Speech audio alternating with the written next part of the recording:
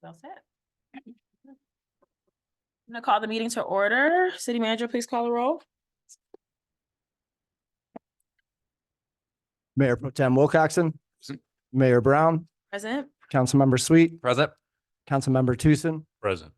Councilmember Simmons, Councilmember McLean, Here. Councilmember King. Present. The six present, there is a quorum. Please rise as you're able for a moment of silence on the Pledge of Allegiance.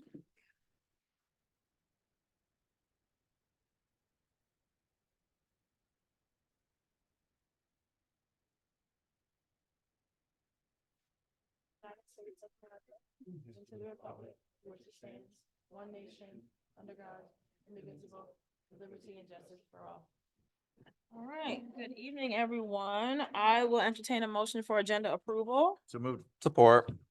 Moved and supported. Are there any additions or changes to the agenda? I would like to add a second chance resolution number 2024-074 and a discussion about the Juneteenth celebration. Do I have to do it separate? Okay, Well, it's right here at the table. so we want to put it at the end? Yes.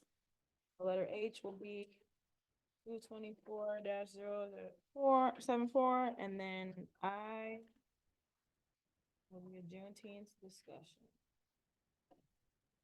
I'd also like to pull ordinance 1423 and put it between the moratorium and chapter 7.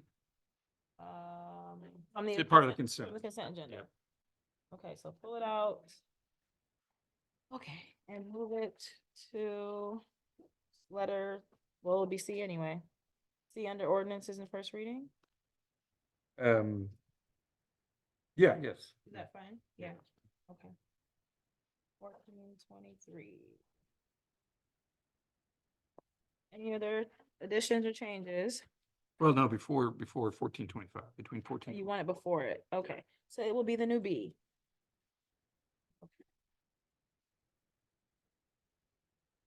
Just remind me if I mess it up, I don't know what I just did with this drawing I've made. All in favor of the agenda as amended, say aye. Aye. Any opposed? All right, thank you. This is our first opportunity for public comment. Members of the audience will have 3 minutes to come forth and address council. If you could state your name and address for the record, that'd be greatly appreciated. We'll start with those who are physically in the audience with us, then we'll move to Zoom. All right, is there anyone in the audience who would like to address council? Anyone on Zoom? If anyone attending the meeting on Zoom, please raise your hand and you'll have 3 minutes to address council. Council, no hands are raised. All right, well, seeing none, I will close audience participation. We'll move on to our presentations, but is Daniel here? From the HRWC? It does not appear so. If you perhaps Go to- delay it after the public hearing. Yes. All right. Katie, were you able to reach him? Yes. Ah, Okay. All right, so we will go forth and then we will go back to the presentation when they arrive. Councilman Tucson, you have our public hearing. Indeed. Resolution number 2024-058 resolved by the Council of the City of Ypsilanti, whereas Water Tower Distilling Company LLC has applied to the City of Ypsilanti and Michigan Liquor Control Commission requesting the following. Sal Distiller license including entertainment, Sunday sales, and on-premises tasting room per MCL 436.1111 at 23 North Washington Street, Ypsilanti, Michigan, 4117, Washington County. And whereas a public hearing to consider the proposed transfer of a small distiller's license for Water Tower Distilling Company LLC was duly noticed and held on April 16, 2024. Now therefore be it resolved that the request of Water Tower Distilling Company LLC for the property located at 23 North Washington Street be approved, contingent on Building Department and Health Department approval, and I so move.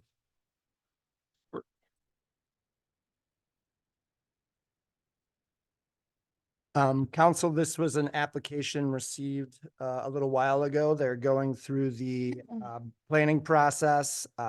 currently. This is a small distiller's license, so it's not a retail license. And then they have on-premise tasting. I believe there is, the applicant is in the audience if you'd like to have him speak. Do you all want to hear from the applicant or do you want to open the public hearing first and then come back to that? Let's hear from the applicant. Hear from the applicant. All right. If you have questions, please come forward. Thank you. Good evening. Hi, I'm Scott Schoonover. Nice to meet you. Nice to meet you. All right, questions from council? Councilmember McLean? Thank you, Madam Mayor. Welcome. Interested to hear a little bit more about the project. Maybe you could just say a few words about it. Yeah, absolutely. So we're going to open up a small craft distillery, specializing in vodka, gins, and whiskeys, producing those on site, and then having that available for retail sale at stores and bars, and then also opening up a tasting room where patrons can sample that on the premises as well. Excuse me. Yeah, go ahead. Madam Mayor.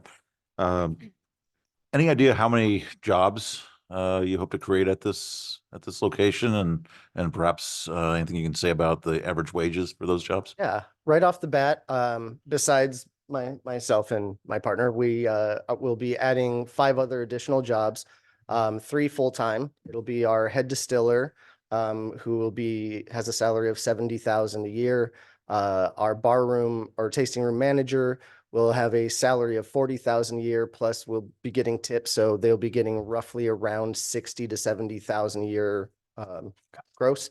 And then our sales rep will be making $20 per hour, and then the other 2 bartenders will be making average bartender wage plus tips. So salaries and wages vary depending on position. Thank you. Further questions from council? Mr. Burr? Most of them are just going to be under our Water Tower Distilling title, and then just being whether it's vodka, rye, bourbon, but we will have a couple different names for the gins. We have a couple specialty gins. So we're going to have Rosie's Gin, which will be floral flavored. And I should say all of our things kind of tie back to Ypsilanti and Rosie the Riveter and our history with everything there. So we're also going to have a Willow Gin, which is kind of fall flavored and things like that. It was a reference to Willow Run. And then, excuse me, a Two-Hand Gin, which is just going to be homage to Michigan and flavored from, Michigan centric crops, I guess. So. Cool, thank you. Further questions from council?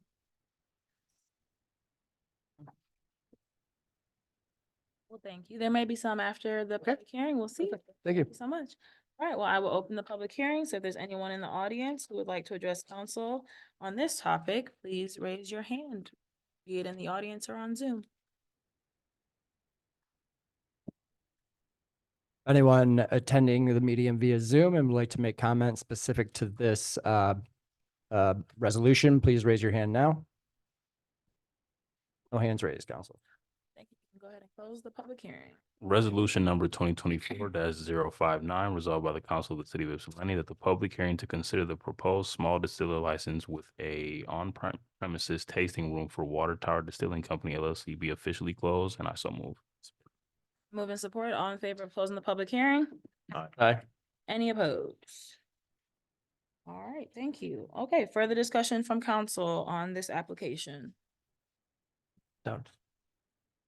Councilmember Simmons?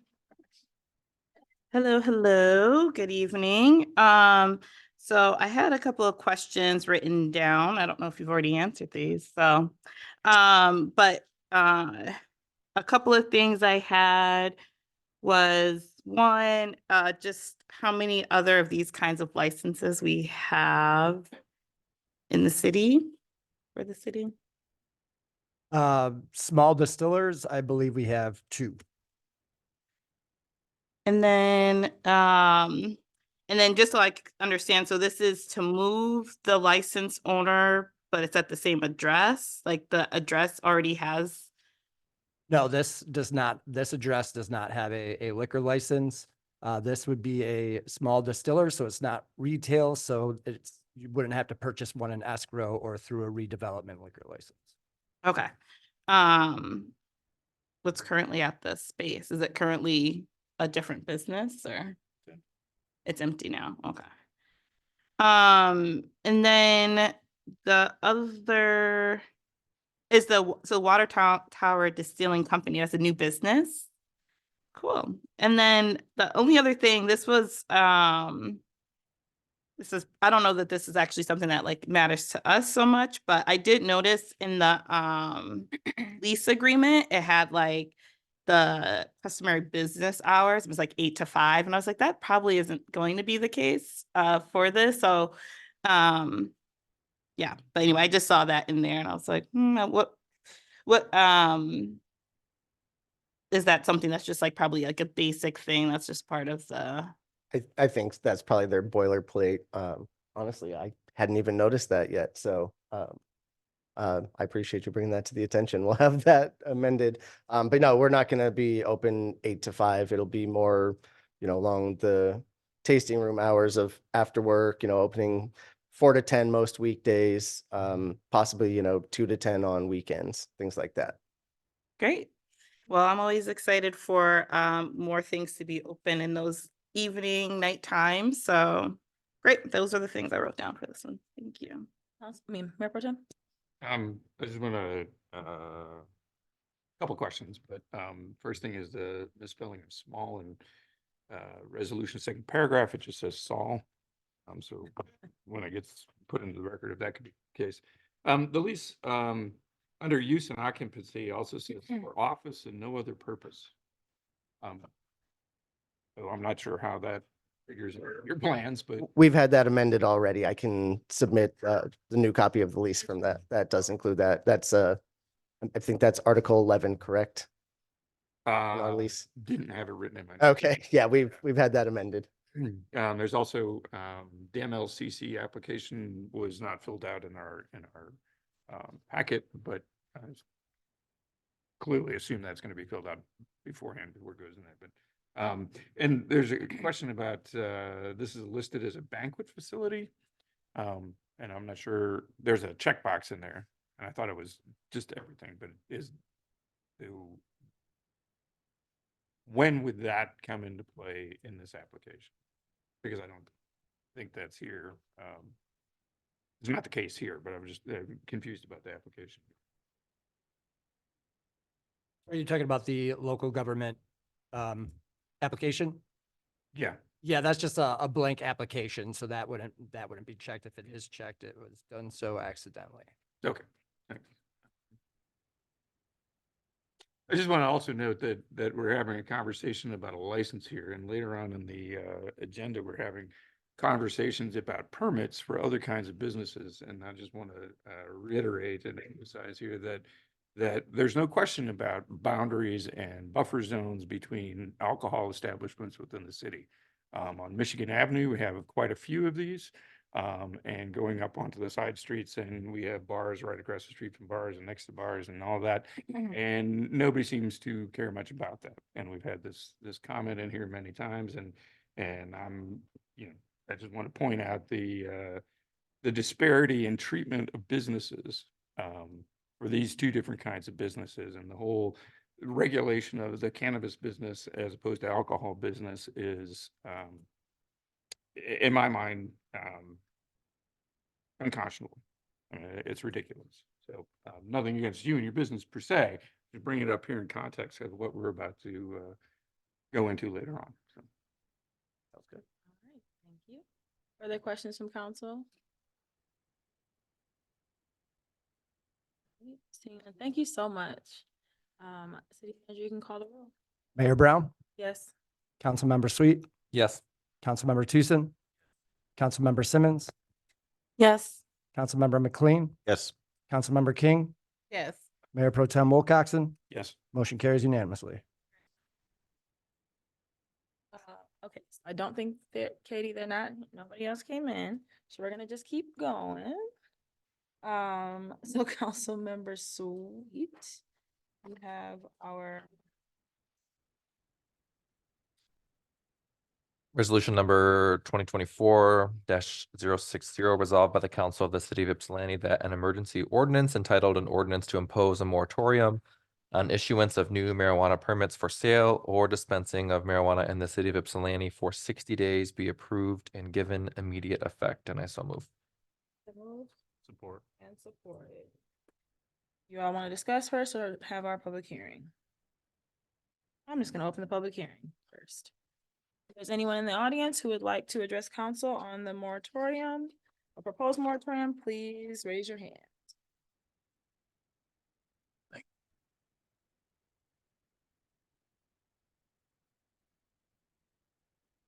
If anyone attending via Zoom would like to make comment, please raise your hand now. You have 3 minutes to address council. No hands raised, council. Thank you. Councilmember Sweet, you can close the public hearing. Resolution number 2024-061, resolved by the Council of the City of Ypsilanti that the public hearing for an emergency ordinance entitled an ordinance to impose a moratorium on issuance of new marijuana permits for sale or dispensing of marijuana in the City of Ypsilanti for 60 days be officially closed, and I so move. Moved. Support. And supported. All in favor of closing the public hearing, please say aye. Aye. Any opposed? All right, wonderful. Okay.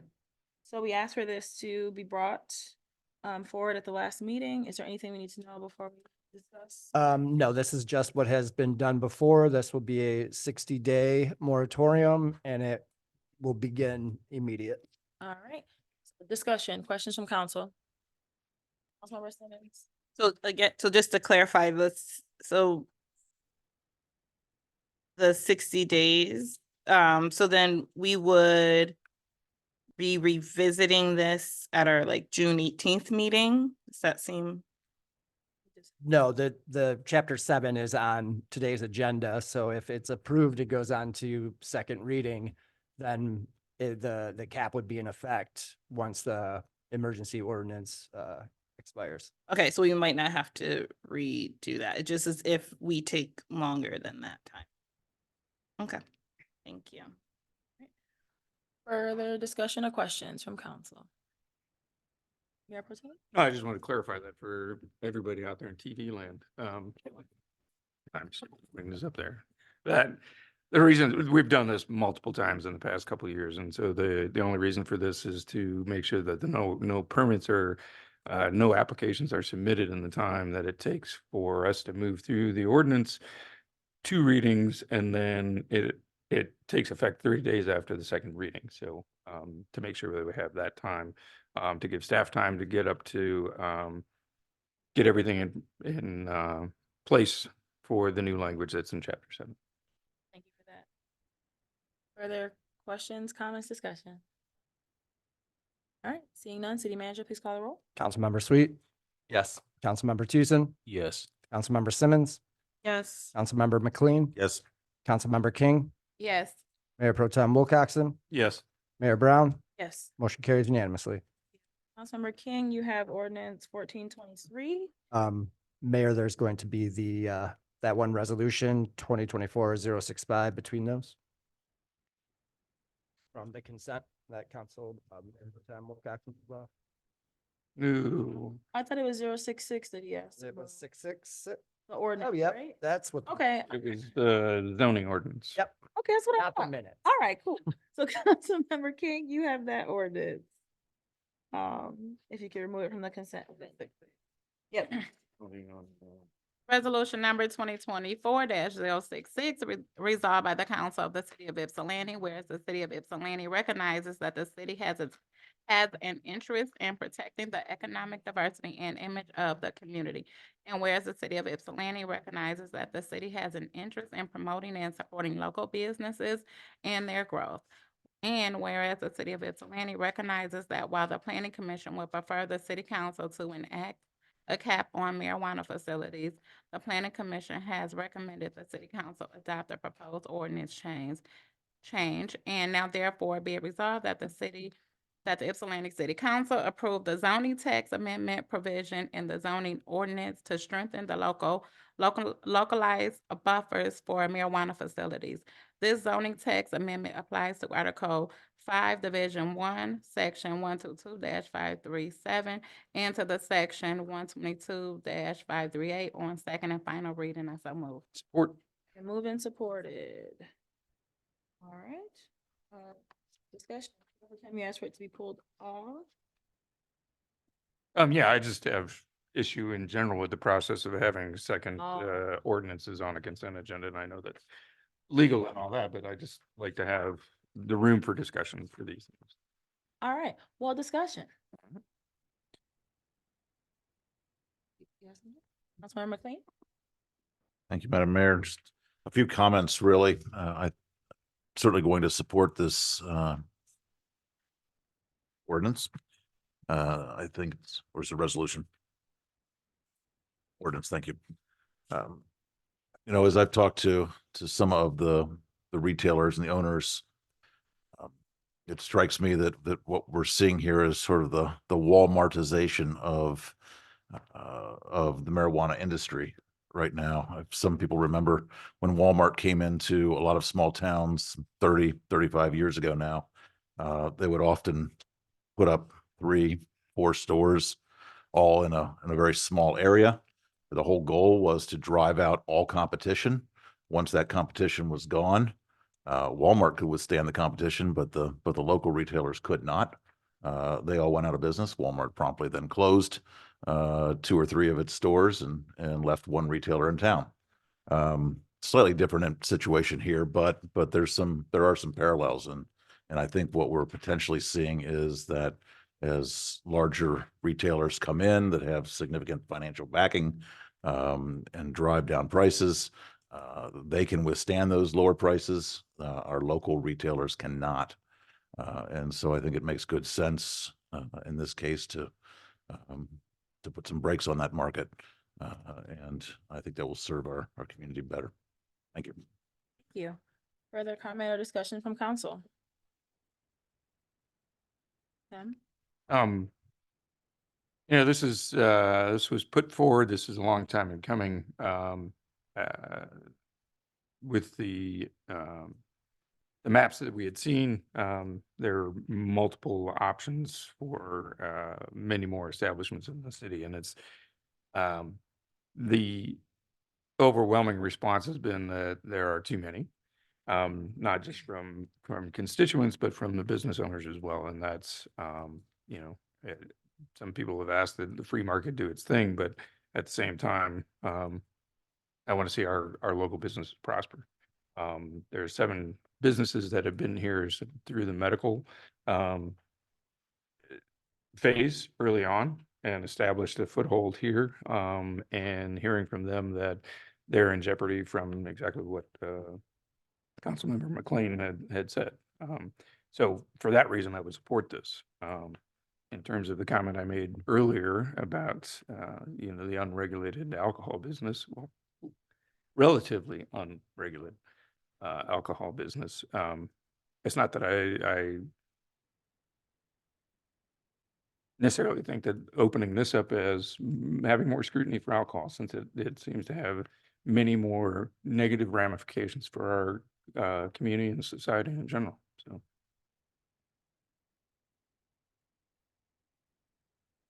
Further comment or discussion from council?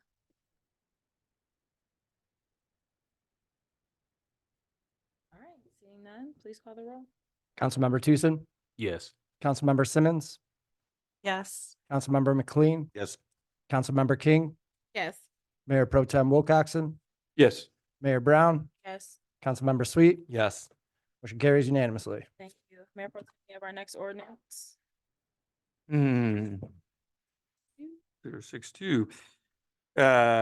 Resolution 2024-062. It is resolved by the Council of the City of Ypsilanti that the certain ordinance entitled an ordinance to amend Chapter 7 marijuana be adopted on first reading, and I so move. Support. Moved and supported. Thank you. Let's. You wanna give- So this ordinance, council, is essentially a duplicate of what was, what was not approved with the zoning or the buffers this past summer. So everything other than the cap now is the same. So there's some clarification on what to do. Say if there was an appeal, there was a statement added on how business owners can rectify any issues through the application process. It's makes things a lot more clear. And yeah, it's like I said, it was the exact same thing that you saw last summer. I'm gonna go to opening the public hearing Oh. first, and then we'll come back to questions. So the public hearing is now open. If anyone in the audience would like to make comment to council on this topic. Anyone on Zoom? Anyone participating via Zoom would like to make comment, please raise your hand now. No hands are raised, council. Tim, you can close the public hearing. Resolution number 2024-063, it is resolved by the council of the city of Ypsilanti that the public hearing for an ordinance entitled an ordinance to amend chapter 7 marijuana be officially closed, and I so move. I'd also like the spelling corrected on these two resolutions. Is there Support. All right, all in favor of closing the public hearing, please say aye. Aye. Any opposed? All right, the public hearing is closed. Discussion from council on this proposed ordinance change. Councilmember Simmons? All right, thank you. So I have quite a few different things in different arenas. One is, let's see here where to start. So one is a question. So I know that I've brought forward previously, the revenue question. And so, and of course I could look up to see what the exact number is, but so for this year, or this last fiscal year, the city of Ypsilanti is getting $700 and something $1,000 from the cannabis revenue.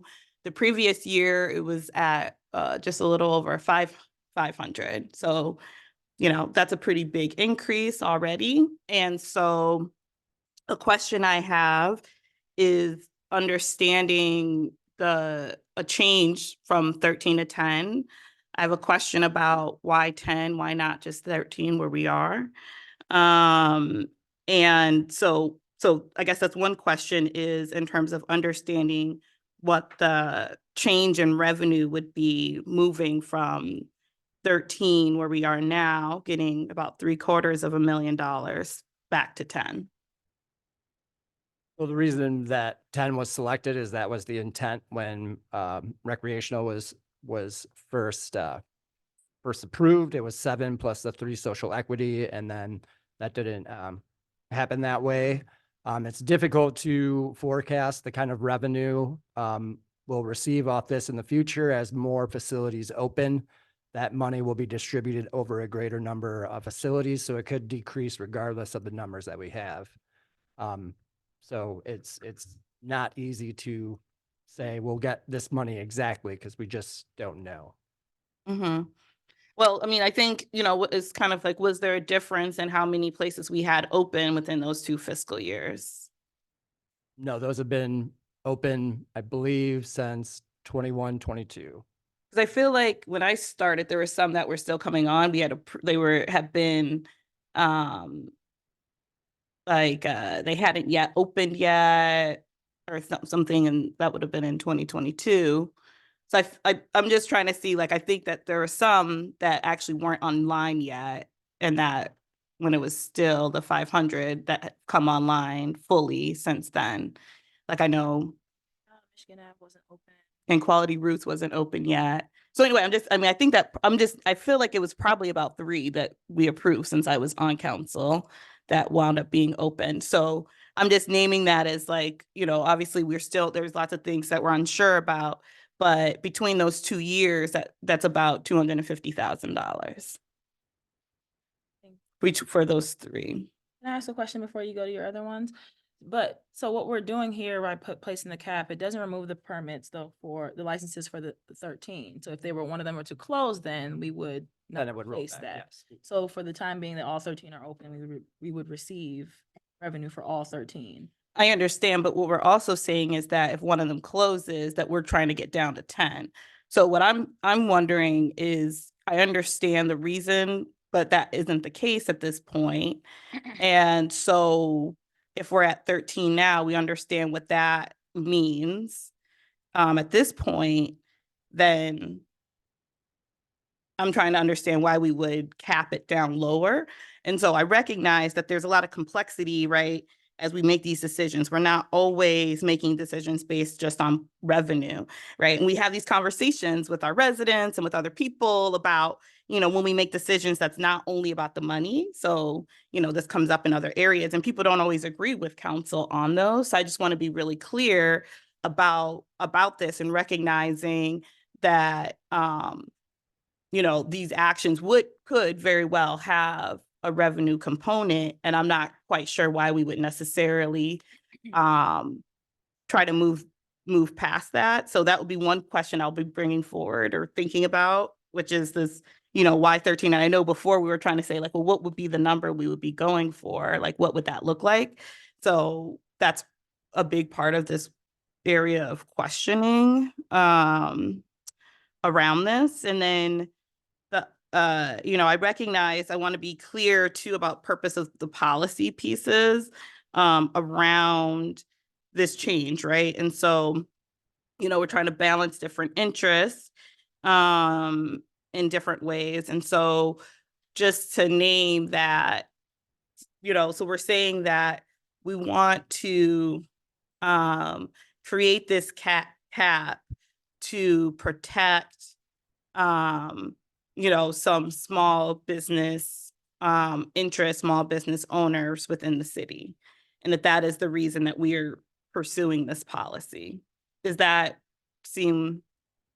I don't know if that's the only reason. I think the other piece was that there was a potential for, we did do the zoning, but there was potential for additional land, spaces that could be used. And I think a lot of feedback that we got from the community, I will say a lot of feedback that I heard from the community was that, even then going up to 13, people were uncomfortable with that, the number of businesses in the community and don't want to be known for just that. And, for our spaces to be kind of monopolized by the cannabis industry. Again, not my opinion whatsoever, but we've heard on both sides, right? Folks, bring it all. There are folks who are not even happy with what we have now. So maybe finding a happy median there. I know the original intent was 10 and we ended up with 13, but that was never the intention. Of the body at that time, which we can always change it. We're here now, we can change our mind, but it was never intended for us to get that high. No pun intended. Yeah, well, I'm just interested because I know both Representative McLean, Pro Tem Wilcoxon, some of the things y'all said kind of points to that. I know that there are some of those pieces. The other thing I will say, so that's why I was interested in just hearing from y'all about that. And then the other piece is that now that we're at 13, we now have these spaces that are made for this certain purpose, right? And so, even since then, right, Quality Roots, which open and has, did that whole feed and that was a repurposing of a space that is historic in the city. And but that was still one of the later ones that have opened, right? And so even though, right, we weren't meant to be at 13, the fact that we are there now includes this other space, that put in a lot of resource to revamp a space and actually clean it out. I know I had residents who came and talked and said how that helped with the rat problem in that area, right? So just a name too, that even if these places close, that then we're going to have these buildings and spaces as well, which is different than if a place, when a restaurant closes, the hope is that another restaurant goes into it, right? To be able to use that same use. And so the other piece I'd bring forward is that then we have some spaces that are set up, situated specifically for this use, that then if they close and another business can't go into it, that we're not there, that then could be an empty building that would then take more investment to be able to make into something else, where the investment savings is in actually being able to keep using it as it is. So, yes, I have some other things, but I'm happy to see if other people have some thoughts on any of those pieces before I keep going on my list. Thank you. Councilmember McLean? Thank you, Madam Mayor. And Councilmember Simmons, I think you raise it's a good conversation. It's clearly a balancing act. I hear some of the same things that maybe the mayor has heard from constituents that, maybe 13 is enough, maybe 13 is too many. But there'll be pros and cons whether we go higher or go lower. I would remind everyone some of the data that we heard a couple of weeks ago, I believe it was, where we heard that I think Ypsilanti on a per capita basis is second in the state in the number of these facilities that we have. So, on a big picture map around Michigan, we're getting a reputation for having a good number of them, whether for better or for worse. Any, Councilmember Sweet? And a clarifying question in regards to how this is written. So the 13 decreasing to 10, but then there's other categories too, right? The micro businesses, provisioning centers. So is that, so just 10 for retail, and then there could be still others in those areas should they fit? Absolutely. Or is it So- just a 10 cap regardless? It would be the 10 for just the retail. Okay. And then medical marijuana, the majority of the permit holders for those facilities relinquish them. We've not had a safety compliance facility or a secure transporter. Marijuana processor typically caps with the cultivation, and we currently have 3, so that's why I put the 3 as the max. The ordinance in the past listed 1 for access marijuana growers, so I just didn't change that. And then designated consumption establishment, we have 1, so that would be the max. Councilmember Simmons?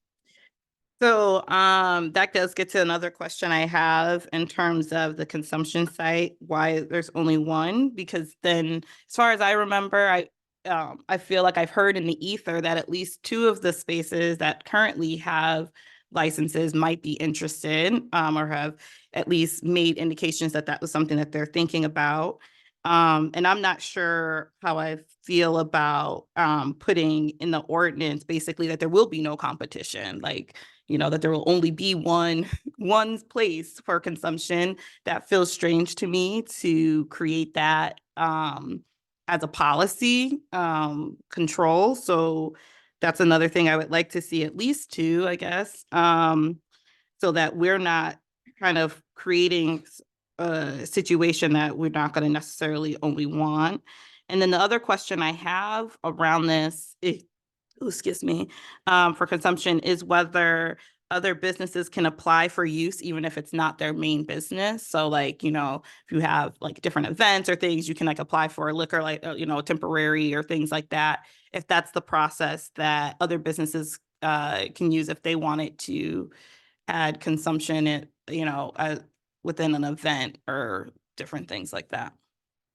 Our ordinance is silent on that. Marijuana events are something that the state allows, and since our ordinance is silent, then they can apply through the state. And assuming that they have the proper licensing, it's permitted. Okay, thank you. Mr. Byrne? They would have to comply with that special. Thank you.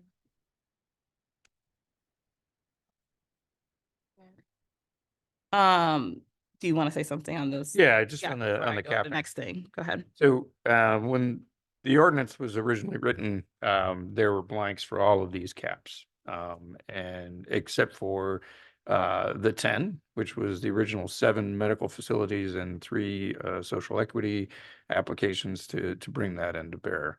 All of these are flexible. When it was proposed the first time, it was possible to put in whatever number we wanted for these. So this is how it's written. That doesn't mean we can't change it here with the amendment to what it is. To reiterate that, so the micro business is capped at 1 here because of the change in the state law that basically did away with the distinction between retail establishments and micro businesses. There's a slight difference, but because they relaxed the requirements for the micro business, they're now able to sell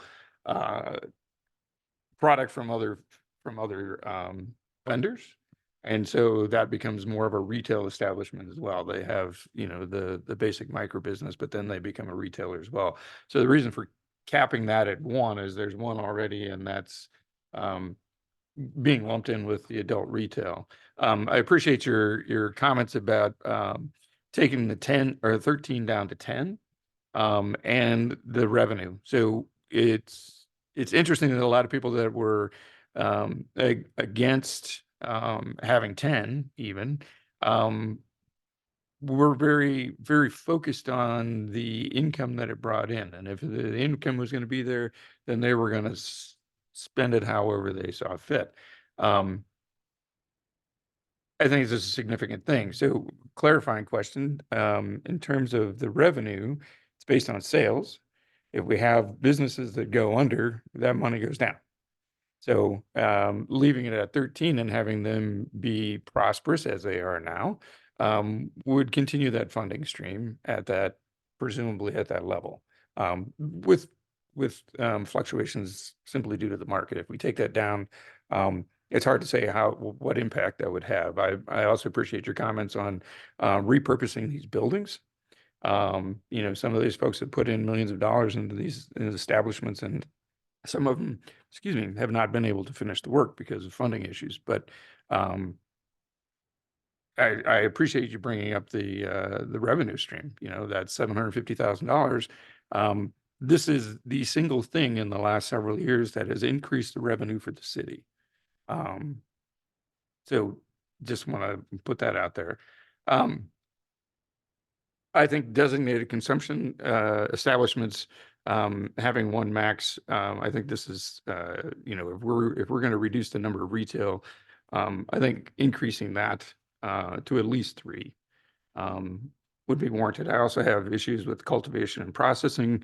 There's 3 now, but limiting that to 3 just because that's the way it is. My hope when this first came on,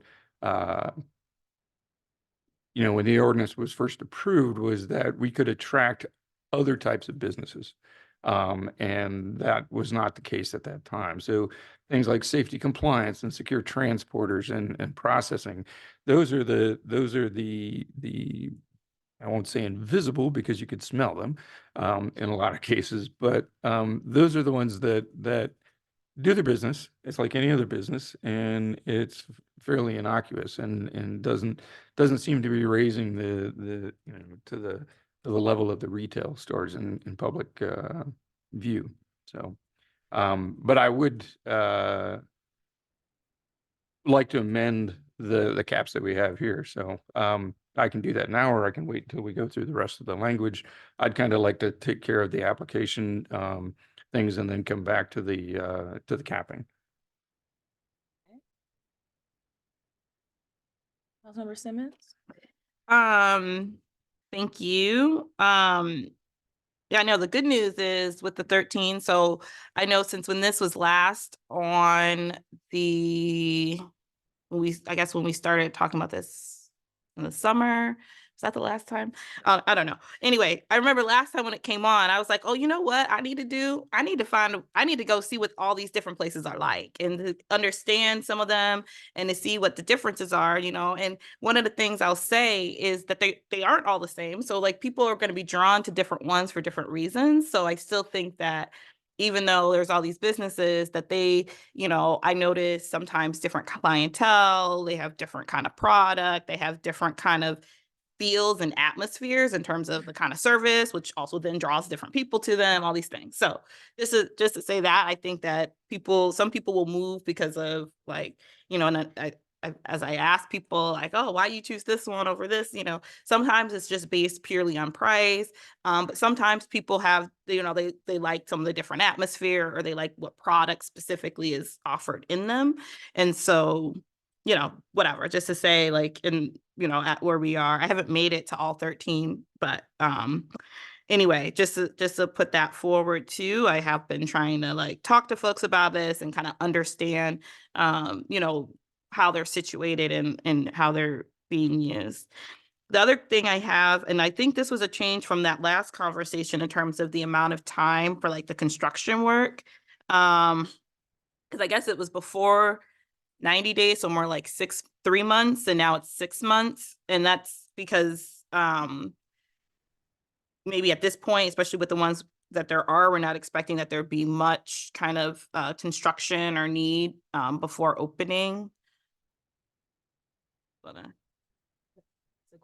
yeah, no, it was just a question. I'm just, So 6 months, that would, yeah, that would be. So it's after they get their, and what section is this specifically? I'd have to try it up. I think it's in 7, Because it was, 7-8. There's a 120-day inoperable, there's 6 months, yeah, so yeah, the 6 months. non-renewal or revocation, site plan limit is 6 months concurrent with is that concurrent with the building plan and COO requirements? I was just wanting to be clear about, yeah. So expiration of a site plan would be, I believe it's a year after it's approved, then the site plan would expire. Failure to provide building plan approval and certificate of occupancy within 6 months of permit issuance. So that would be a separate thing. Once the permit is issued, they would have 6 months to get building plan approval and certificate of occupancy. Mhm.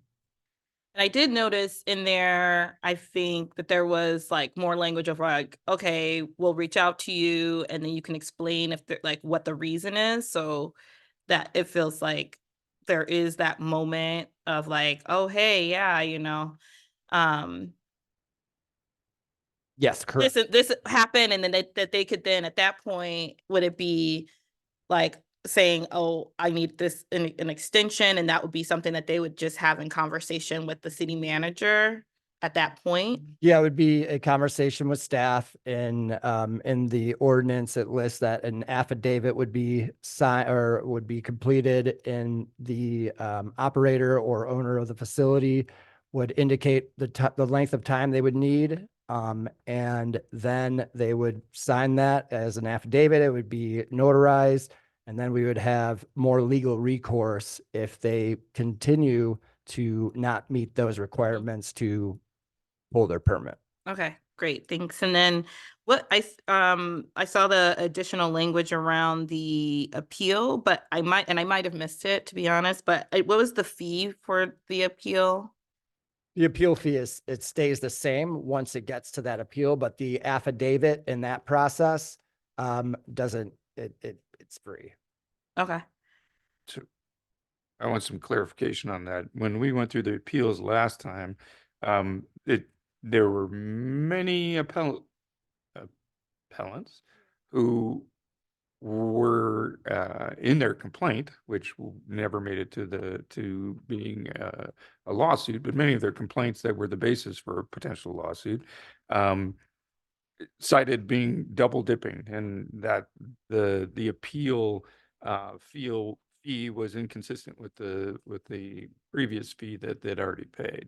Has not been contested in court, so attorneys are going to say that to get the refund. But in this ordinance, it indicates that an appeal is an adjudication and it's outside the application fee.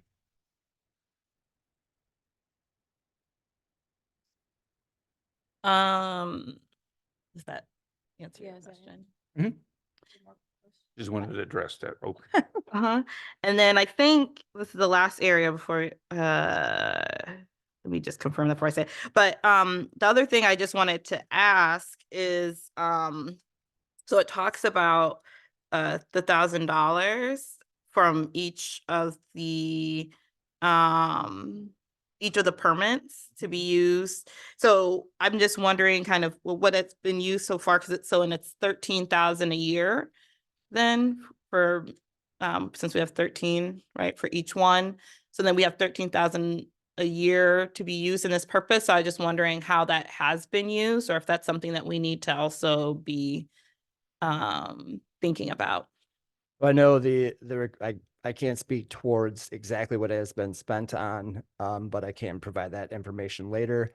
But it is supposed to be, and I believe it's listed in the ordinance, for social equity negatively impacted Mhm. communities by promoting advocacy around criminal justice issues related to marijuana prohibition, supporting youth who have negatively been impacted on the war on drugs. So it would have to be along those Mhm, lines. I mhm. know they have been used for, I think was it the expungement campaign through the prosecutor's office in the past, just to name one. Mhm. Believe some funds were used for the initial funding of barrier busters that we did in 2021, or council did. But those are the only two that I can think offhand. Some sponsorships too. Yes, and I believe we did some sponsorships. I don't know if it was specific to these funds. I also believe that some of these funds have been used in the youth mini grants, but I'm not entirely sure. I would need to look up and see exactly how these funds were expended. Mr. Barr? Mhm. And so, and those decisions just to be, yeah, so when those are used, that's kind of more like on the back end, like when y'all are going through, you're like, oh yeah, this makes sense, or is that something that as we are making determinations for those expenditures, that is what's being named? Council has always created these expenditures. Yeah, okay. Yes. I just wanted, so, because that would be easier than a track. So I just wanted to be clear. So I was like, oh, okay, that's good to know that we know that we can think about what that $13,000 goes to. Was any of, was any of the, that funding used, to offset during the expungement, the police, waived the fees for fingerprinting that were needed for the applications? And I believe we waived the fees, I, at least once. And I would have to double check that, but yeah, I do believe that as a part of that, we did waive the fees. I don't know if it was, since that's a revenue, I don't know if we covered it through this or it was just a decrease in revenue.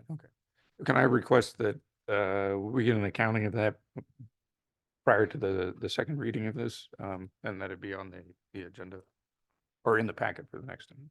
Mr. Barr? My understanding was the 25,000 completely went to. Okay. Thank you. All right, further questions, discussion on this? Pro Tem? Sure. So starting in section 7.5 in the application, subsection J, there's a reference to 1,000-foot buffer. Should that be because it's not only between businesses and schools, but also between like businesses? Should that be adjusted since to reflect the other language in the zoning ordinance that we just passed, in which some of those are 690 feet, some of them are 1,000 feet? I don't think that's necessary. If, again, the buffers would be amended, then you would have to go back into chapter 7, and I just think it would be a redundancy. And so the zoning text would take precedence over this. So it's there's 1,000 an feet incongruent- from schools, I believe. Oh, no, this is, I thought there was oh, also, yeah, no, yep, we could change that to the proximity of the site to any school and just remove that other information. can you just reference the zoning amendment that we just made? Yeah. We'll just put reference in the chapter 22, 122. Mr.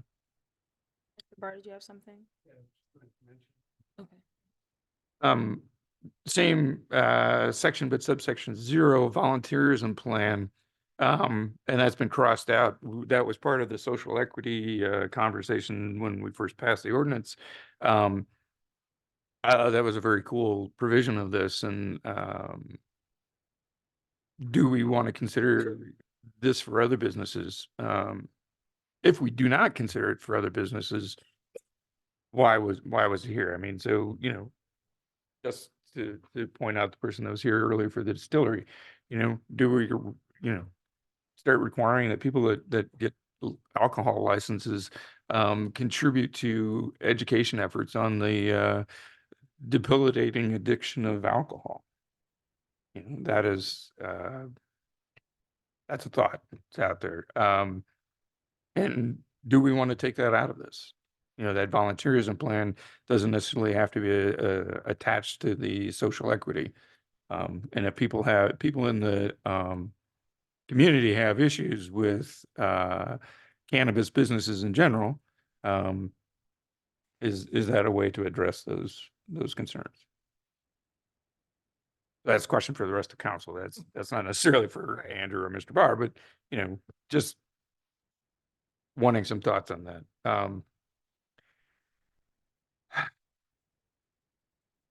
So we got 7.5 application subsection J, that's going to be checked. In 7.6, approval of applications, it says the city manager will deny any application that does not meet the requirements. Previously, we stated that they would get a certified letter stating the missing material with a 5-day window, and this appears to be inconsistent with that. So if the city manager determines that the applications are incomplete, that is one of the criteria for denying or revoking. But elsewhere in the ordinance, we have a 5-day window for completing those. So That should be stricken. And updated to the letter. Correct, and then just follow that other appeal process. And so the other operative word here is will. And I know Mr. Barr can school us in the differences of may, shall, and will in legal context. So you could give us that.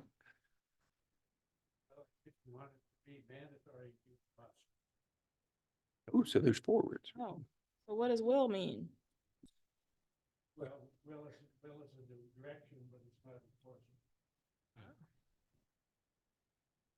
What about, never mind. Oh, Yeah, what about? may, shall? can, will, shall, and must are the questions we. Some years for clarity, precision, language, and plain language. Mhm. For many, many years, thought that shall meant to lately become rule. Shall is not mandatory, must is And so shall and will, may, can is up for interpretation. May, all right. So I'm happy with will. Don't want it to Yeah, be must, I don't want it to be because must. we've already got into issues with that. So thank you for the clarification. Yeah. So perhaps in that section, the city manager or designee will deny any application that does not meet the requirements of this chapter or any other applicable law, rule, regulations, or that contains any false or incomplete information, and then just add on to that and has exhausted all remedies as set forth in this chapter. That would take care of the 5-day window for sure. Perfect. Um, Mr. Barr, one sec, Mr. Barr? I'm not sure exactly what the question is about the social equity, but without the Marijuana Act, we would not have the ability to do the social equity things. But the reason that's in the marijuana is because the state law recognizes it because of the unique position that marijuana has in regard to social equity and jailing and incarceration and things like that. Thank you.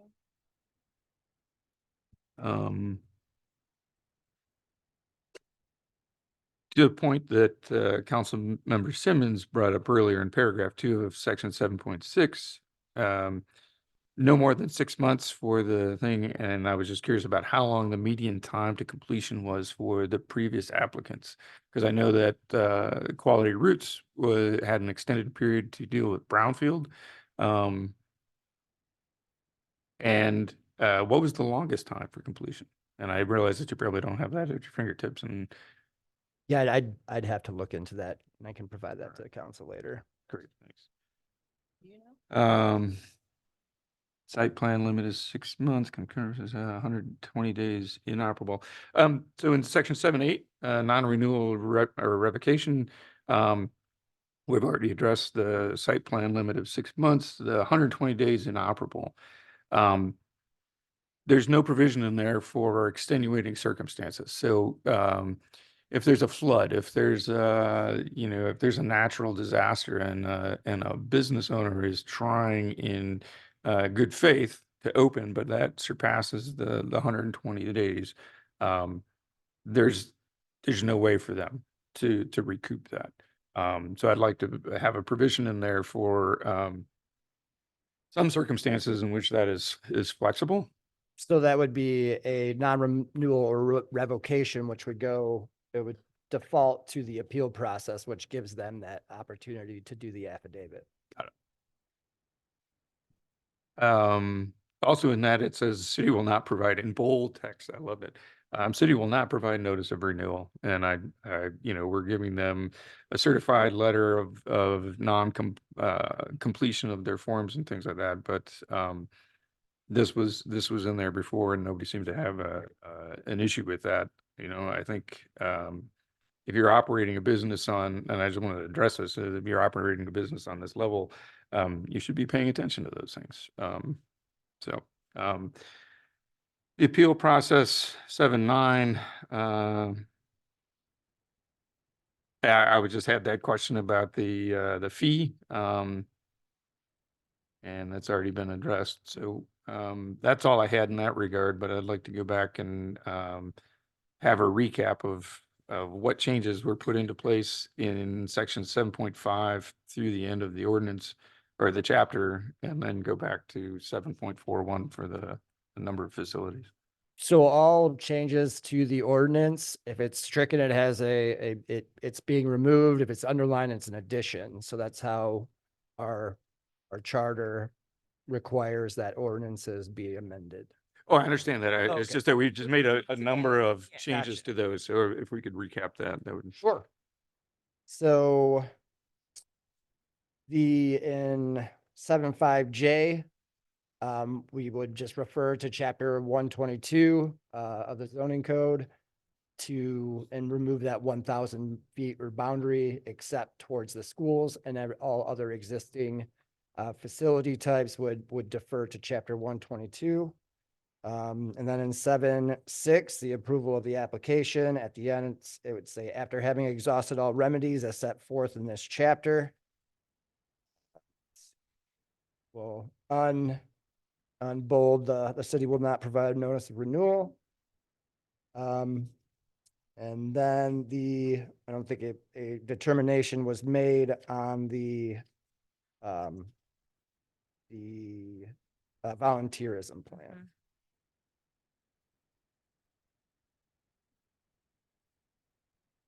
So, are there things that are missing, or do folks have questions about any of that? Or while we get it back at the second reading? Like thoughts on the volunteerism, anything? Oh, Councilmember King? So yes, going back to that, I think we should add that back in because it might be a way for some communities to really accept, how many marijuana facilities we do have. So I think it should be added back. Additional thoughts? I would agree. Okay, you agree? Councilmember Swift?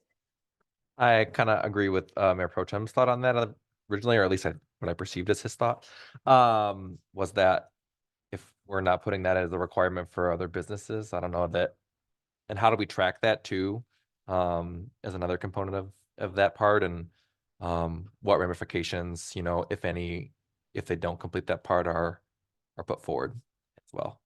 So this is a yearly renewal, so it makes it easier to require that liquor licenses once it's approved and approved by MLCC. That's all we touch it. So it makes it a little bit more difficult to ensure that these volunteerism plans are completed.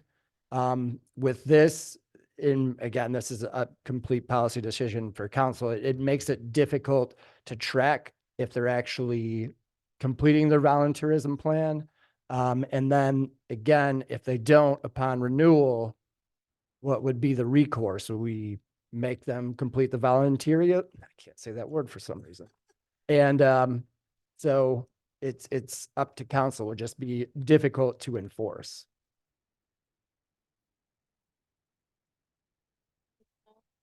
Thoughts on that? I seem to recall some of the business owners during permitting were also not particularly happy with that clause. for the very same reasons. You know, they felt like they were being held to a different standard, but you know, it sparked the thought in my mind is like, you know, we have other businesses that come and go and we don't require that of them. And if that was a legally defensible thing in this case, then we should think about that in the greater picture. I'm not married to it being in here, but Mr. Barnes? Council appears to be somewhat divided on this issue, but the staff needs some direction. and so that was part of the language that was stricken, correct? Correct, yes. Mine was just more of comment of the history of that and the lack of that in any other circumstance. So I'm happy with keeping it out of the strict part. What's that? Yeah. Right.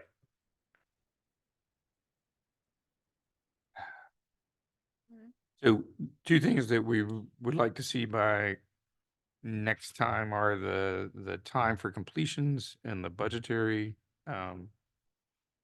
allocations for the monies. The and- social equity, yes. And, but also with the, you know, just in terms of the general overall revenue that this has brought in and where it's gone. Okay, so you'd like the state transfer? Okay. Yep. So we'll- Social equity. Yeah, that would be helpful. I would, oh, Councilmember Simmons? thank you. I mean, just to that point, I think, I mean, especially as I know we're going to be coming into our budget conversations. And I don't know, I think I remember asking this question before about whether that revenue is pulled out in our budget in a way where we can kind of see it coming in and going back out. And so a question I have is kind of whether that is something that's difficult to do or whether that's something that would make it easier for us to be able to see what's going on with this money. So typically, once we receive the funds, it goes into a revenue account, but then it's put into the general fund. If we would like to do a little bit more tracking of that fund, we might want to change policy on how those funds are used. Mhm. So would that just be more of it having its own specific like line item designation in some way? Correct. It's a revenue specific, so it has an account that once you receive it, it goes in that account. And then anything that's unexpended through the budget process is returned into the general fund. Thank you.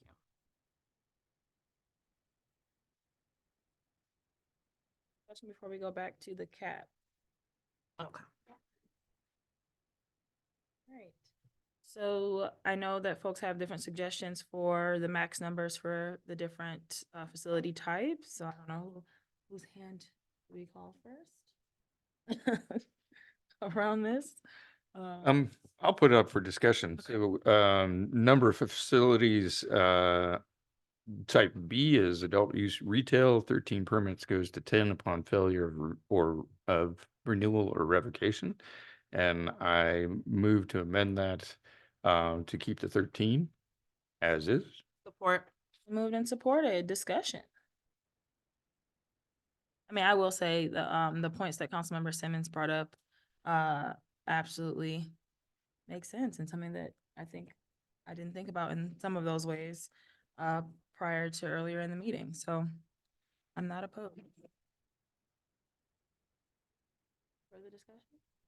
Councilmember King? Well, I agree that some of those, they really do make sense, but the way I'm thinking about it is even if we go from 13 to 10, if the goal is to get marijuana, I feel like they will utilize any space.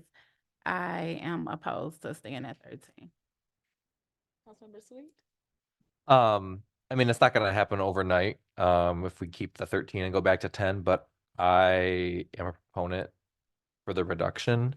So we remain at 13 until we get to a point that things will trickle down to 10. If they get to that point, we don't know for a fact how or when that's gonna happen, obviously at this point, but I am in support of a rollback, basically, to the number that's given.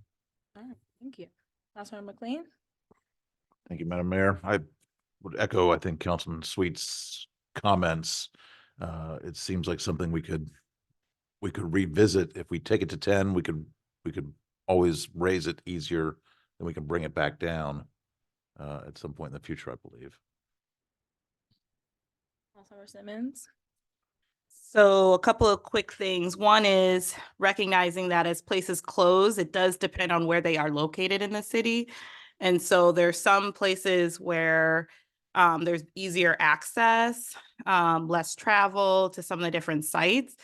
So that would be a reason to, in terms of when they close down or where people go, that could really change. Because I know there's some places that are easier now for me to go to than previously. So I think that does matter. I also think that reducing and then building back up again, that actually, I feel like we're fixing a problem that we don't have. And I feel like that then requires a larger monetary investment to get back to space, because if a building is unused for any amount of time, it starts to degrade. So it starts to like have different things. And so someone going back into it after it has not had use for whatever period of time. And we also know that we move slow as molasses, that I mean, come on. On this ordinance alone, y'all been talking about this before I've been on council. So let's not act like it's going to go quickly. So just to name that in that time that there could be degradations to that space that would then require another big cost that we would be putting on business owners that we would want in the city. And so that, and then the other thing that I would ask for Councilmember Sweet, Councilmember McLean, is I would ask you to explain the rollback, because I haven't heard the actual reason for it. So I know I have a clear reason for why I say, why would we roll it back? But I haven't heard the reason why 10, which feels like an arbitrary number, why that is a better space, or what we would gain from that going to that place. Also, Councilmember King, you're in favor of that as well, correct? I am. I just want to make sure everybody. So I have no problem going first. And so I did give part of my reason, and also speaking to residents. Since I have been on council, this has been a hot topic, and many residents that I have spoken to already think that we have more than enough. And even the information that was brought to us at the last council meeting, we are the leader in Ypsilanti, and we are a smaller city. Those are my reasons. Councilmember Sweet. I think the obvious reason for me, and I think we've kind of heard it at this table from folks that have spoke, is the oversaturation of the market in the area, specifically in our small 4.5 square miles.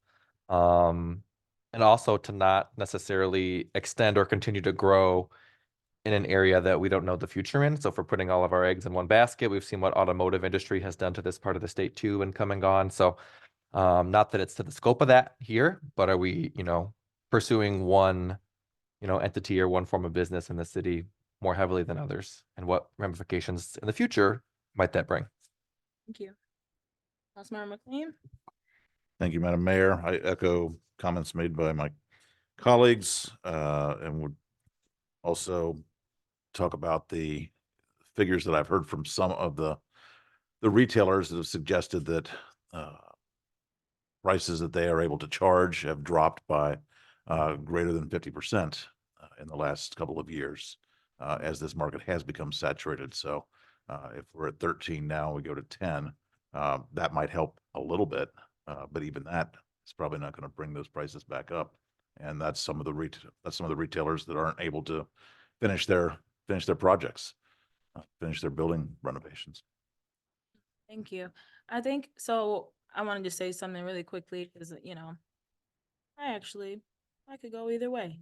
But when thinking about the number, I want to also keep in mind that I have heard from council members earlier in the conversation that we may be looking to increase the max on other types. So that's also a part of the conversation. If we keep this at 13, and I'm hearing, 3 designated consumption establishments, why is I think, I don't know if it was processing or cultivation at 3, those could also increase or potentially increase or be proposed to be increased. So keeping that in mind, we're talking about numbers, even though I know zoning also has a part to play in that. I think I saw Councilmember Simmons out of my peripheral. No, that was. Oh, Mayor Pro Tem. We do. look a lot. Yeah, you do. So a couple of things I wanted to address. One, the arbitrary 10 number, at the time of the first ordinance, that seemed like a palatable number for an increase of 3 compared to where we were. We really wanted to engage in the, social equity aspect of the state law, which has been gutted ever since. So that's where the 10 came from, was to give a chance for new businesses to come in. The one question I have for city manager and the city attorney is, we're talking about reducing this if those permits are not renewed. And in my neighborhood, one of the businesses was sold, and so I need clarification on in terms of how those things get transferred. So you can't transfer a permit, but if you buy the business, only change the nature of the business in terms of the look, feel, all the things that go into attracting clientele. It's still under the same license and the same permit. Is that correct? So it's possible that if one of these 13 permits looks like it's going to fail, they could sell their business to somebody who's interested before that and keep it on the roll, correct? So I did have discussions with Mr. Barr prior to this. There was some facilities wanted to sell their business, and through discussions, if they purchase the entity and the entity is the permit holder, then we can't take that permit away. But I think Mr. Barr probably can give you better detail in it. The state law is not completely transparent on this and clear, and that we've been wrestling with this for some time. There's several different ways, several different scenarios. The one that we've been facing is that if the permit holder is an LLC, limited liability company, or a corporation, then that is a separate legal entity, which is the owner. But the owners of the corporation can change. So the question is, if the stockholders sell their stock, does that mean that it's a transfer? And the legal answer so far is no. So if the owner is a corporation and wants to sell it, they can either sell the assets or they can sell the stock. And so what the way to get to comply with the ordinance is sell the stock, and the legal entity is still the owner. I'm sorry, I can't, it's not a satisfactory situation. Well, no, that addresses part of the issue in terms of the rollback. So, as I've seen in my neighborhood, the entity was sold and retained, but they changed the name on the building. And, when I asked about this, it was like, well, if they sold the business and we're trying to transfer the permit, that doesn't work. But if they sold the entity, and I don't know even though I worked there, I don't know what the status was of the corporation itself. The name on the business can be doing business as, and so you can Right. have one legal name and do business as another name. To the point that the mayor made earlier, giving up 3 permits if those things go under, increasing the number of designated consumption sites and other businesses to me is something I really want to explore. I think the designated consumption was problematic when we first passed the ordinance. Renters were in favor of having designated consumption sites because many of the buildings are smoke-free, and they had no place to be since you can't do it in public spaces like the park. All you people out there, you're not supposed to do this at the park. So I would certainly like to see that. I'm cool with this rollback. It's going to take time, and those businesses would have to go into dire straits for that to happen. But I really want to see, more important to me is seeing the increase in designated consumption establishments. Councilmember Sweet? Speaking of that, so I know they're listed separately in here, but would the business have to have a retail license to then obtain a consumption establishment, or they work independently of each other? They will work independently of each other. And in fact, they have to be separated Mhm, They have to be separate on purpose? mhm. so that you can have the same owner with those two things, but they can't be, you can't have people buying in one place and Mhm. Which is one of the current challenges, right? Councilmember Simmons? Yeah, so I'm wondering, I'm just, again, I guess a question or a thought, I'm trying to think about like when, when we make certain kind of changes and why, and like what information we have in order to make it. And so I just wonder about whether before we start talking about decreasing and rolling back without understanding the impact to our revenue, as we, as was stated, that this is one of the areas where we are seeing a growth in revenue.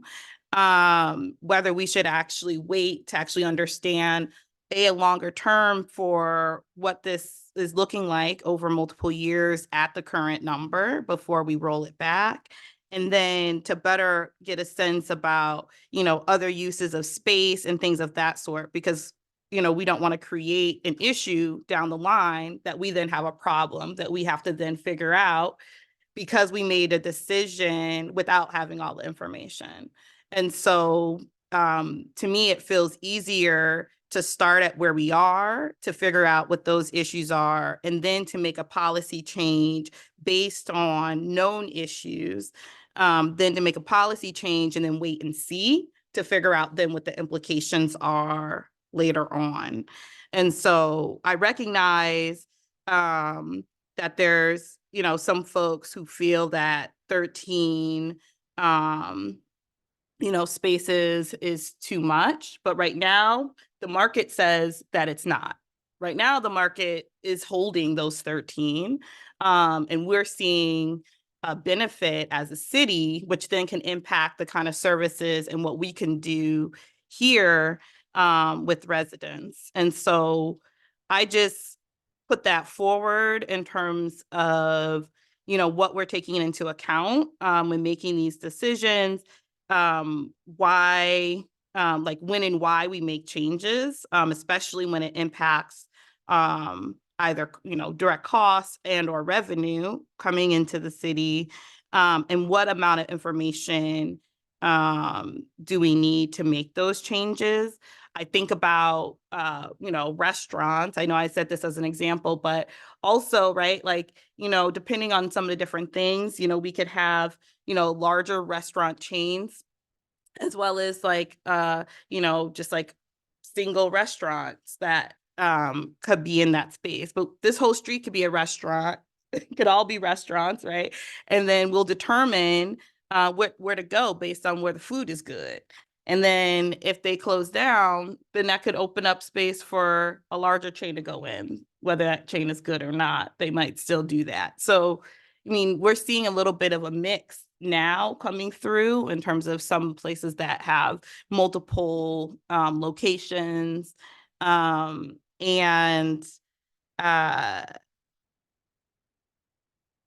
yeah, so I just am wondering about, again, some of those things, and if we are ready for what the next iteration of our decision will be, in 5 years, when there winds up being an issue. I appreciate that statement there. I think that what I'm thinking about now is, for me, what's important is the total number of allowances at this point. And I know this is an amendment on the floor here to keep it at 13. But I think I'm interested in what those other numbers will be, in my determination around the number of permits for adult use at this point. I thought, Mayor Pro Tem, did you want to say something? I saw your hand before I go to Councilmember Sweet. Yeah, it was just a comment that in many of the conversations in the planning commission about putting a cap on cannabis retailers. The discussion was in the context of we want to keep a diverse business environment within the city. They don't want to be monopolized. They don't want to do those kinds of things. As if you're paying attention to the city of Ann Arbor, what has happened there is that most of the downtown businesses, especially on Main Street, are now food and alcohol related, and all the retails have gone away, pretty much, which doesn't lead to a diversity of businesses there either, because during the pandemic, when people couldn't go, all of those businesses suffered. We're looking at Michigan Avenue here. Right now, we have a pretty good diverse. We don't have much retail. We have Puffer Reds and we have some bookstores that have come up, and so we have more retail than we did, but we were a few years ago sliding into that movement too, and having bars and restaurants be the main stay of our businesses there. So, but at no time in the planning commission has anybody brought that up in terms of, either encouraging economic development in a diverse way or regulating those businesses either. So just putting it out there is a comment that, it is stated as a motivation and a reason for doing this, but it just doesn't hold true for the rest of the businesses that we see in our city. So I don't really take much stock in that argument. So Councilmember Sweet, you had your hand up, and then Councilmember Simmons. Yeah, actually, I just had a follow-up question to the statement that you made just previously about the numbers.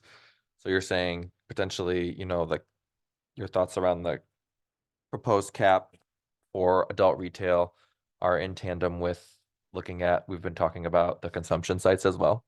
Yeah. Um, Consumption. So I guess all of them then, okay. Brought up But, to yeah. themselves. And so that does matter to me. Councilmember Simmons, your hand was up. Thank you. I will say, I guess to the point about the different kinds of businesses, I mean, some of those kinds aren't really public facing, right? As much like cultivation, and things like that. The other thing I'm just thinking about, and I'm trying to think about like how to say this in a way that doesn't sound like funky, but it's probably not going to come out any differently than it is. So one of the things is that, it's interesting because,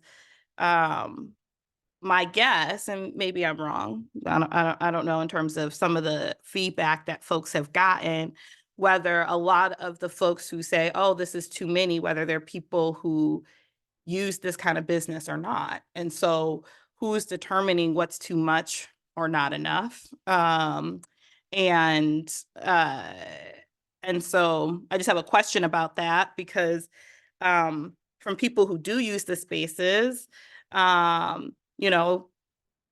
haven't heard them say, oh, there's too many businesses vying for my money. And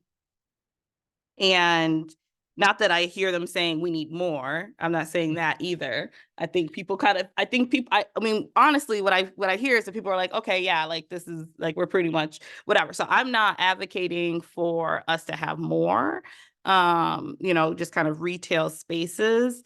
But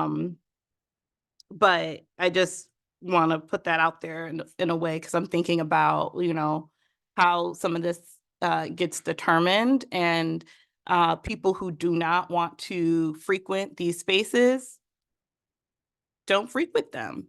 I mean, like they're just not going to go. And some of them might you just forget that they exist. So I just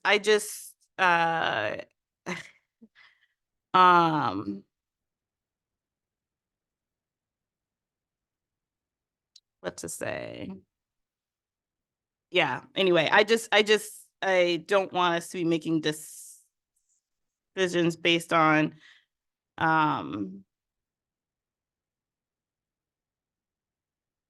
well, anyway, I'll just leave it at that. Thank you. So we currently have an amendment on the floor. to keep the adult use recreational retail at 13 permits. Is there further discussion? All right, so seeing none, please call the roll. Councilmember Simmons, Yes. Councilmember McLean, No. Councilmember King, No. Mayor Pro Tem Wilcoxen, Yes. Mayor Brown, Yes. Councilmember Sweet, No. Councilmember Tucson. Yes. Motion carries with 4 yes, 3 no. Okay, going back to the caps on the other uses. Mayor Pro Tem, I know you wanted to talk about designated consumption establishments. Yeah, I'd like to make the amendment for designated consumption establishments to have a maximum of 3. There's support for that. Support. All right, it's been supported. Discussion. Councilmember Sweet. Is there a way that with this amendment that we could or have the ability to prioritize people that have an existing license within the city that may want to also open a consumption establishment? If they've been in good rapport and bid, you know, could that be a factor? That's been brought up. Too bad. I think I don't believe we can give preferential treatment to current facility owners, but I'll defer to Mr. Barr. Oh, no, no. Okay. Thought I would ask. All right, Councilmember Simmons. I'm just wondering if I'm thinking about whether instead of it being preferential treatment, whether as thinking about part of the requirement, um trying to like think on the fly, but whether there's a way for within the requirement is like a plan or a connection, or because one of the things for consumption sites is that they will then have to yeah, I'm trying to think, because I guess it has to be separate. I don't know. It can be the same site. There's not necessarily a buffer.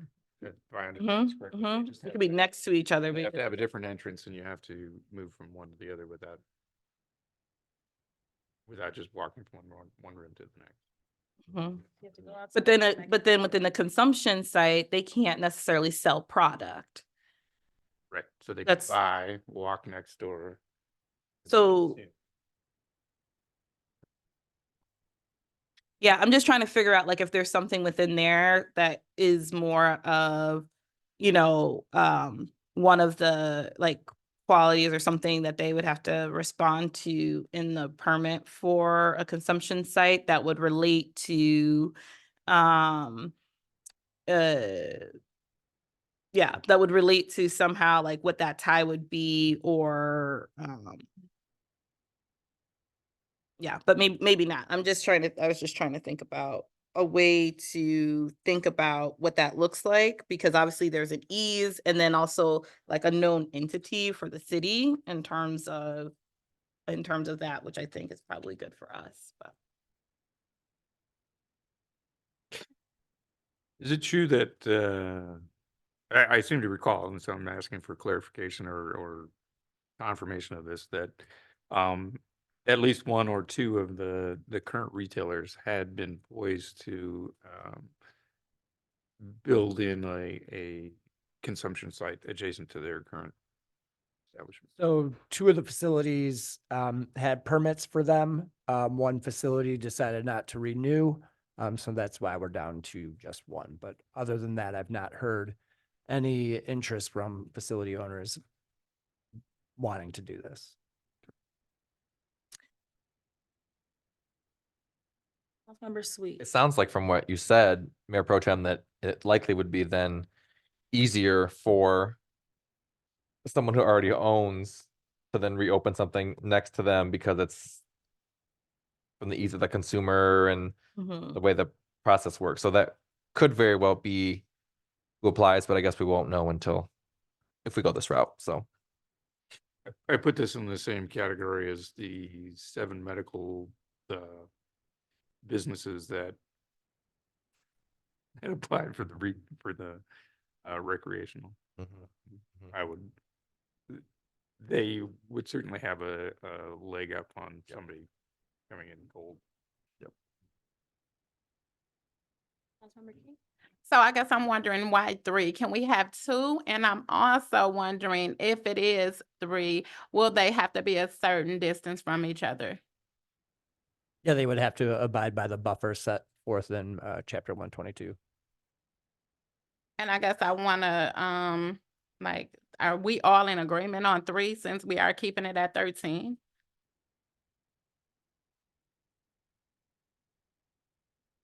I want whatever you guys want. 3 or 2 doesn't really make a big difference to me. If I can explain the rationale for 3, we have 3 business districts, basically. So one by U of M, one downtown, and one deep. You mean U of M. EMU? EMU. You said, come on now. Nuh-uh, go green, nuh-uh. My apologies to all the EMU alumni and the rest of the people. Ward 3 says no. No. You Steven just now. Like, Steven, what's wrong with you? Yeah, As long as you don't know my middle name, I'm good. I'm gonna find out. My apologies to the community for. I mean, yeah, okay, that's Go helpful. ahead, put the third one over there now. They, And then our, Mm. I appreciate the reference. boy, that's an interesting Freudian. Yeah, that was a slip, Freudian isn't slip it? for sure. And I mean, can you tell, because I'm looking at you as the person who's been looking at these maps and everything so deeply. No, I'm serious. But just in terms of these buffers to this question of where there are availability, is that kind of how that works out in terms of like what's possible, that they are spread across the 3 business districts? The truth, I haven't looked at it in relation to the designated consumption sites.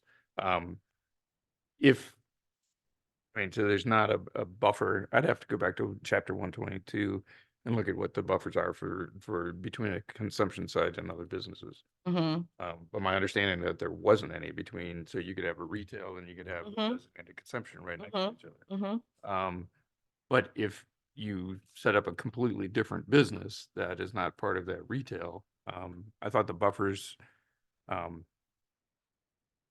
Yeah, maybe we get Section that. one. I'm just wondering, I mean, and I don't know if that's something that we could put in terms of a preference for, one per business district or something like that.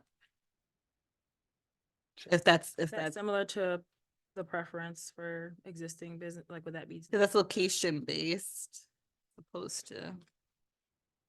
It's more about saying like, The zoning is the zoning. The majority of the retail businesses are in the business districts, aside from maybe 1 or 2. Actually 3, but this would be up to council. I think, well, we only have 1, but it's on the edge of one of our business districts. mhm, The other one, the other proposed one was outside of the business district. And there hasn't been a lot of interest in these facilities. mhm. Like I'm guessing, I guess that's good to think about, like that there might be some things that are outside of the district, but more about like maybe a radius around, so that they, would, the idea of it being spread and not that they're like all. I mean, I don't know if that's what matters, or if that's what your question was too, in terms of, not being like, oh, we have 3 right here downtown as an example, as opposed to like if we would want them to be spread, but.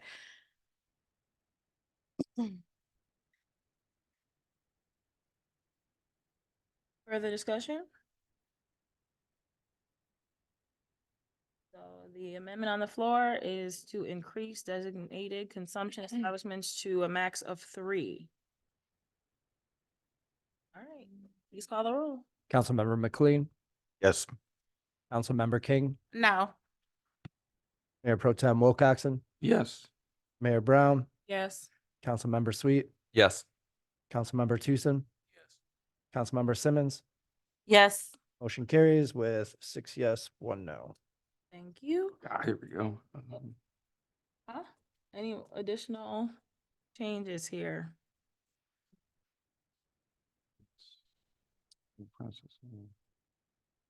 Are changes coming or should I move on? Are you looking for something? I'm looking for the designated consumption and what the buffer is for those. And I'm on chapter 122, 536 is where this starts. Growing and processing marijuana micro businesses, marijuana retailers and provisioning centers, safety compliance facilities, secure transporter, and then that's it. So I'm not sure which provision this would be under. Okay. All right, well, it's fine. We already passed it, so Yeah, we've already done it. thank you Uh, then. Thank Sure. you. That Thank was, you for looking for that. Okay, are there further amendments to this ordinance before we move on? Been here a while. Yep, give me a second. Okay. We knew this was gonna be a lengthy one. Come on. yeah, I know. Yeah, but Da-da-da-da-da-da-da-da. we're reading while Okay. in the middle of discussion, so.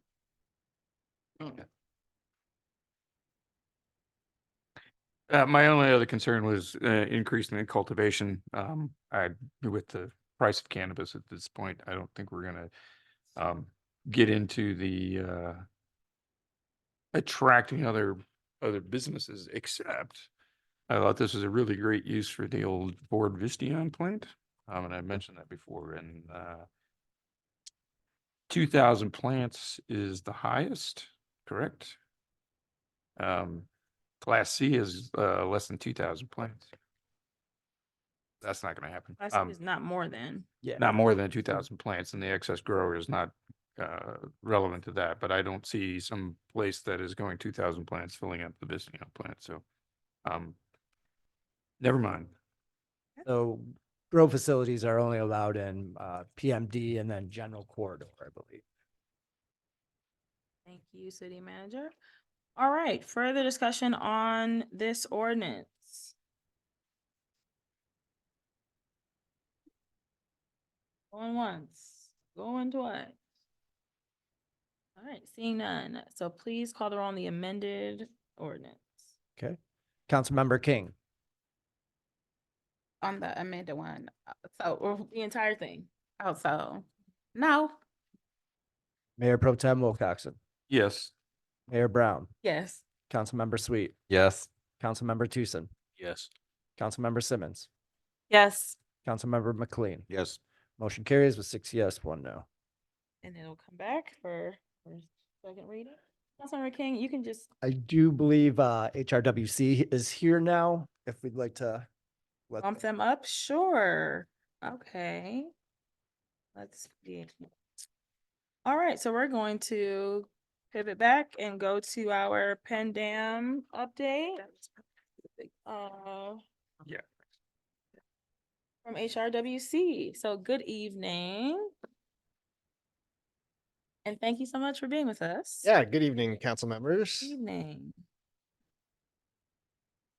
So I have some handouts here, which basically summarizes what I'm going to present for city council to take with you just to refer back later. Thank you. So yeah, we just wanted to, so I should introduce myself first. I'm Daniel Brown. I'm watershed planner with Huron River Watershed Council. I've got with me Mario Sebastiani, who moved around, I'll move behind it. And Brendan Cousineau. Mario's from AECom. Brendan is from Limnotech. Both firms have been leading the project at different past phases.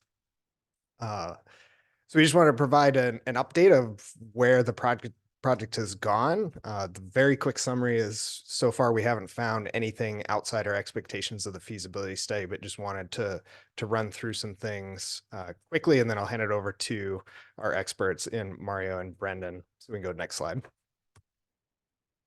So this is just a project site overview map, just to get our bearings straight.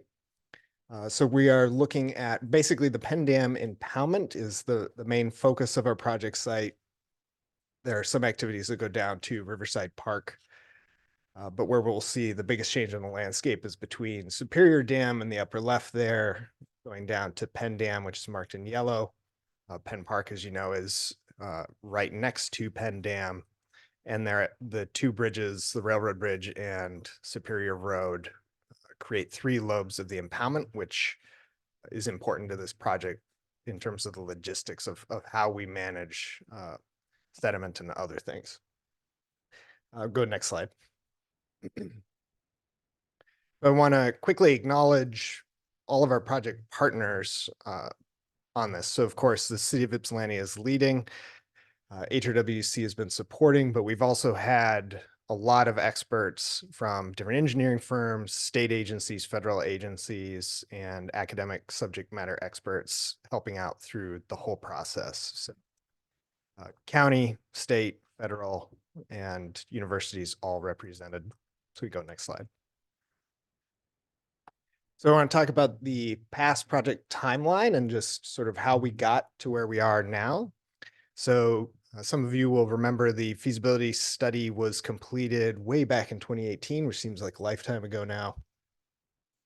Shortly thereafter, City Council decided to remove the dam. After some COVID delays and some other things, Michigan Department of Natural Resources awarded 2 grants totaling about $660K to do all the activities that we essentially just completed last fall.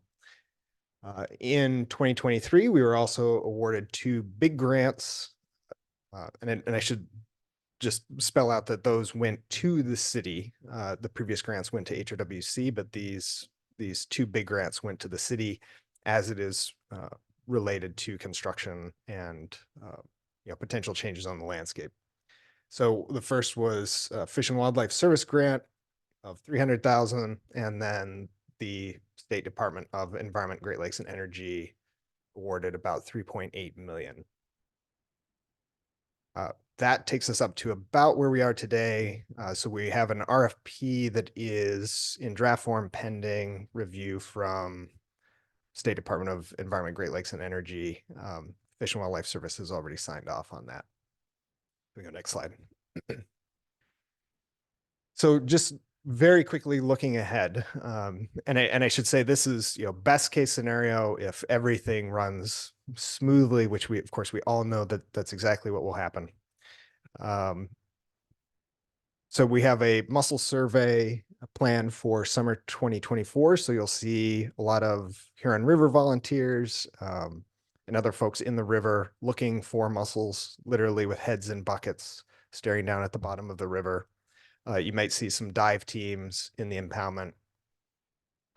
After that, we're looking at getting a consulting engineering firm really to carry us across the finish line of this project. We hope to have them in place by June of 2024, so they can begin the remaining permitting plans and designs. And there's a lot within that, which we can go into more detail if you want. The next year, assuming all that is on track, we would have to do mussel relocation. So wherever we find mussels, and we expect we'll find certainly some state threatened species, but potentially some federally endangered species, we'll have to go back in, get those mussels out of the river and to another safe location on the river. That relocation has to happen preceding or right as the dam removal is happening and the water level of the impoundment begins to fall. This late summer 2025 impoundment dewatering is really kind of the critical milestone in the project. That's the point where we have to have a critical amount of funds raised so that we can safely complete the project and do sort of what we call the primary restoration in the impoundment. Just make sure everything's stable, it's not going to move around. Waterfront owners are happy, etc. So as that date changes, the rest of the project kind of moves with that milestone. That dewatering is a slow process. Mario will talk a little bit about that later. We expect the construction in the impoundment to take about a year, during which it'll look like a construction site. And then beyond that, looking at 2026 and beyond, there's what we call refinement restoration, secondary restoration, where we can go in, plant more trees, really make things how we see fit. There's also environmental monitoring that goes into that. That process can take many, many years. It's of course more intense right after the dam comes out and the restoration begins, and it tapers off to lower intensity later. So we can go next slide. So I want to talk about the funding needs, and this is all looking forward. So this is not looking at anything that's in our rear view at this point. So the remaining planning, design, and permitting, we estimate that at about 785,000. The dam demolition and removal is just under 3 million. We can compare that number to what Princeton Hydro estimated in 2018. The cost of that component actually hasn't changed all that much despite inflation and construction inflation. The bigger change is related to the restoration activities and the sediment management. So after we talked with community members, waterfront owners, people that are really interested in using this space as a community gathering place in future years, the project team decided that we should set a fundraising target of about another 10.3 million for the restoration and sediment management activities. We go, and I should say, all those numbers in mind, the city's financial commitment has not changed. It only changes what we have to raise from external sources. So project funding secured and pending. So we have about 4.6 million in the hopper right now. And that's coming from a variety of sources. We have pending opportunities, not yet secured, but we're waiting to hear back from active grant proposals. So another round of the dam risk reduction grant would yield 4 million. The FEMA high hazard dam program could potentially give us 4 million. That FEMA grant in particular, I think we're optimistic about, but it is a slow process. If we look down that chart, you can see at the bottom, there's a NIFWIF Coastal Resilience Fund grant for 7.5. Those are highly competitive grants, but I think will be a good fit for them. So that's kind of what we're looking at right now. And we're also working with state and federal legislators to try and get appropriation requests into the right places. Next slide. And with that, I want to acknowledge, our state and federal elected officials here that have really helped carry the ball on funding proposals over a few cycles here. Senator Jeff Irwin, Representative Wilson, Congresswoman Debbie Dingell, of course, and Commissioner Annie Somerville have all provided letters of support for fundraising efforts. And we got a generous, smaller grant from the Walters Family Foundation to support HRWC's role in all of this. So that's it for me, and I can hand it over to Mario as we go to the next slide here. Good evening. Yeah, thanks, Dan, and thanks for having me. I'm Mario Spaziani. I'm AECOM project manager on this job, and I'm going to talk a little bit more in depth about the dewatering, demolition, and also the river restoration. Next slide, please. So just a little bit of background on the project. The dam was originally constructed in 1867, and it was rebuilt in 1920. So the dam is over 100 years old. It is currently classified as a high hazard potential dam. So what that means is that if the dam were to fail, it could potentially cause loss of life or extensive damage to critical infrastructure. The dam also, it maintains approximately 14 feet of water behind the dam, and that creates a 66-acre impoundment extending approximately just over a mile upstream. Next slide, please. So for this project, we have 6 main objectives. We want to eliminate safety issues associated with the existing structure. We want to reestablish connectivity for fish habitat and recreational use. We want to provide fish passage and river habitat, minimize impacts to adjacent landowners, infrastructure, and sensitive slopes that are upstream. And last but not least, we are hoping to create a community amenity for recreation. I was just at the Fall River Day this past fall, and it would be really cool to see that event extended a little further upstream. Next slide, please. So a little bit about the dam demolition and dewatering. There's a lot of misconceptions that come with dam demolition. Some people think that it's a quick process like demoing a building. It is not. Removing a dam is slow, careful, and very incremental process. And so the maximum dewatering rate is a half a foot per day, and that's a state regulation. And so for people that are downstream of the dam, it's really, you're not going to notice much during the dewatering process. It's gonna look like a rain event just happened. And like we mentioned before, the dam removal can't just happen by itself, and the dewatering can't happen by itself. It has to be carefully coordinated with all the activities that are happening upstream of the dam, the sediment management activities and the restoration activities. We do not want to release sediment that has been building up behind the dam for 100+ years to just freely make its way downstream. So, the way that we propose to do this is to utilize what we have out there. So right now, the dam, if you're looking at the top picture there, just going from left to right, this is a picture from Google Earth, just looking downstream. We have the powerhouse, and that's going to remain. But then we have, moving to the right, we have an auxiliary spillway, and this auxiliary spillway contains stop log timbers that you can remove one by one. And the purpose of that is for dewatering or maintenance of the dam in case you need to lower the reservoir. So we propose to, that's kind of step one of our dewatering process, is for the contractor to remove those stop logs at a rate to where we do not lower the impoundment by more than half of a foot per day. We found that in our hydraulic modeling that we can actually reduce the water levels halfway with just the 8-foot wide auxiliary spillway.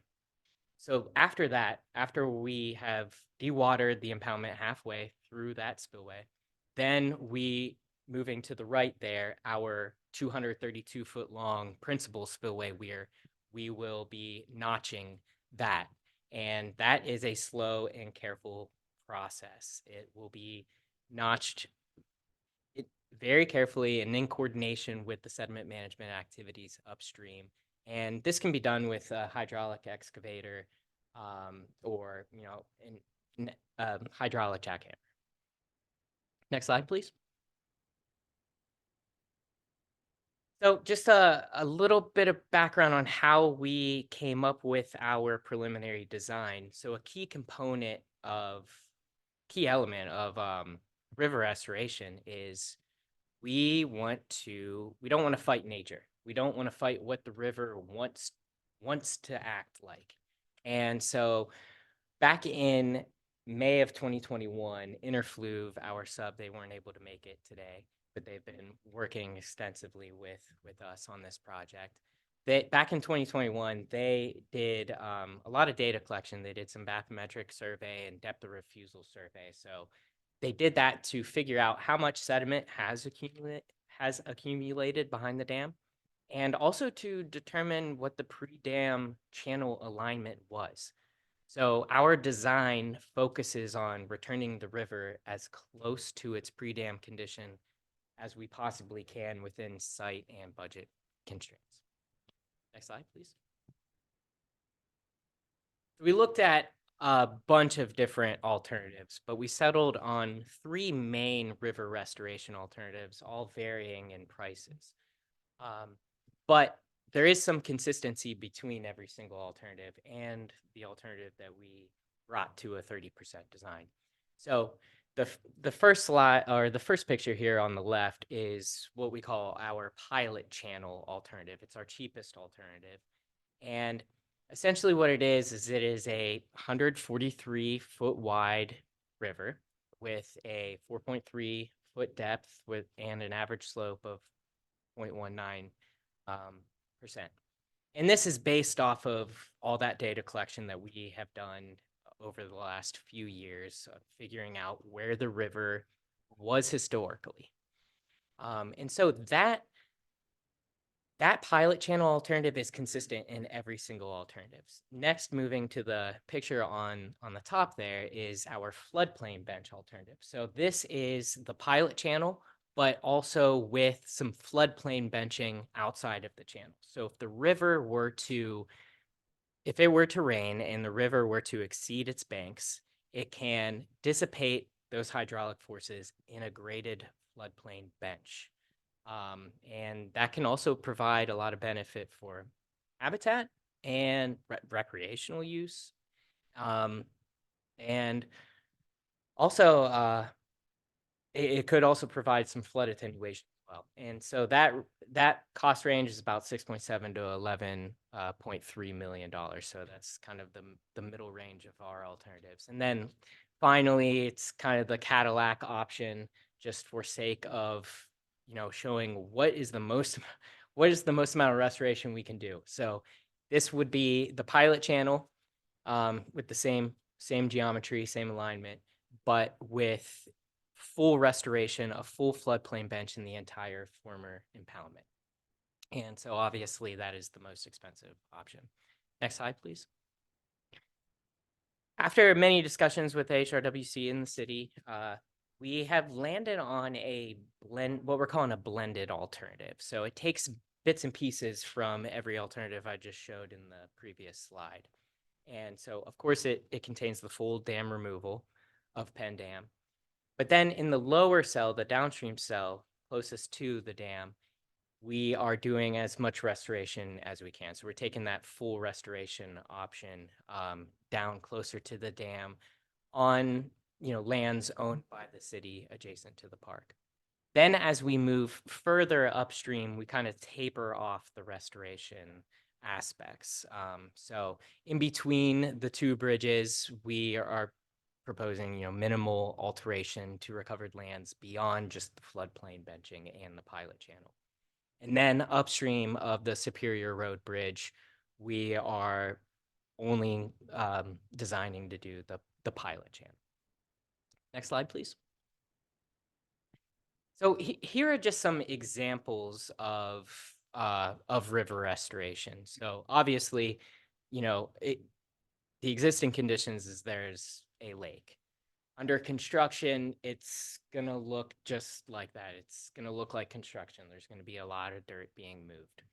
But quickly after that construction, 1 to 2 years, we found in a lot of recently completed projects that, you know, grass starts to grow pretty quickly.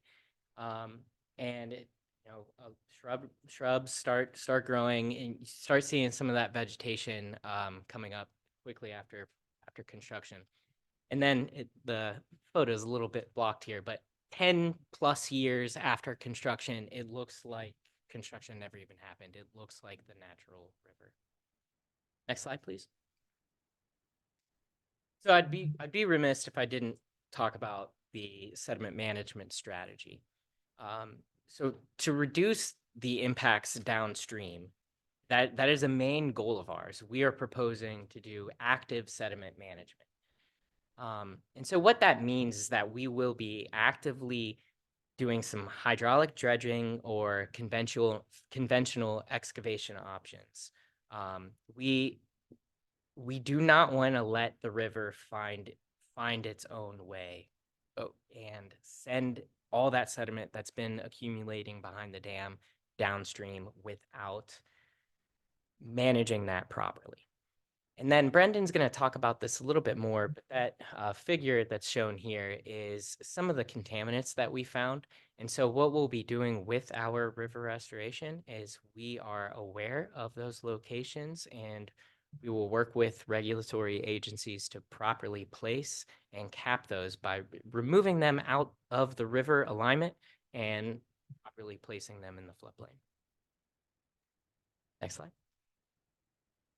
Okay, and thank you, and I'll hand it over to Brendan. Good evening. Thank you for having me here this evening. Happy to get a chance to discuss this with you.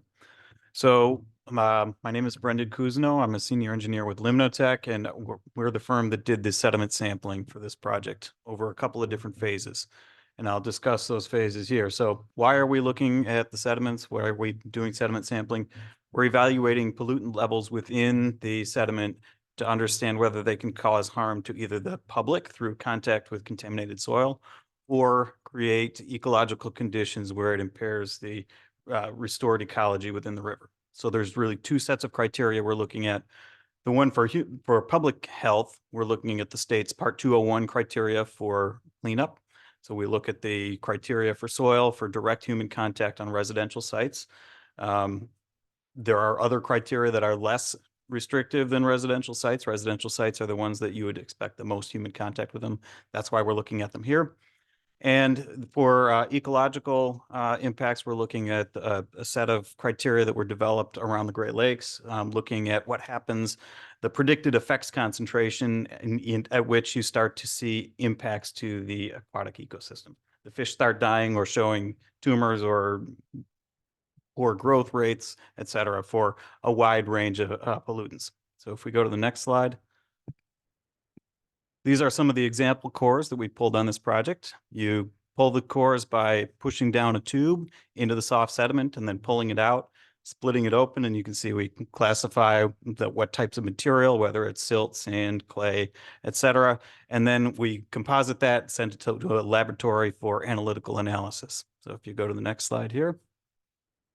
These are all of the constituents that were analyzed as a part of this project. They're generally grouped into a couple of categories. Metals. So Michigan requires that we test for 10 different metals. There's polycyclic aromatic hydrocarbons, or PAHs. That's a pretty broad family of chemicals. And then some other ones that are of concern locally are phosphorus because of the TMDL in Ford Lake and Belleville Lake, and PCBs. PCBs were tested during the initial phase on this project back in 2018 as a part of the feasibility study, and we tested them in Ford Lake as recently as this year. During the second phase of sampling within the impoundments, we did not test for PCBs within the impoundments because the feasibility study showed that it was non-detects for all of those compounds. So the state did not require that for the larger sampling effort. So what did we find? Within the impoundment, the green and the blue are important here because the green is going to be future land. That's where we're really concerned about human contact, which is generally a lower criteria to meet than the ecological contact. So we found one location where we exceeded the background concentration for arsenic. The concentration found at that site was 23.3 milligrams per liter. The criteria is 22.8, so we were slightly exceeding it. So that is a place where, as Mario mentioned, the sediment management would be active. We would ensure that these are capped in accordance with the state regulations to prevent excessive human contact with those soils in those locations. If you go to the next slide, these are locations where the sediment, for various reasons, whether it's metals or PAHs or both in a few locations, exceeded the ecological criteria. You can see there's a lot more of them. The main ones that we're concerned about here are the ones within the blue part, within the future river channel, because that's where the aquatic organisms are going to be exposed to them. They are not the same as being in the upland areas. So again, these are areas where active sediment management would be done as that water level is lowered to prevent these from eroding downstream, moving down to other reaches of the river within the city, and ultimately to Ford Lake. All right, next slide. So one of the questions that was raised as a part of this is what happens to any sediment that does move downstream? What are the potential impacts downstream? So we did some preliminary sediment sampling up in the upstream end of Ford Lake to identify if we're potentially making a problem worse or are we kind of on par. What we found is that of the 5 locations we sampled, 4 of them exceeded ecological criteria for metals, ranging from 3 to 6 different metals exceeding at those locations. And next slide.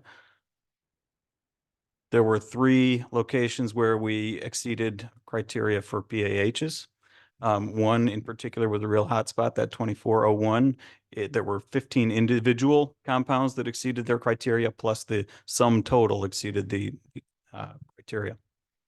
And then there were also PCBs found. If you go to the next slide, PCBs were found at 3 locations. PCBs are often associated with finer sediments. So these are a little bit further from the mouth because the coarser sediments settle out at the head end, and then finer sediments kind of move downstream a little bit further. So we found PCBs at these 3 locations that exceeded the ecological sediment criteria. So the sediment management plan that Mario mentioned is going to be critical. You know, that's part of the reason why costs have gone up on this project, is because we realize we can't just let sediment move down. You know, we actually need to actively manage it and handle it in a way that we prevent human contact and ecological harm in the future. It does confirm that the upstream end of Ford Lake is actually generally worse than what we found within Penn Dam. And, you know, thinking about historical industrial uses within the city, that's not altogether surprising. There's a dam immediately upstream. If you remember the figure, you've got the Superior Dam immediately upstream of Penn Dam, and then there's a string of dams upstream of there that have really prevented a lot of sediment from moving further down. And then there was a lot more of the historical industrial uses sort of through the downtown area here upstream of Ford Lake. So the sediment sampled in that portion of Ford Lake is generally a little bit worse than what we saw within the impoundment itself. So we're not going to be making a situation worse if sediment did move downstream. We are going to be careful about that because of primarily the concern for phosphorus as well. So with that, be happy to or take questions. Thank you so much for that presentation. I will open it up for questions or comments from council. Mayor Pro Tem. Of course. Of course. I just want to thank Dan and Mario and Brendan for the presentation. I've been sitting in meetings with these guys for well, since I got on council. Since the night I got on council. So I just want to say thank you for staying with this and informing me and allowing me to inform other people about this. You know, the take homes for me for this is that, you know, when we went down this road, we committed $500,000 to this. And as was addressed in the slides, that's still the upper limit of the commitment from the city budget. And so nothing has changed about that. All the fundraising that Dan was talking about is going to be from external sources. You know, we've used that $500,000 for matching grants. You know, we've gotten credits for staff time in terms of matching for some of those grants already. So that didn't directly come out of, you know, that pool, but it was time from our staff put in on this. And so I also want to thank the staff that have been involved with this and over the years. I think the key point for me is, you know, there's been a lot of misinformation in the media from a number of different sources. You know, most of it was concerned about the sediment quality and what was going to happen with that. And, you know, the image of blowing the dam and having mud flats and having all this sediment moving downstream is just not the way this works. You know, and that is, you know, this is a very controlled process that both, you know, state and federal agencies are going to be monitoring for that very reason. And if you look at the other removals within the state and elsewhere, you can find lots of examples of how this goes. And so I really appreciate the pictures, especially the recovery and restoration of the banks. And we at one point saw a great time lapse film in this chamber of what that looks like over the course of years, over a couple of years. And it went from, you know, the construction site to a thriving ecosystem afterwards. So, you know, one of the other critiques of this when we went down this path was that we didn't have the full budget lined up and detailed for people to make the decision on. And that's where we came up with the 500,000 figure that we were going to go to. There was a lot of criticism that didn't include everything. And if you look at the course of these projects in you know, in larger and smaller dams, none of that is laid out at the beginning because what we committed to in the beginning was to go down the road, and we knew that we needed to find more information. We weren't just going to do it without doing the sediment quality testing and all of that. So that had to happen. And the price tag on that was undetermined because we didn't know what we were going to find. But that's why we capped the $500,000 for that. So, so at this point, we've got the information from the sediment quality. There's a plan in place. We're currently, committed to the $500,000, and then we'll have to, find the money from other places. We've had generous allocations from our elected officials.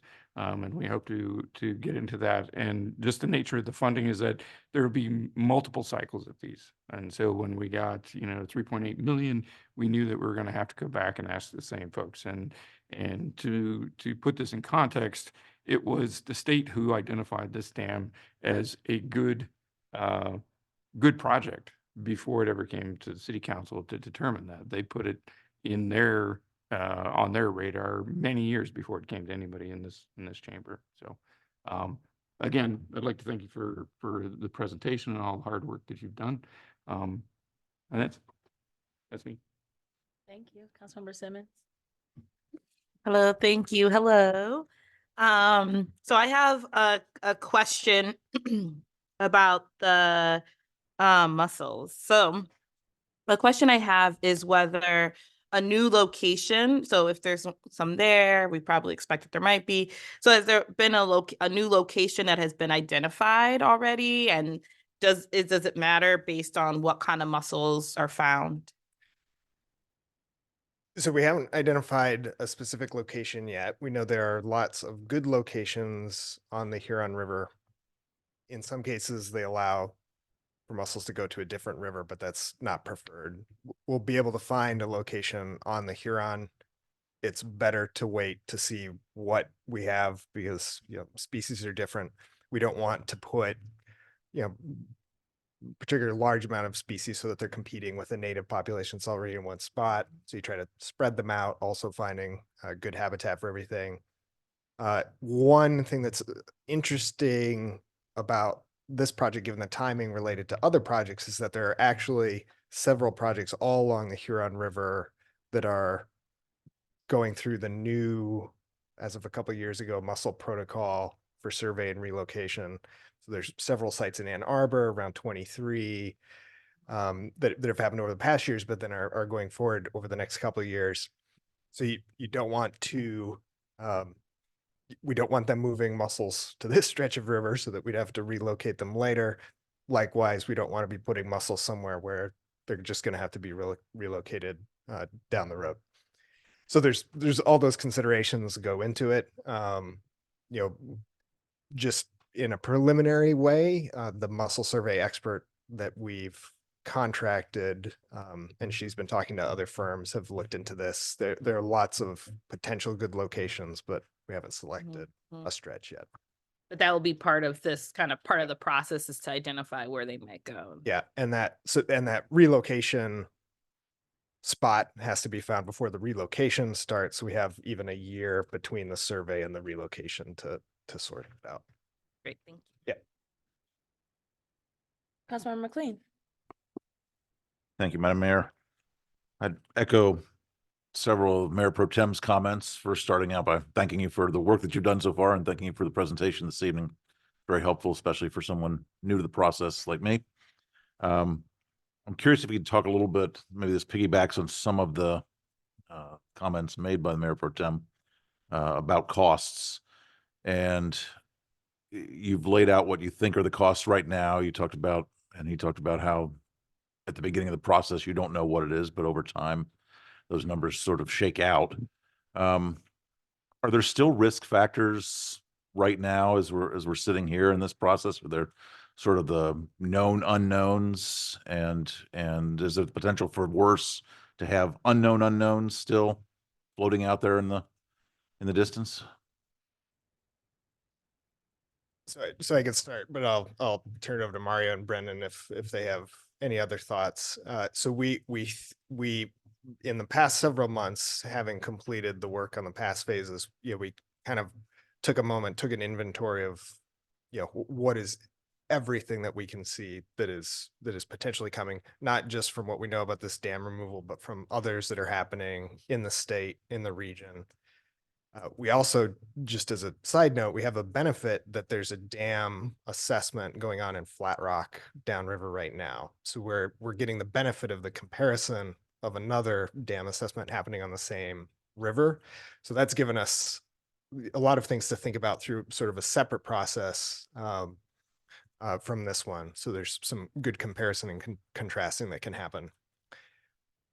Within a reasonable margin of error, my sense is that we've identified the bigger pieces. There's always uncertainty. There's always something that we really just could not foresee that could come up. So there's always some uncertainty in a project like this. The numbers you saw on screen do include a 30% contingency, which is, I think, is appropriate for a project of this size and complexity. So we are building in for that uncertainty. But there's always something else that could come up, just given the historical uses of this whole river corridor. So I don't know if Brendan or Mario, if you want to say anything else.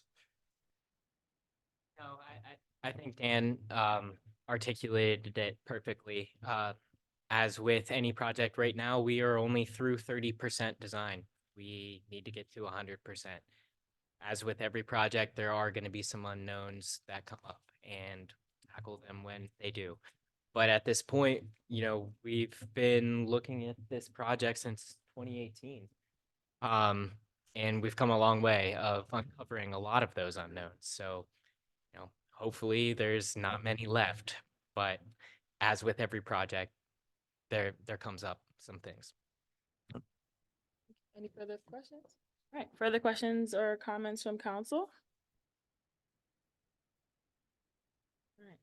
Councilman Sweet. I don't specifically have any questions, but this was very informational. I appreciate the detail that went into this. A lot of good information, I think. I was glad to hear some of the information about the sediments upstream versus what is within Ford Lake, because there's been, I think, a lot of misinformation circulated about that process. So I'm glad to hear that and, you know, the facts behind what you've put together. So thank you. Any other comments? All right, so I'll close by thanking you all so much again for coming, and I'll just echo what my colleagues have shared. I won't belabor here. But thank you so very much, and we're looking forward to what the next phase of this already 6-year-long project will be. So thank you all so much, so very much. All right. Okay.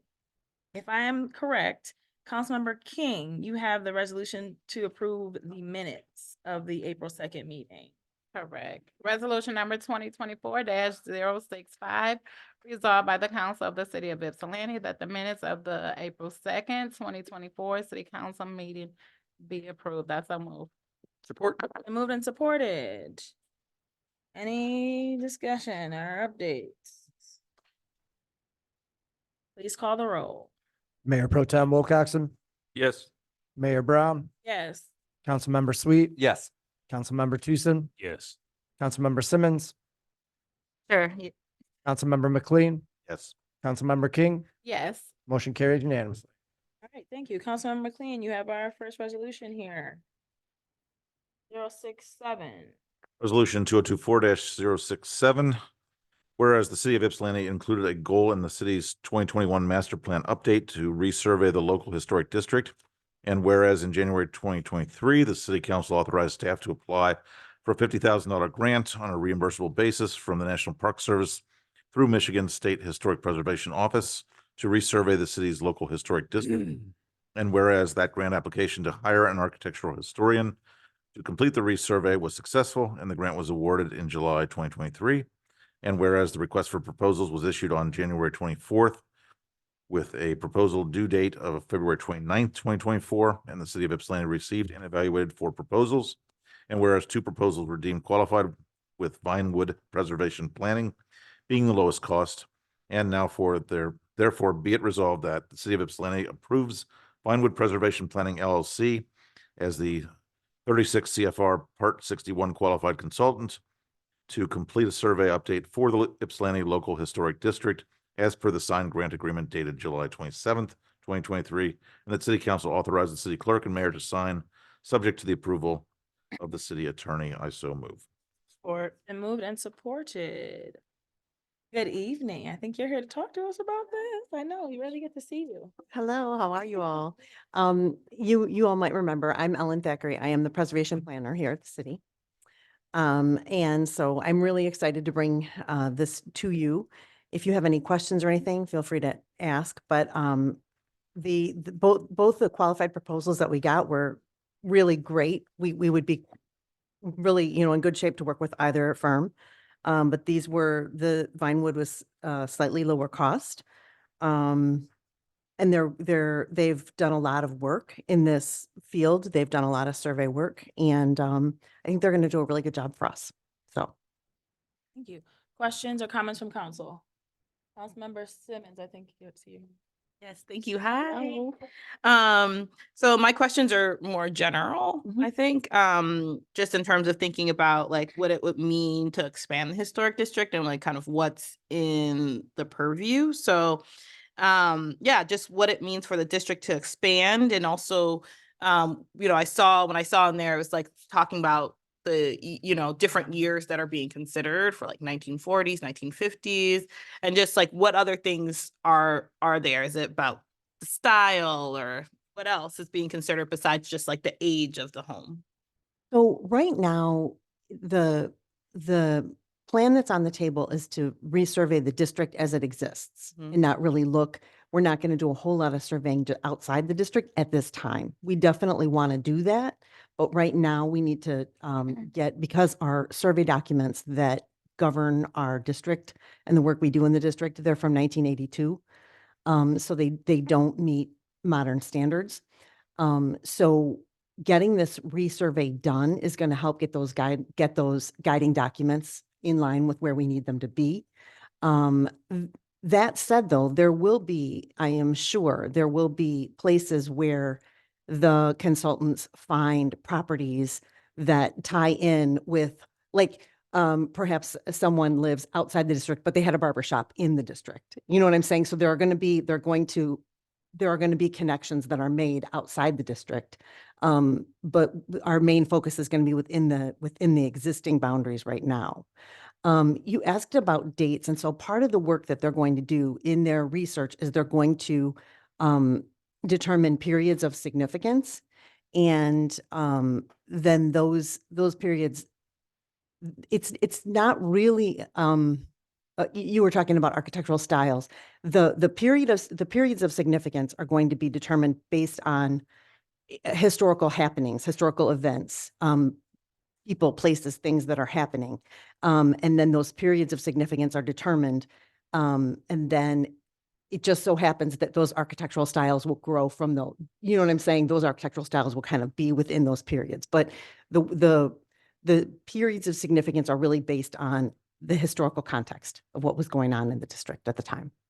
So I don't know if that answered your question, but I think we're going to see, because historic preservation, just like all of history, it keeps rolling forward, right? So we're looking now, when you look at the old documents from the 1980s, they were saying like, well, this building was modern and it's not important. And now we're looking at it thinking, but it's, it's mid-century modern. It's, you know what I mean? So those goalposts are always moving in historic preservation. And so we're going to be really mindful of that when we are doing this survey, to make sure we're telling all the stories in the district. And so, yeah, that's definitely part of it. And the firm, both qualified firms really have good track records with telling those underrepresented stories and getting at some of those documents. Yeah. Further, Mayor Pro Tem. Thank you. There's only been one comment, so. Oh, okay, great. Yeah. It's catching up, right? I think this is great. We've been talking about this for a while, applying for the grant, getting the grant. That's great. I like having the update. I also like the inclusion of later time periods than what 1982 included. So, one of the things that question going forward in terms of the historic district as it is now, and what impact that would have on development. So we have a development that's proposed for North Washington, well, two, in fact. And so in terms of, where we stand in terms of how that impacts the architectural style of those development. So correct me if I'm misunderstanding, but I think what you're asking is if, depending on how the research, what the researchers find, could their findings possibly impact future construction? Is that, am I, so it won't. The short answer is it won't, because when we're looking at new construction within the historic district, we're looking at how the new construction fits into the existing. Is it sympathetic with its neighbors? So those neighbors are going to remain those neighbors. And so both the Historic District Commission has already reviewed and approved designs for 136 North Washington and 206, 210 North Washington. Those have already gone through the Historic District Commission, and those have both already been approved. So, it won't, the Historic District is always mindful that we're managing change, but we're not stopping change. So we're always mindful that there's going to always be new construction and there are always going to be changes. And we're just, we're trying to manage so that those changes are sympathetic with the district. Thank you for that explanation. Does the historic district currently include Water Street? No, I don't believe it does. I believe Water Street is just outside. It's a really good question. It is? Small strip. I'm being corrected. There's a small strip of Michigan Avenue that's just inside. I couldn't remember because I'm thinking, I can see, I know we go down that way, but I couldn't remember if we touched that side. So is there anything else I should say about that? Okay. So a little Well, the thing that brought this up for me was the last time we had a developer for Water Street in our clutches, so to speak. Some of the proposals for the designs were in keeping in step with the current architectural flavor of Ypsilanti, and I'm like a crazy fan of modern architecture, and I'm like, we need some shaken up here. So, I like the old stuff. That's amazing. But, Rotterdam has these really great cubicle that are really cool. And I think that would be an attraction to people. So I'm just checking in to see if something else is possible. Yeah. For example, I mean, I'm not sure exactly what you have in mind, but for example, the new construction on 136 North Washington, I don't know if any of you have seen it yet, but it's pretty modern. They're using metal, they're proposing metal, almost like metal paneling. And so they are taking the proportions from the historic buildings, but the outward appearance is going to be pretty modern. So there is room in historic districts to do, it doesn't have to look like a historic building to fit in, if that makes sense. It just has to be respectful to its neighbors. Thank you. Yeah. Councilmember McLean. Thank you, Madam Mayor. Thank you, Ellen, for coming forward with this. It's my pleasure. Very, very pleased to sponsor that. And I believe that as part of the process, there are several opportunities for public participation. Before you leave tonight, are you able to highlight some of those? Because I hope that my colleagues here on council and members of the public will get involved. Absolutely. And we'll definitely broadcast them far and wide, but I don't have exact dates yet. But we know for sure that there will be a kickoff. There will be a public kickoff that will happen before the resurveying gets underway. And there will definitely be an information sharing at the end as well. And there perhaps will be touch points throughout, but we know for sure as part of the grant, we know for sure there's going to be a project kickoff, and there will also be a public presentation at the end of the findings and their recommendations. So. Madam Mayor, one final comment. I think it's always important to remind people that historic preservation really is an important part of placemaking and ultimately economic development as well. All too often, people treat historic preservation as if it's some sort of ancillary nice thing that we do. But in fact, this is what makes Ypsilanti Ypsilanti in many ways. And I like to think that we're not a community that would tear down a Wallenberg house, for example, just to take a random example.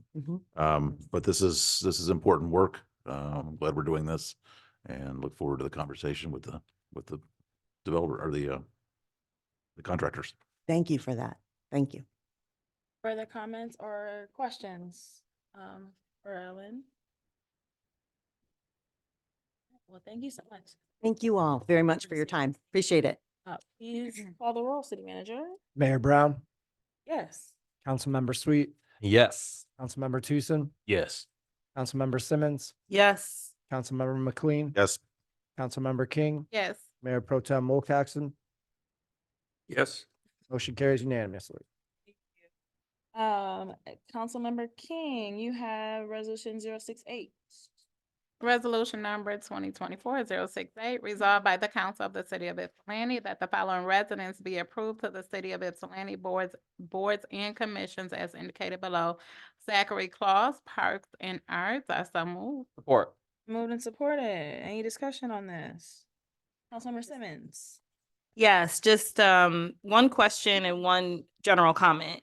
I support this person joining the board and commission. I will just say that I had a pause when I first saw it come through because they marked that they're not currently registered to vote in the city. And so my first thought was I would like to encourage anybody who's on our boards and commissions to be registered because they're in a space to help support policy making and recommendations to council. And so I think it's actually important to be kind of part of that process, at least to be able to be part of it, to participate, I guess. And then the other question I have, because this came up, or the question I have is more about whether you need to be whether you need to be registered to vote to be considered a qualified elector, because I know that was a question that came up a lot within our commissions for why people who were under the age of 18 could not vote. Part of the commission was because they weren't considered qualified electors. Qualified elector is just someone that is a citizen and 18 years old. They don't have Okay. to necessarily be registered to vote. They just have to be qualified to do so. Okay, thank you. So anyway, it's still an encouragement. All right, any further discussion or questions on this? All right, please call the roll. Councilmember Sweet, Yes. Mayor Brown, Yes. Councilmember Simmons, Yes. Councilmember McLean, Yes. Councilmember King, Yes. Mayor Pro Tem Wilcoxen, Yes. Councilmember Tucson. Yes. Motion carries unanimously. Thank you. Councilmember Sweet, you have our next resolution. Okay, this one's kind of a long one. I'll read the whole thing. Resolution number 2024-069, resolved by the council of the city of Ypsilanti, whereas tobacco use is the leading cause of preventable disease, disability, and death in Michigan and harms nearly every organ in the body. Most adults who smoke want to quit and wish they never would have started. Whereas tobacco use imposes a terrible toll on families, businesses, and government. Tobacco kills more than 16,200 Michiganders annually. And whereas tobacco costs in Michigan are $5.3 billion in healthcare expenditures and more than $11.5 billion in lost productivity each year. And whereas Michigan is one of 12 states that make up Tobacco Nation, where the smoking prevalence is significantly higher compared to the rest of the country. Tobacco Nation residents live shorter lives and face a higher risk of dying than other Americans, with an average life expectancy of 76 years compared to 79 in the rest of the country. Whereas flavored tobacco products play a key role in youth initiation. In 2023, 90.3% of U.S. high school students and 87.1% of middle school students who currently use e-cigarettes reported using a flavored e-cigarette during that time. Whereas historically, cigarette companies have disproportionately marketed methanol products in predominantly Black communities by using culturally tailored advertising images and messages. And as a result, 85% of African American adult smokers use menthol products, which is 3 times the rate of menthol among white adult smokers. the continued availability of menthol cigarettes exacerbates tobacco-related health disparities. And whereas if menthol cigarettes were no longer available, an estimated 32,500 additional adults in Michigan who smoke would quit smoking, including 13,700 Black adults. And whereas the tobacco industry spends over 300 million marketing its deadly products in Michigan each year, while Michigan invests less than 2% in the Centers for Disease Control and Prevention recommended state spending on tobacco prevention programs. And whereas Michigan state law prohibits local governments from enacting policies that regulate the sale and licensure of tobacco and nicotine products, keeping local communities from protecting kids' health.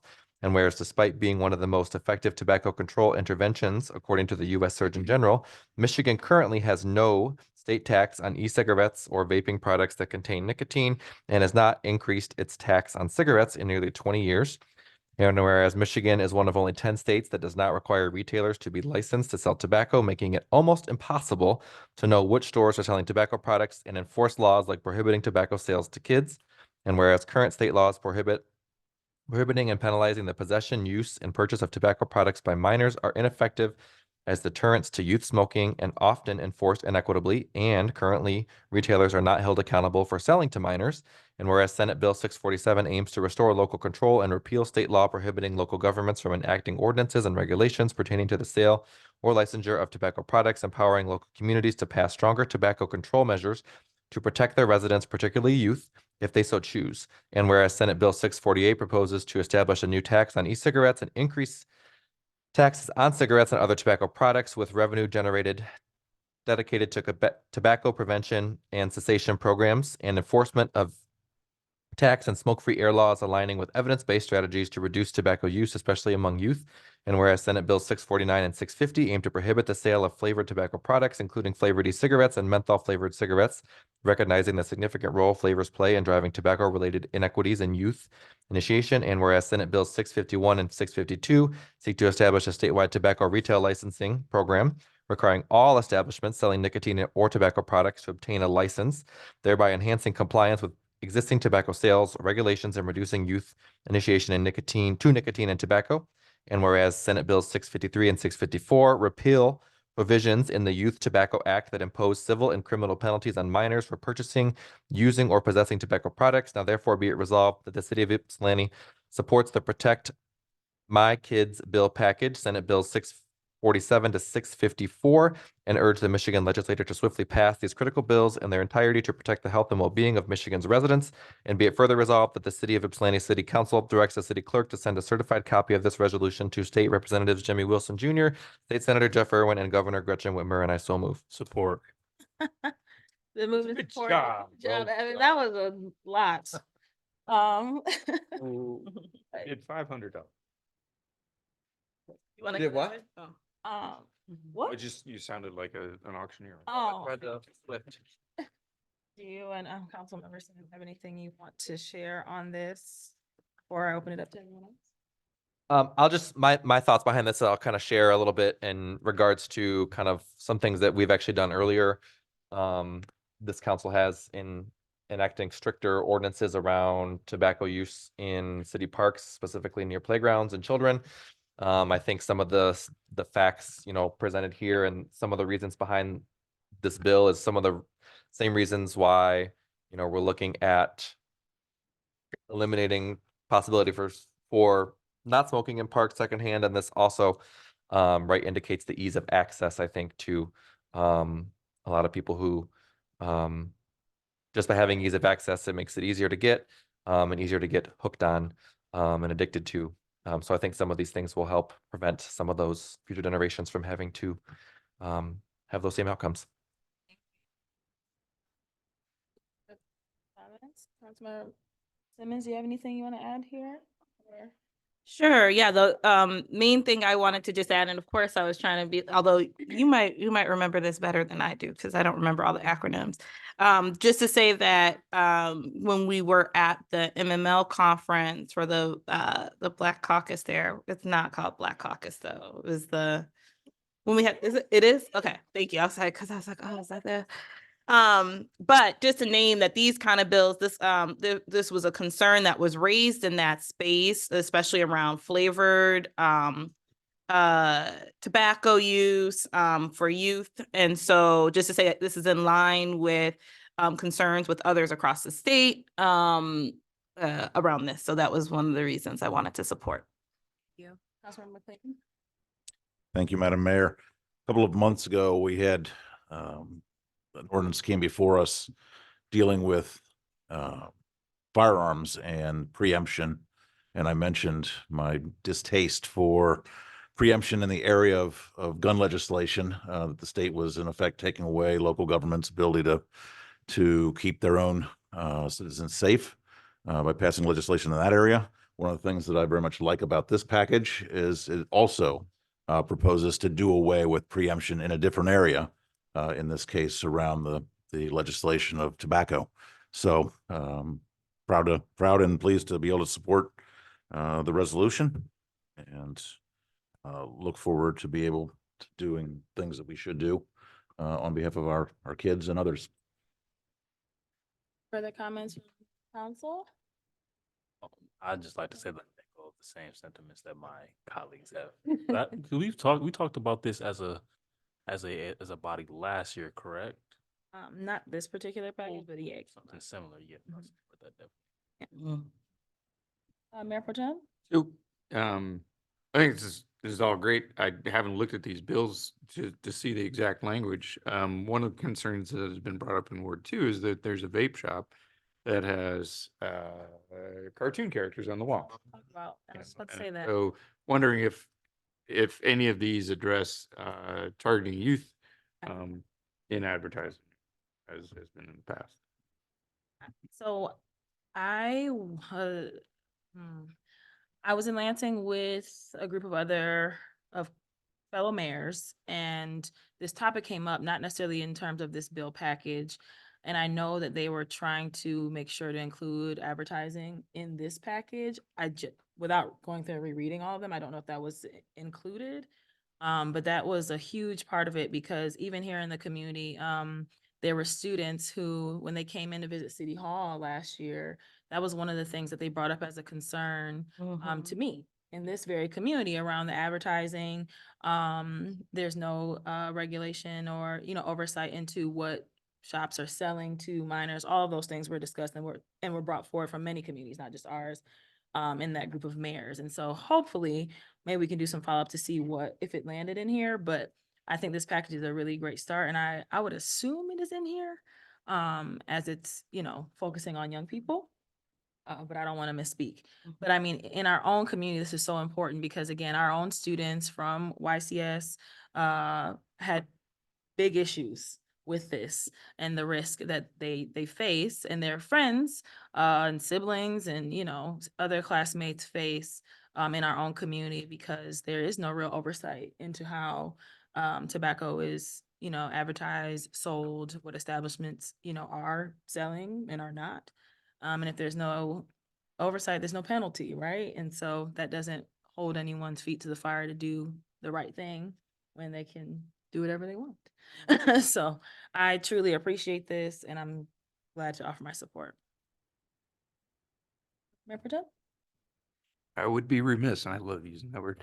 I would be remiss if I did not point out again, the clear disparity between the regulation of cannabis businesses and the regulation of tobacco businesses, which we have, 100 years of research to show that this is a health problem. That's my comment. Your new thing, I like it. Further comments from council? All right, seeing none, please call the roll. Councilmember Tucson, Yes. Councilmember Simmons, Yes.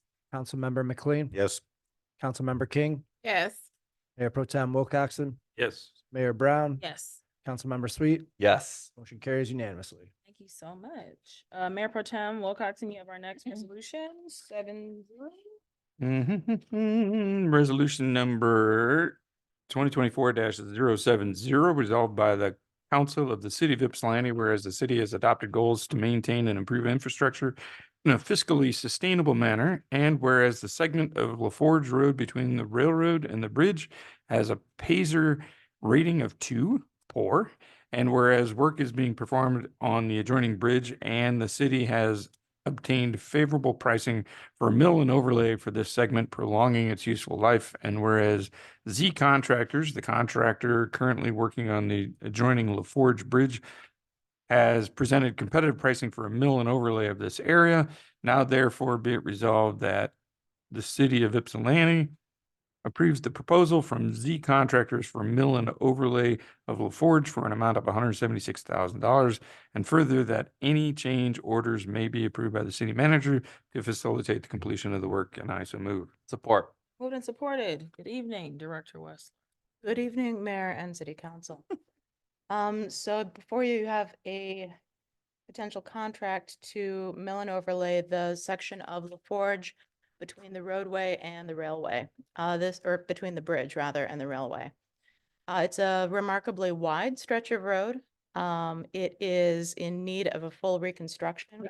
However, as I think we have discussed before, a lot of the city's roads are in need of a full reconstruction, and sometimes we must make choices that prolong their lives, such as a mill and overlay in lieu of a full reconstruction. This is one such road. We have an opportunity to relatively economically do a mill and overlay for this due to the adjoining work being done by Z Contractors already on LaForge Bridge. If you have any questions, let me know. Councilmember Sweet. Will this process take place after some of the bridge remediation work because they need to get equipment through this route, or will this be done in tandem when we get to the LaForge Bridge project? We will be working with the contractor on an appropriate schedule so that the roadway can remain as open as the bridge and so that local traffic can pass. And then follow-up question to that too. Will the traffic pattern remain the same on this stretch of road, or is it being restriped in a different way after the completion? No changes. That's part of what makes it cheap. Okay, Well, cheap. cheaper. Yes, less expensive. That's yep, less expensive. All right. Love that Rachel chuckled at the cheap part. Further questions or comments from council? Just a comment. I often use that as a means of getting out of town on my bicycle. And it's pretty bad. It's very bad. It causes cars to go in different directions than they would otherwise, which makes it very difficult for a cyclist to navigate the traffic, not only with the stoplight and the railroad, but people dodging uneven surfaces, and me dodging uneven surfaces. So I'm glad this is getting repaired. Further questions? Love it. Okay. All right, seeing none, please call the roll. Councilmember Simmons, Yes. Councilmember McLean, Yes. Councilmember King, Yes. Mayor Pro Tem Wilcoxen, Yes. Mayor Brown, Yes. Councilmember Sweet, Yes. Councilmember Tucson, Yes. motion carries unanimously. Oh, yeah. Can I just ask a clarifying question in terms of budgeting for this and where, out of the multiple budgets that we have for street repair, what line does this come out of?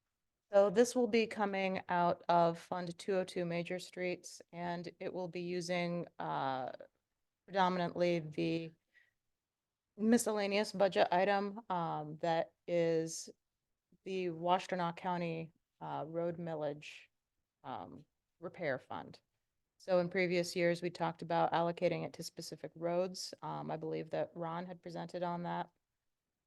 And budgetarily, that's not a great use of that money with the pricing the way that it is. So over the past couple of years, we've been using that to offset some of the other road costs, like the Forest Bridge, for instance, is what we used it. Actually, crack sealing, I think technically is what we used it for last year. But it's a little bit more efficient to apply it to these larger existing projects as costs have crept up.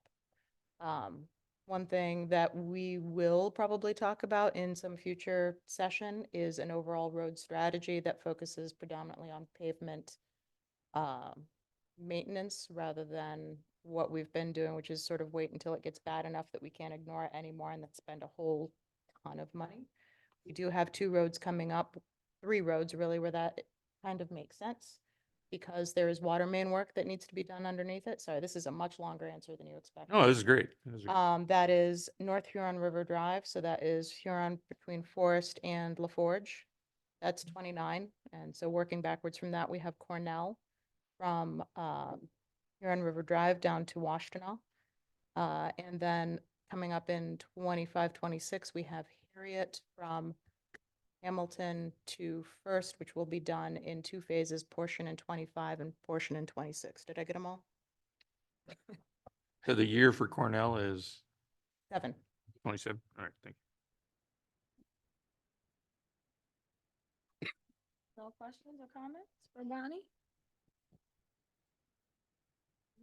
Seeing none, thank you. Please call the roll. Mayor Pro Tem Wilcoxen, Yes. Mayor Brown, Yes. Councilmember Sweet, Yes. Councilmember Tucson, Yes. Councilmember Simmons, Yes. Councilmember McLean, Yes. Councilmember King. Yes. Motion carries unanimously.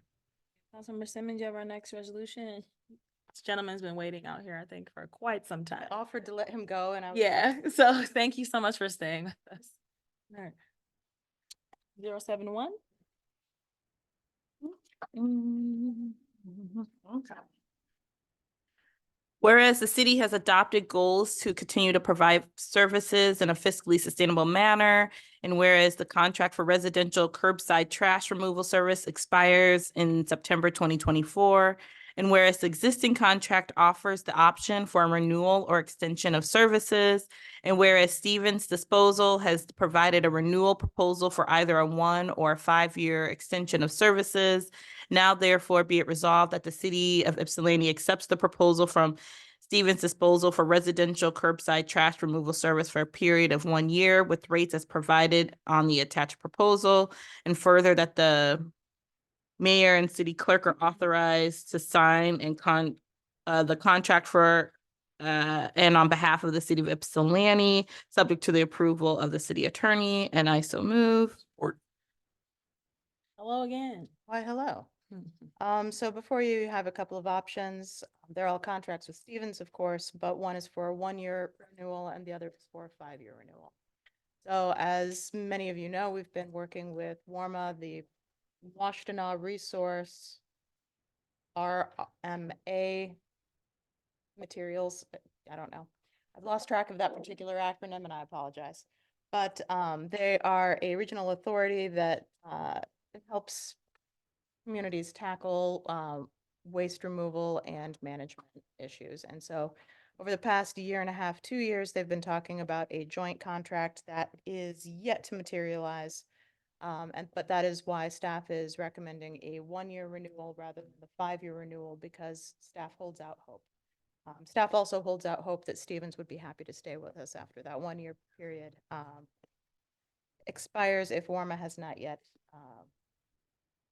materialized with a joint contract. But we've been very happy with our Stevens service for the past 5 years. I have not heard very many complaints at all. And if you have any questions, Kevin here is lovely and very responsive. Councilmember Sweet. Well, I want to say one thing first, and then I have a question.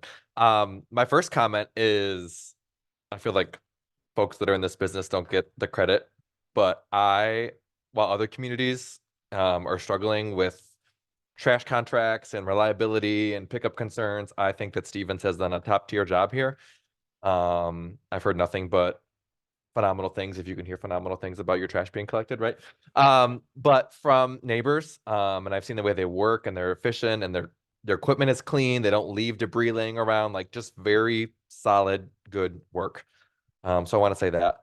That's why I'd hate to lose them eventually long term, based on that. But so we don't know then at this point. My question is, after this year contract, if nothing comes to fruition with Warma, we could be going out to bid and we don't know if at this point Stevens would be interested in still being the trash hauler for the city. We don't. Yes, yeah. But okay. And this would be, so this contract is September to September. This would be through September of 25 at a minimum at this point. Okay. Thing to note about both this and the potential Warma option is both involve carts after 25, after the end of 25. So carts is quickly becoming the industry standard. There's a lot of benefits to that, both from a like a material handling standpoint, having a cart is a lot easier to manage than having a stack of bags with, miscellaneous stuff on top, which is something that we see in a lot of our neighborhoods. It is safer for the workers to handle. It, however, does tend to take a little bit more time to actually get into the vehicle, and there's complications with on-street parking, but it's better for vermin and prevention there as well. So it's complicated, but that is the direction that the industry is going. The 5-year renewal does call for that automated for the carts in year 2, so in the end of 2025 onwards. And that is something that we are also exploring with Morma, would be going to carts. Mhm. So prepare yourself. Yeah. That's it. Thank you. Councilmember Simmons. Great. That was one of my questions. Okay, so this is one to clarify, because this will determine. So early on, I feel like, I want to just confirm whether I remember this presentation from someone, and they were talking about applying for a grant with some other regional partners. And I remember having a conversation with him. We were talking about compost and how compost is like not yet considered trash, but maybe soon or something like that.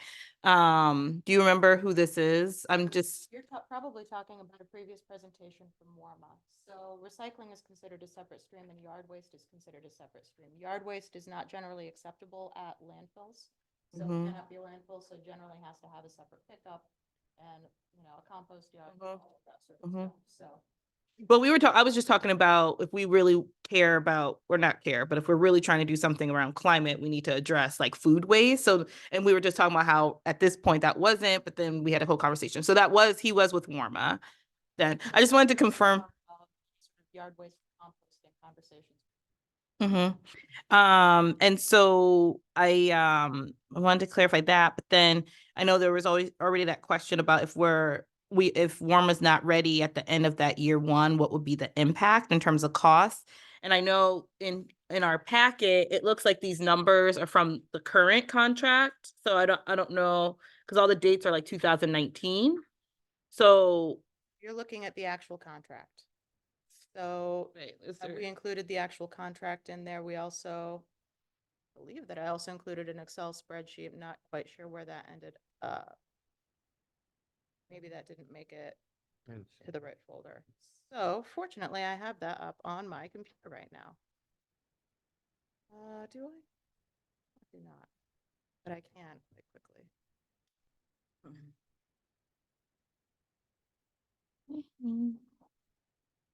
So currently, we are paying $7.90 per household for presumed 5,337 households.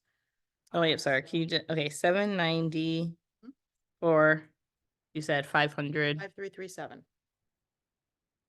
Mm-hmm. So it is about 42,000 and change per month for an annual cost of about $500,000. In year 1 of this renewal, so September of 24 through September of 25, that price would go up to $8.40 per household for an annual cost of $538,000 approximately.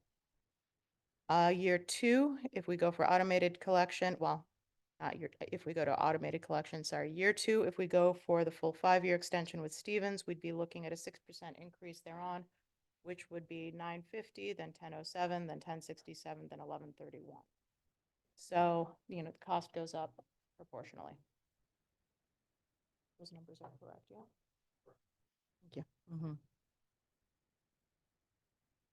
And what is, just because I'm not mathing right now, what is that change in terms of from what we currently are to this 1 year, from the 790 to 840?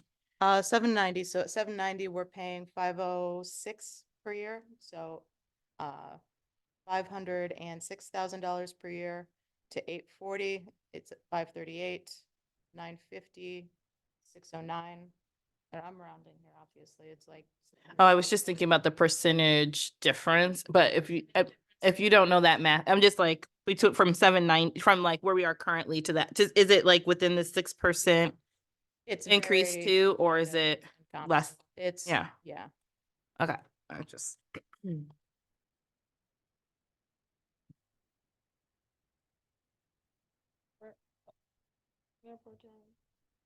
you doing? I am, thank Okay. you. Thank you. I'd like to address some context here. So my understanding is that for several years, that solid waste expenses have been subsidized from the general fund Yes. to the tune of over 300,000. On average, so between $200,000 and $300,000. And so the money that is coming in for the revenue for the solid waste collection is from a millage, correct? And that's Yes. what's, that covers up to the extra 300,000 that we put in every year from that. So when I look at that and I look at the $400,000 investment that they're willing to make for these carts, kind of puts it in line for, or it gives me some perspective on that. The other consideration here is the carts and the size of the carts, where people are supposed to put those carts. And that's a discussion for later on, but I'm assuming that these carts are smaller than the recycling bins that we got through the grant last time. That is a point of discussion. 96 gallon is approximately the nominal size of the carts that we have. 65 is the next nominal size down. I don't believe there's another size up. Not that we'd be interested in that, but Their industry, there's a 35-gallon cart. The problem with those 35-gallon carts is they don't work in the automated trucks. A high percentage of them end up falling into the truck. And you're lucky if you get 2 kitchen bags inside them, so it, 65 or more than 95.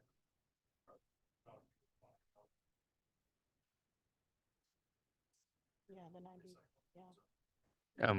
I would like to put it in the ether that I am not in favor of another 95 because people have had enough issues with those and not having an alternative. So when we look at the 32-gallon containers that we have, we're allowed to have 3 of those.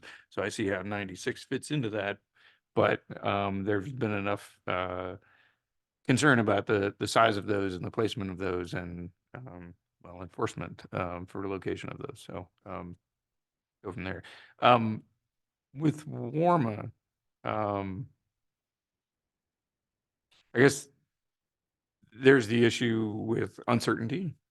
There's the issue with cost at that point. It is also possible that Stevens could be engaged in that.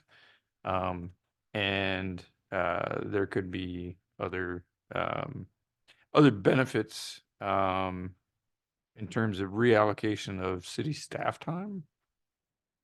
Yes. So as it is now, Stevens picks up solid waste or the garbage, the trash. We have recycling that's done by city staff, and the yard waste is done by city staff. And if Warma goes through and we have the recycling picked up by them, then those staff can be reassigned to other things that we have also had many complaints about delinquency and those things. So, but as is with this contract, those staff would still be in place for those things. Further questions or comments or discussion? Seeing none. Thank you for this. Please call the roll. Mayor Brown, Yes. Councilmember Sweet, Yes. Councilmember Tucson, Yes. Councilmember Simmons, Yes. Councilmember McLean, Yes. Councilmember King, Yes. Mayor Pro Tem Wilcoxen. Yes. Motion carries unanimously. Thank you. Councilmember Simmons, you have our next resolution, and it's the first time back at the podium for our Community Services Director, Mr. Joe Myers. So good evening and welcome back. Whereas the city of Ypsilanti operates a building department for issuance of building permits and inspections through the city. And whereas the city of Ypsilanti's current provider has indicated that they no longer wish to provide the service effective May 1, 2024. And whereas the city of Ypsilanti obtained 3 quotes for service from McKenna, Carlisle, Wortman, and Safe Built. And whereas Safe Built was the lowest qualified provider.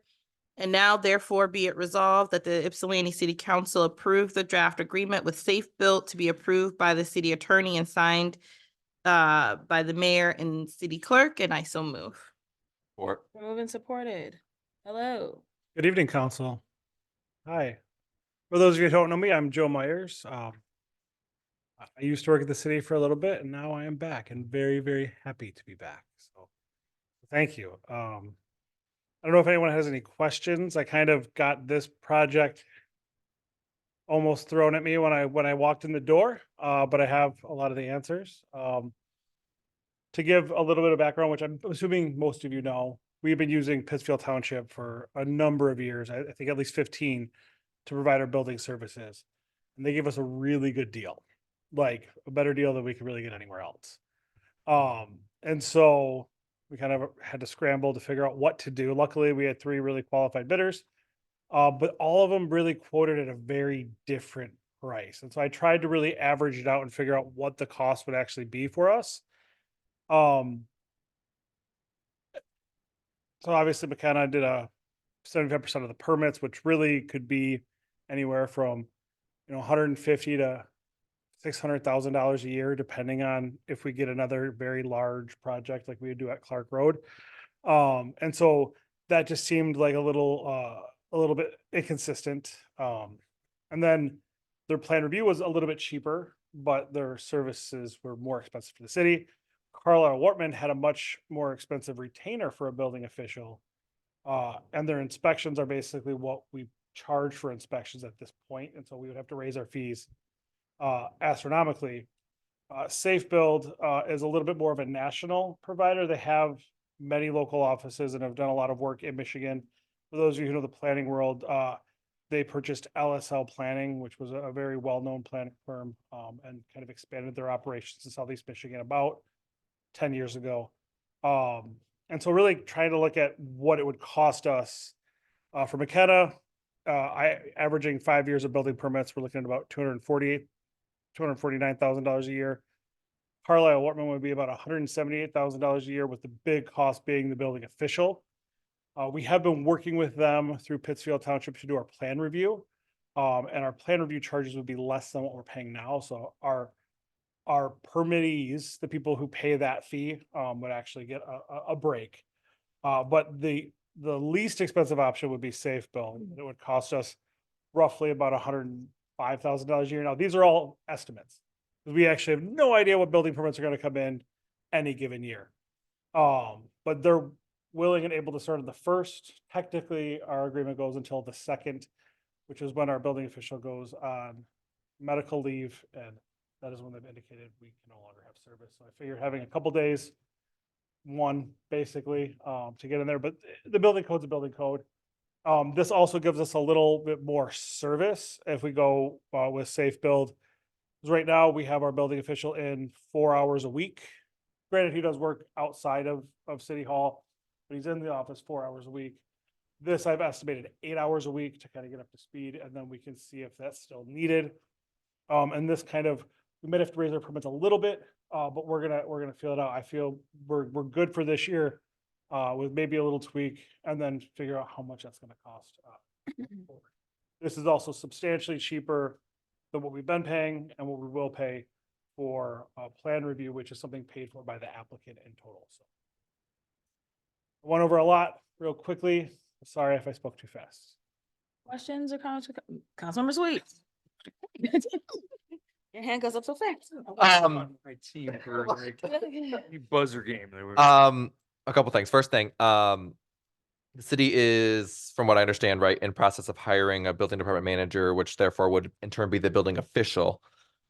With this contract in place, that would work in tandem with that person, so that, like, can you explain how that will go, I guess? So depending on the applicant we hire, only one of them actually has the credential at this point to be a building official. And so it depends on how the interviews work, but that one's going to be posted until filled. The goal would be to back off of the building official cost once that person is up and running and understanding the department. And then have them strictly be our plan review and our building inspections. Right now, we don't have any internal building inspections or trade inspections that happen. We have, some of them are kind of employees, some are paid by the permit, some are paid by the hour. It really, it varies depending. And so, the goal would be use a building official until we don't need to anymore. Then that gets pulled back. And that's the beauty of having this contract, whereas we can set whatever 4-hour range we want, and it's always by the 4 hours. So every week, we'll have 3 days of inspections, 4 hours, it's 12 hours a week, and then 8 hours of building official. Mhm.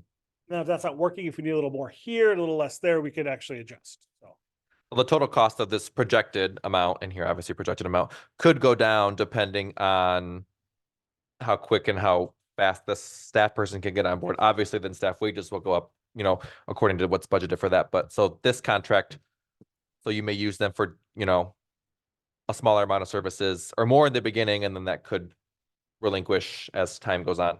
realistically, the building official would need to be on at least for 3 months, but probably longer. Okay.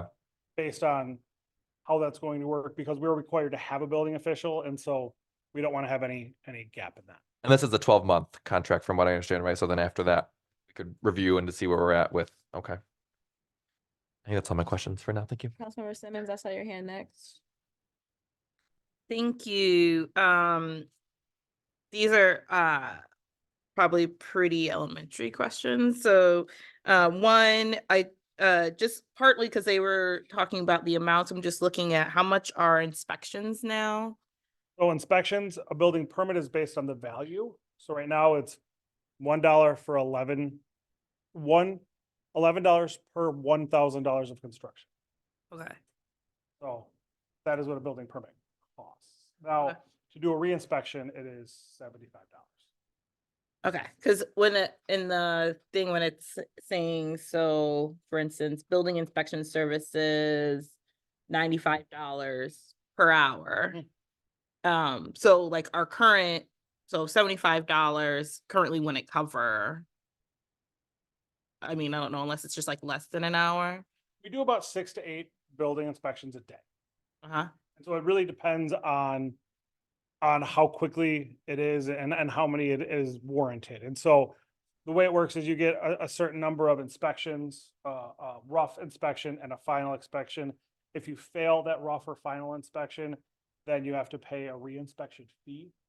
And so it really varies on how that goes. And so the building permits for a really big construction, like we'll say the Clark Road project, and this is astronomical, but that was a $600,000. Mhm. Okay, and so they get a whole lot of inspections for that. Mhm. And so it kind of varies depending. So I would say that the $95 an hour will at least get about 2 inspections per hour, roughly. Now, if it's a very complex project, you're gonna get less, if it's very, all of that. But then you'll have the money in the permit fee to cover that. Now, when it comes to the trade permits, a little bit more, that's Uh-huh. $70 a trade permit. And so those are all a little bit easier to kind of quantify. Okay. And then my other question is, and this was just trying to understand, like, so when it says, so for the building official, like kind of what's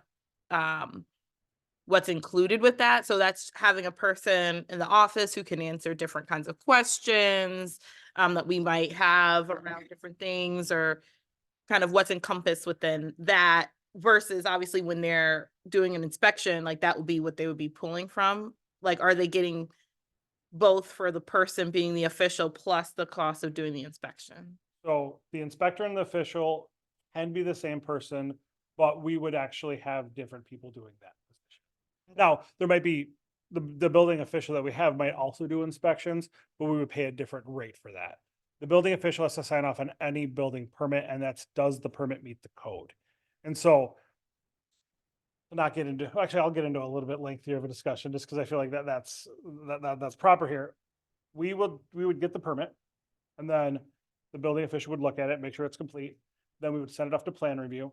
They would review it, give it back to the building official, and then when the building when the plan review was, like, the conditions were met based on the plan review, then he would sign off on the permit. And so there's that kind of missing middle person where he makes sure that what plan review needs is in the documents, and then he signs off on it. Once that's met, then they get the permit and they can start.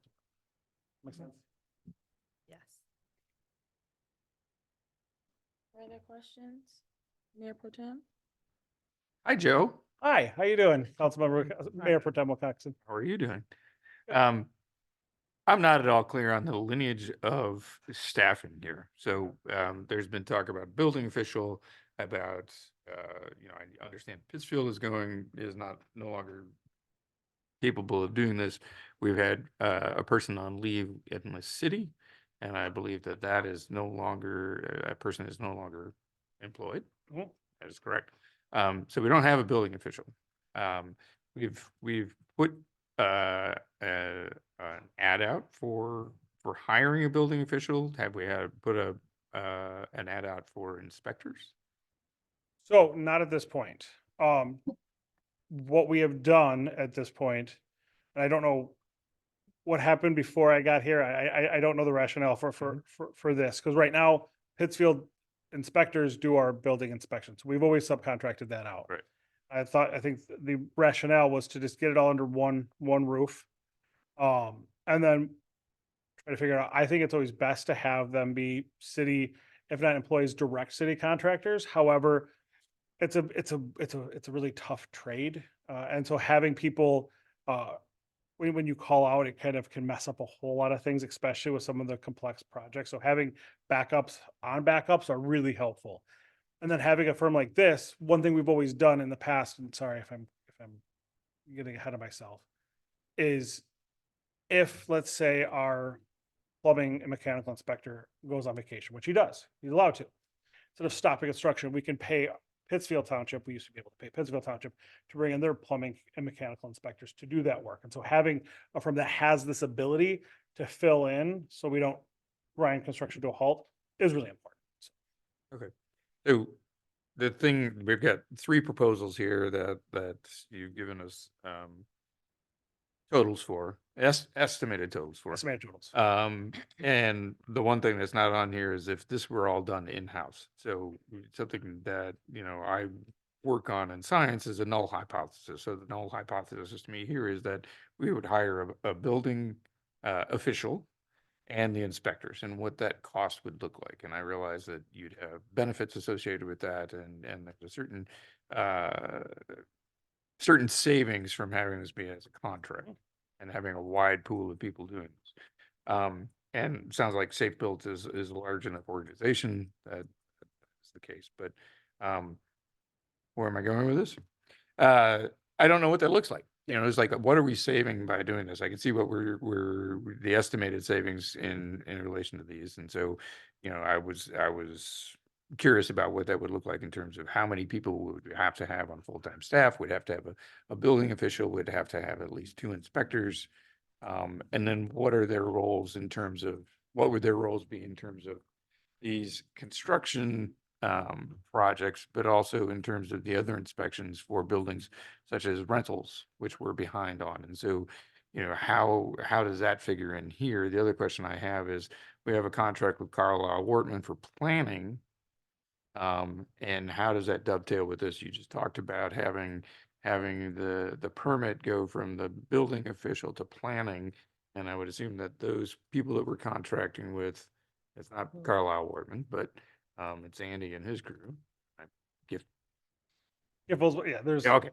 So basically this would get handed off to them. They will still be around under that contract, and they're not. And so this doesn't in any way intersect with the contract we already have for Carlisle or with the planning contract.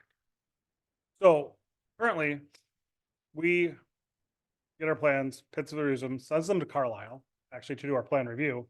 Right now, we pay about $150 an hour under plan review for Carlisle. So the Carlisle is actually coming down in price to get the business, but it's still not as it's still less to go with Safe Built. But regardless of that, there is not enough work for one full-time inspector. And so then you're going into how do we get part-time people to come in and do this? What we've done historically is our plumbing and mechanical inspector has been retired 3 times, I think, and he's in his 80s. You know, if you've ever saw Warren limp around, he's been to my house a few times when I pulled permits. He used to be Pittsfield Township's inspector, and so then we had Ed, who was actually pushing 90, who was our electrical inspector for many years. And so what we end up getting are these retired folks who end up doing it kind of as a side gig. Problem is, those people are aging out because they don't want to be inspecting at 90. And so then it's really hard to find some of these really skilled, unique trades. So that's why it's good to have a relationship with the people who are finding them. Because if you listen to any city manager conference, these trade inspectors are extremely hard to get. Now, that's not building. Building is still not as hard, and building officials are not quite as hard. I'll tell you though, we've had, I think, 4 people apply for the building department manager total. One of which really truly meets the qualifications of having a building official license. So it's challenging. But because we don't have the volume, it would be so much better if we could work with another local unit of government like we've been. It's getting harder and harder because when I actually figured out all of the paperwork they have to do to bill us properly, it was a lot. It was quite a substantial load, and that's why the incoming building officials like, I don't got time for that. I got to run my department. So that's why people are turning to contractors. I don't like it, and I think that there is a way for us to actually get potentially a building inspector potentially, but really then we get into the plan review, and that's a whole nother piece, which we've contracted out for almost ever.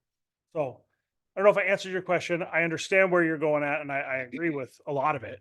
It's just we're kind of now at the point where we have our contractor ending in 2 weeks, and so that's why this gives us a year to kind of come up with a really solid plan. And maybe, and my guess is keep part of this and work on other things. But also I like having the ability to use a trade inspector. I need it as they need to go on vacation. I appreciate the urgency of this, given the situation with Pittsfield and our previous building official no longer being present.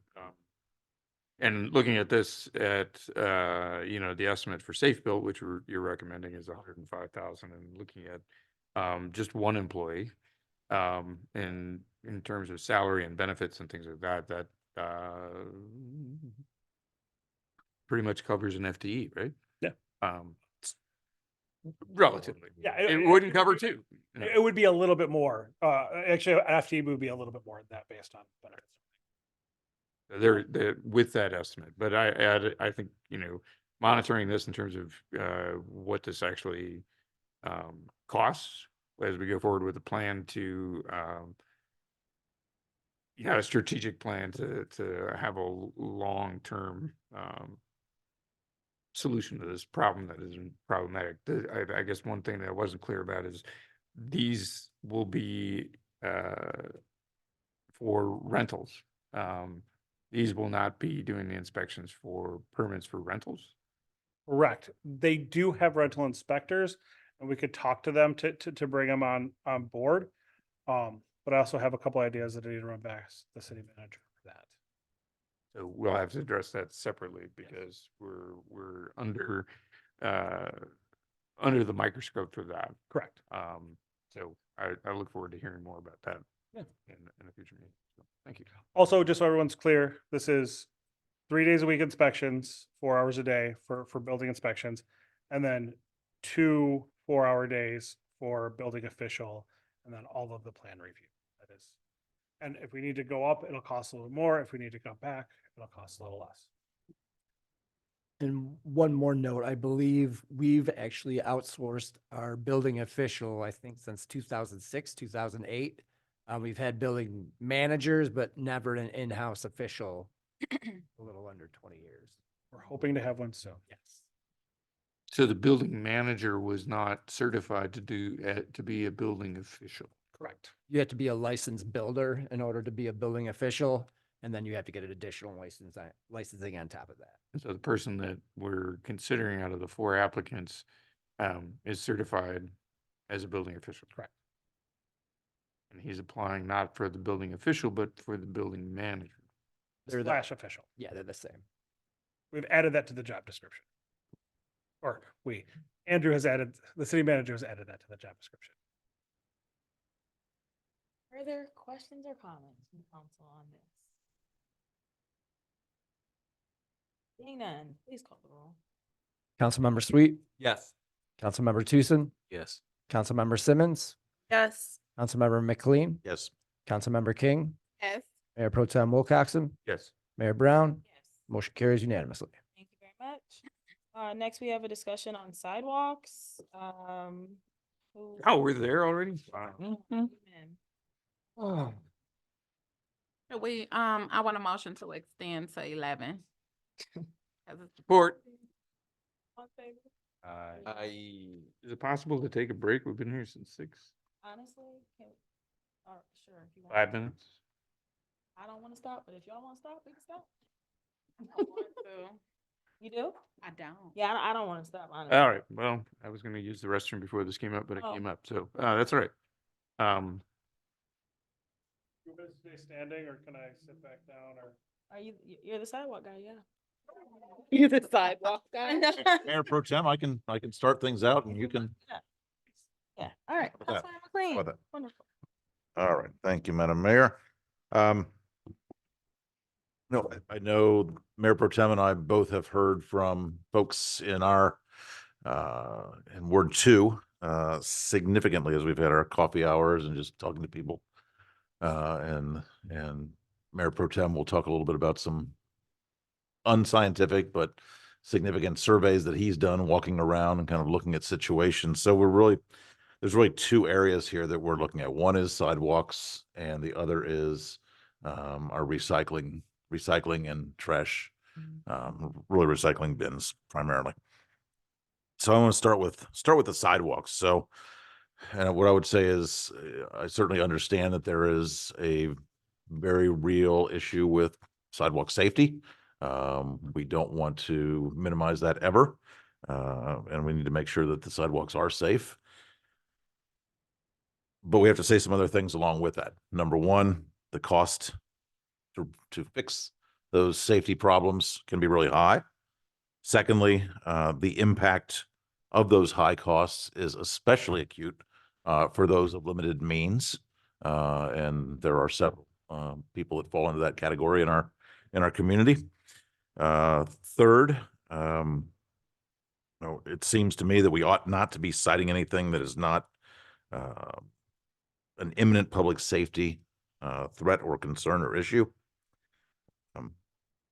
And I would also say that we ought to, as a city, I realize this is a capacity issue, but we ought to be looking for ways that we can assist where we do cite homeowners and property owners. We should look for ways that we can reduce the burden rather than just send them a bill and say, here, fix this in 30 days. Or send them a bill. They'll be lucky if they can find a contractor. That 30 days issue, by the way, is also a significant one. I have to say that the 30-day part by itself is utterly ridiculous. That absolutely has to change. So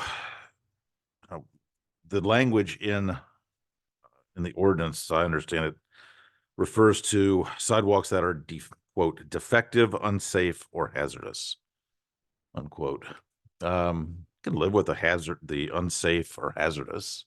But I think part of this discussion is how are those who are looking at the sidewalks defining defective? I don't know that this is happening in our particular neighborhoods, but I have heard horror stories from other cities where a small crack in the side of the sidewalk is enough to say replace the whole slab. And I want to make sure that that's not happening. My own preference is that we focus on the safety and If it doesn't look absolutely perfect, that's probably okay.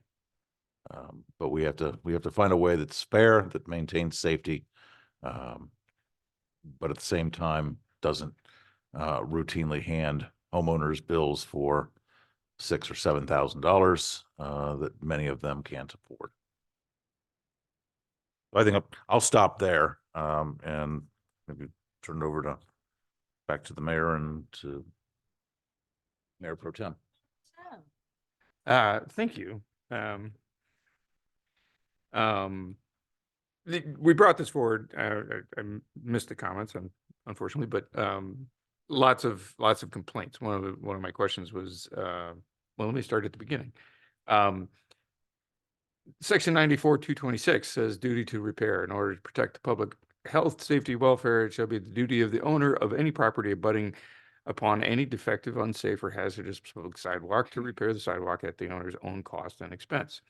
Oftentimes these sidewalks are put in before people purchase these houses, and we have a social contract with each other saying that we're going to give safe passage past our homes and businesses, and that is an explicit social contract and an implicit social contract. But at the same time, this is an unfunded mandate to our residents. There is a law in place that they have no choice in the matter, and they're expected to cover the cost of these things. There are different ways to approach that in terms of funds for doing that. Other ways to do that, and I'm not sure if Councilman McLean had covered this, but having a fund, creating a fund to do this. Also, I've spoken with the city manager about consolidating contracting for this. As was pointed out, 30 days, you can't even get somebody to return a call in 30 days for concrete work. And with the increased cost of concrete during the pandemic, and continues to rise, and we see that in all of the RFPs that we put out for our own streets and our own construction work, and also with the dam, we see that increase in cost. So in some way, if we're going to continue with this expense for property owners, then I think we need to find a way to lessen the burden there. One of my constituents recently wanted to replace 2 slabs in his front yard, and was told that by the contractor that they could not get a permit to just do those 2 things, and that it required him to replace the entire sidewalk in front of his house, which was basically equal to the work that he had done about a year ago, in which he replaced the entire driveway, a cement slab in front of his house that went to his front porch, and the entire patio in his backyard, which was $8,000, and he paid $7,000 for a sidewalk. So that seems excessive. And at the same time, we're getting requests for the city to subsidize folks with low income.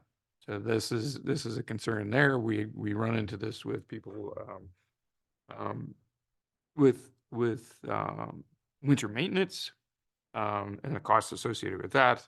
But this whole thing just, I grew up in a place that didn't have sidewalks. And I moved to the big city, and now I look at it and I go, yeah, right. And I haven't had the misfortune of having to replace this, but I can appreciate the cost involved. So brought this up for discussion because all of those things are relevant. I think this is more than just changing a few words here and there, but a wholesale look at how we do this and we cost it. So and rather than bringing an amendment to this at this time, I wanted to open this up for discussion for other folks as well. Councilmember Simmons was before you this time, Mr. Sweet. So a question I have is just in terms of thinking about if there are other models or ways that other municipalities deal with this kind of issue in terms of the funding, the sharing, the, how to kind of manage some of that. I don't, because I do hear like the concern, and obviously as a person who primarily uses sidewalks. I do like when they are traversable and I'm not gonna trip over them. And recognizing that, you know, this is like really a public good. And so, you know, I'm definitely open to thinking about like other suggestions, recognizing that the city, you know, putting, I mean, as it is, like, right, like, just like you make sure that there are sidewalks everywhere. We're not quite there. We're better than lots of other spots, but, and, you know, so I think that that should still be our focus too, but I don't know if you all know of or would think about that in terms of thinking about redoing this in terms of what are some other places doing that might make sense, or I don't know if we can ask our friends at MML or different places like that if they have some suggestions or examples of other practices that we could look into. I think Councilmember Sweet has some examples, but Mr. Barr is at the podium, so I want to give you an opportunity before. Well, with the permission of council, I'd like to lay a little bit of groundwork for your discussion. Okay. All right. The city's government in Michigan has what's called governmental immunity. And so generally the government is not responsible for accidents and things that the government does, with some exceptions. You can't, the government is responsible for buildings. If someone gets hurt in a government building, the government's responsible for it. Or streets and sidewalks, if someone gets injured on a street or sidewalk, the government is responsible for it. And so if someone walks along the sidewalk and trips and falls, we get sued, the city gets sued. And we haven't had those recently, but in the past, we had a lot of trip and falls because the sidewalks were in terrible, terrible condition. Now, the ordinance does say, now let me back up a little bit further. The city right-of-way on most streets is 66 feet wide. And that includes the pavement, it includes the margin, it also includes up to the edge of the sidewalk to the property line. So that's really in the city right-of-way. But the sidewalk is considered owned by the property owner. The sidewalk increases or decreases the value of the property and so on. It has a direct relationship to the property. However, the ordinance says, even though the sidewalk is in the city right-of-way, that if the sidewalk goes in disrepair, it's the responsibility of the owner to repair it. And that is a law that's authorized by the state of Michigan. So 20 years ago or more, all of the sidewalks were pretty much bad condition. So the city had a program and they set up a fund. And what they did is they divided the city into districts.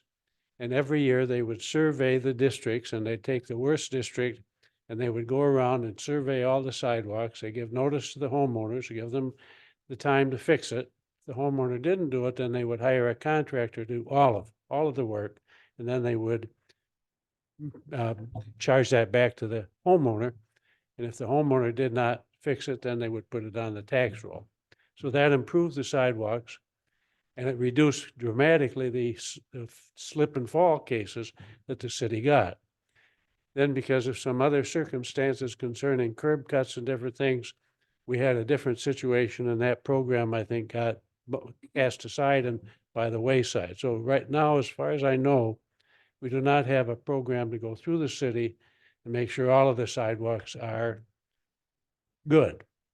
Now, when this program was in effect, we had a lot of council meetings, or we had a lot of feedback from the public to the council. And of course, nobody wants to have to fix things and pay for it themselves. So the city then decided, well, on corners, the city would pay, I think, 40% of the cost of any corner, but they still continued to have the homeowner be responsible for it. I just not recently, a couple of years ago, I had some bad sidewalks. And so I got hired a contractor to do one section, and then I think maybe two sections. I believe, Mayor Pro Tem, that you can get a permit to do one section. You don't have to do the whole sidewalk, depending on its condition. Now, the law generally is, you asked what an unsafe sidewalk is. For many years, the court would hold that to be responsible for a slip and fall on a sidewalk, you had to have a 2-inch defect. In other words, there had to be a 2-inch difference between the slabs, or there had to be a hole. The city recently got sued when there was a sign, part of a sign that was still remaining in the sidewalk. The sign had gone, but there was a little projection, and a young woman wearing flip-flops or something got her foot caught on the steel piece in the sidewalk. There was a lot of factual things on that, but those are the types of things that can cause an injury and cause liability for the city. So there's a lot of major policy decisions involved in it. Mr. Barr. You're welcome. Can I add to a couple of those things? Sure. All right. So I've been pulling numbers of code enforcement, getting prepared for this meeting, and so I can kind of go through some of them. Over the past, since our 2 code enforcement officers started in about June-ish. Andrew, please correct me if I'm wrong. July. I found 1 citation for June, so that's why I was like the very end of June. But we've issued 1,585 citations. Okay. 14 of those were for sidewalk. And I will get you, I'm working on compiling this. I had about a day and a half. So I'm trying to I'll give you some raw numbers, and then you will get the full. 14 of them in total were for sidewalk, and it's broken out. I have it broken up by ward. So 3 was in Ward 1, 6 were in Ward 2, and 5 were in Ward 3. And those are all, as far as I can tell, and as far as my code enforcement officers remember, were because of a complaint on SeeClickFix. So they took those complaints and issued a citation. They are not going hunting for sidewalks. Over the past 4 years, we've been utilizing our code enforcement officers who are in different positions or have left the city to try to inventory in some way our sidewalks, to get a handle on it so we can hopefully one day put this program back together. But we're not quite there yet. And so really we're talking, like I said, it's granted 14 is a lot, and getting yelled at by 7 people at a coffee hour is gonna not be great. I get it, but it's a very small percentage of the total that we actually have. And like I said, those were all, and I have not pulled the SeeClickFix reports because I don't have access to that network yet, or the service yet. But I'm gonna make sure that those were all the complaints, and I'm pretty sure they were. They are not going out and actively seeking sidewalk tickets. And I've also let them know that per the ordinance, the building department manager has to set a policy, which we have not done yet. So we really can't go after them. And so that's all going to be, that's going to be put on hold. But what we've had to do over the past, not last year, but the previous 6, was really make a note of them and keep a log so we can actually know where we can start tackling these. But the way we actually have been upgrading a lot of our sidewalks is through the rental program, because that's still part of the property maintenance code, which we enforce on our rentals, which they don't like either. But once again, that's a whole nother thing. And so we work with the Department of Public Services. They do have standards though, and they have to. I know that when we had a gentleman who had a slate sidewalk, which had a whole nother mess of issues, he wanted to put back in his slate sidewalk, and that didn't met no code whatsoever. We couldn't allow him to, even though it was shattered, because sometimes we actually have to drive heavy machinery on that. And so there's so many issues when it comes to sidewalks. It's not an easy thing.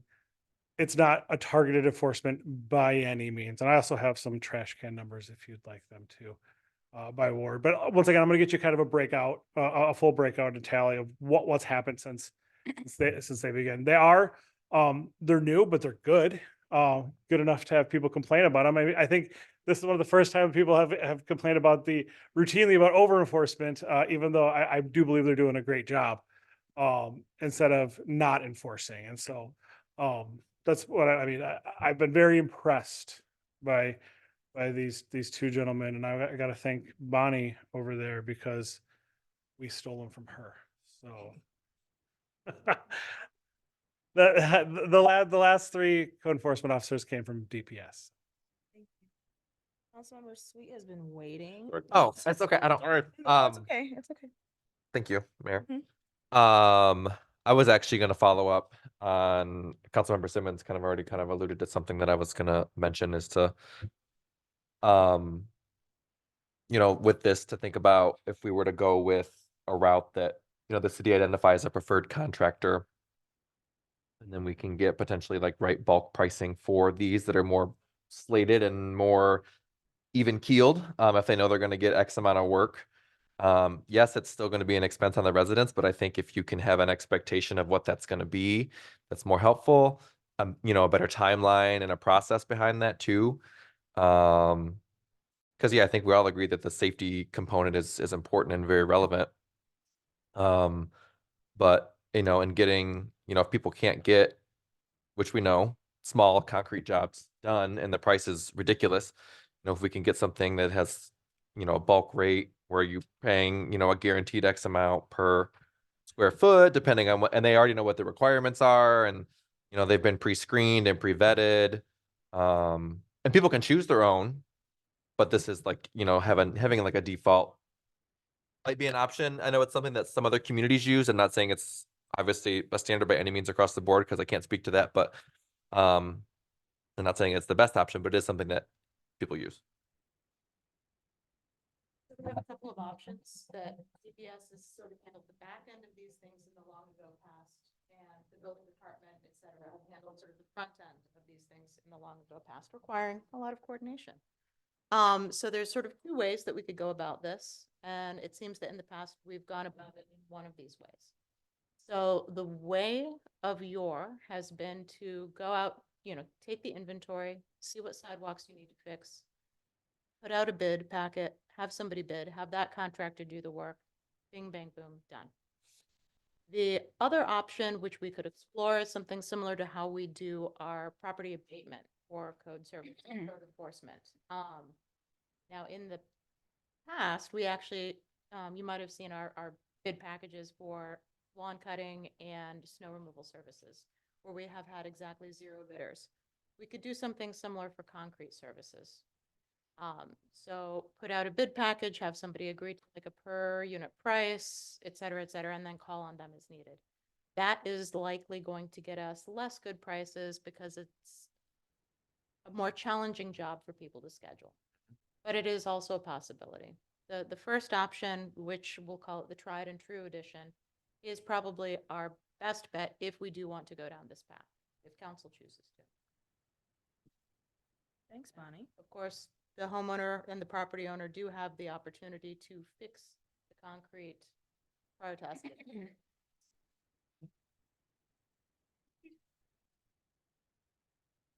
The only other thing I would add is prior to what Mr. Barr had said previously, talking about the program, I believe that was funded through CDBG dollars before, which for the last. No, the program was funded through CDBG dollars. The sidewalk replacement program was funded through special assessments. We also put in city money. Frank. No, not, I'll talk to you about that. Okay, but so there was some city money. Gotta come somewhere, maybe.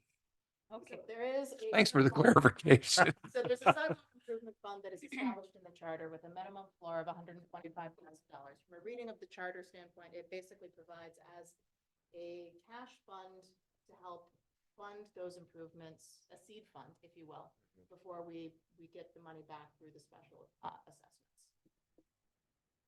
Everyone's always happy for a special assessment. People love. Councilmember McLean. Thank you, and thanks to everyone for their comments, and I think this is a helpful discussion. Glad to hear that there's only been 14. Putting this on the agenda today was in some ways, I think I'm speaking for the Mayor Pro Tem here too, but he's perfectly capable of speaking for himself. But we were trying to get ahead of this because we had heard a lot of anecdotes and stories from constituents about the carts, the recycling carts. And That's a little different. Understood, and look forward to hearing those numbers. But we thought if they're doing that, sidewalks are potentially next, and let's talk about them. Well, and so I'll give you the cards. And this is actually a pretty routine. We call them all trash cans, so I can't tell you what is trash cans versus carts. Ward 1, there's 77. Ward 2, there was 43. Ward 3, there's 46. For a full total, I can't math this late at night, of 166 out of the 1,400. So it's less, about 10%, which is pretty common based on past practice. And there isn't like a huge rush. I went through kind of some of the process, and they're still learning how to do some of it. So some of that, there will be a little bit of that. But really, as far as the 30 days, I'm with you. And they now understand that no one can get concrete in 30 days. Right. But every process we have says give them 30 days because it's usually for yard cleanup or mowing your lawn. Those are very, very, very different than pouring concrete. And so working with them on some of the logistics and some signage issues, which you might have heard some complaints about as well, working on some of those. But I can tell you that, this, the 10% for trash can, that's pretty common throughout. Main one is grass and weeds and snow and ice. And I think another problem that people are having is because we had no snow, our code enforcement officers had a little additional time. Because really winter is our busiest season flat out. It is just busy. Because we get snow and then we want to make sure they're cleared as quickly as possible within reason. And it's always 24 hours after the snow stops falling. That's our policy. And so that might be why there was a few more, but like I said, we're pretty close to a line. I can even pull historic data. I just didn't have time. No, thank you for that. What about the provision, I believe, in the ordinance that says the can should be, or the cart should be out of general view, I think is that seems incredibly vague, and It is, and our policy is it's got to be at least behind the very front of the house. but it's both. I believe it's an and phrase. Maybe go to Mr. Barr for this one, but I think it's behind the house and out of general view, not or, Okay. and. Well, there's always going to be issues, and I can go through and if you have, this is where I'd like to get to know. I've met everyone up here except for you, Councilman McLean. But kind of understanding the concerns, who you talk to, I can pull up that enforcement. We can see, and we have pictures. We make sure everything's well documented, and most of the time it's not because they're right next to the house. Usually they're in the street, in the front yard, or if you're just leaving your trash cans. Because I live in the city. I have neighbors that will sometimes stack their trash right in front of their house, and it'll fall over, and then the raccoons get it and tear it. And my daughter wants to know why the empty tuna can's sitting next to my truck. It's, those are all the issues that we're trying to stop. And as well you should. Yes. And so that's where, also everyone's trash can has to be covered. And a lot of landlords don't know that, or they know that they just choose not to do that because it's not covered, rodents. And so any question you have at all for anyone, as always, I'm here to answer them, and it might take me a little bit. I'm still getting my feet back wet. It was a little different, but it's really good. So Welcome back. Sorry if this is my welcome. no, bring it. This is good. I enjoy talking. I also enjoy data, and so. Councilmember Simmons? So this is just a general question.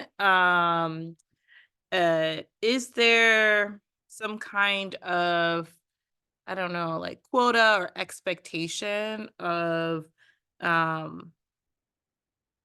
much enforcement they're supposed to do? Absolutely not. Yeah. Absolutely not.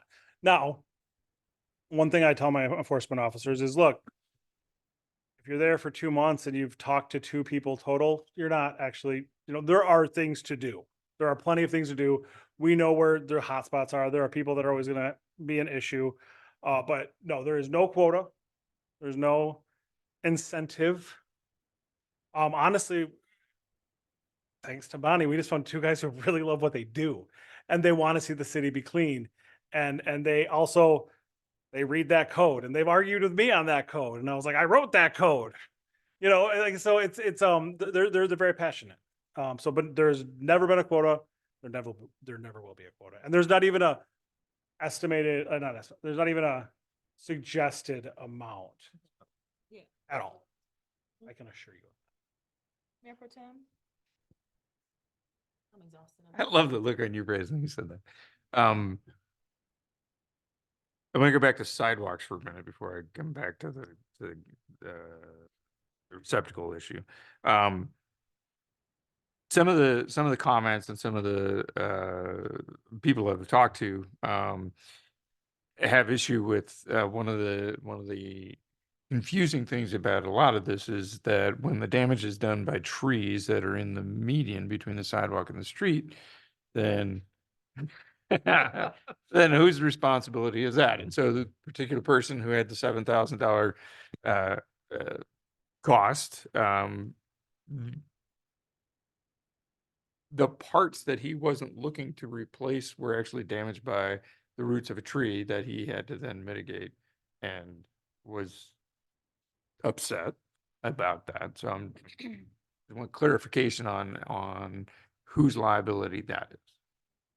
So according to a strict reading of the code, that is the property owner's liability.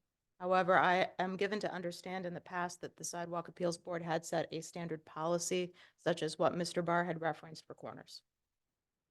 So that if the damage was due to a city tree, then 40% of Not the, necessarily 40%, but some sort of. but some percentage. Right. All right.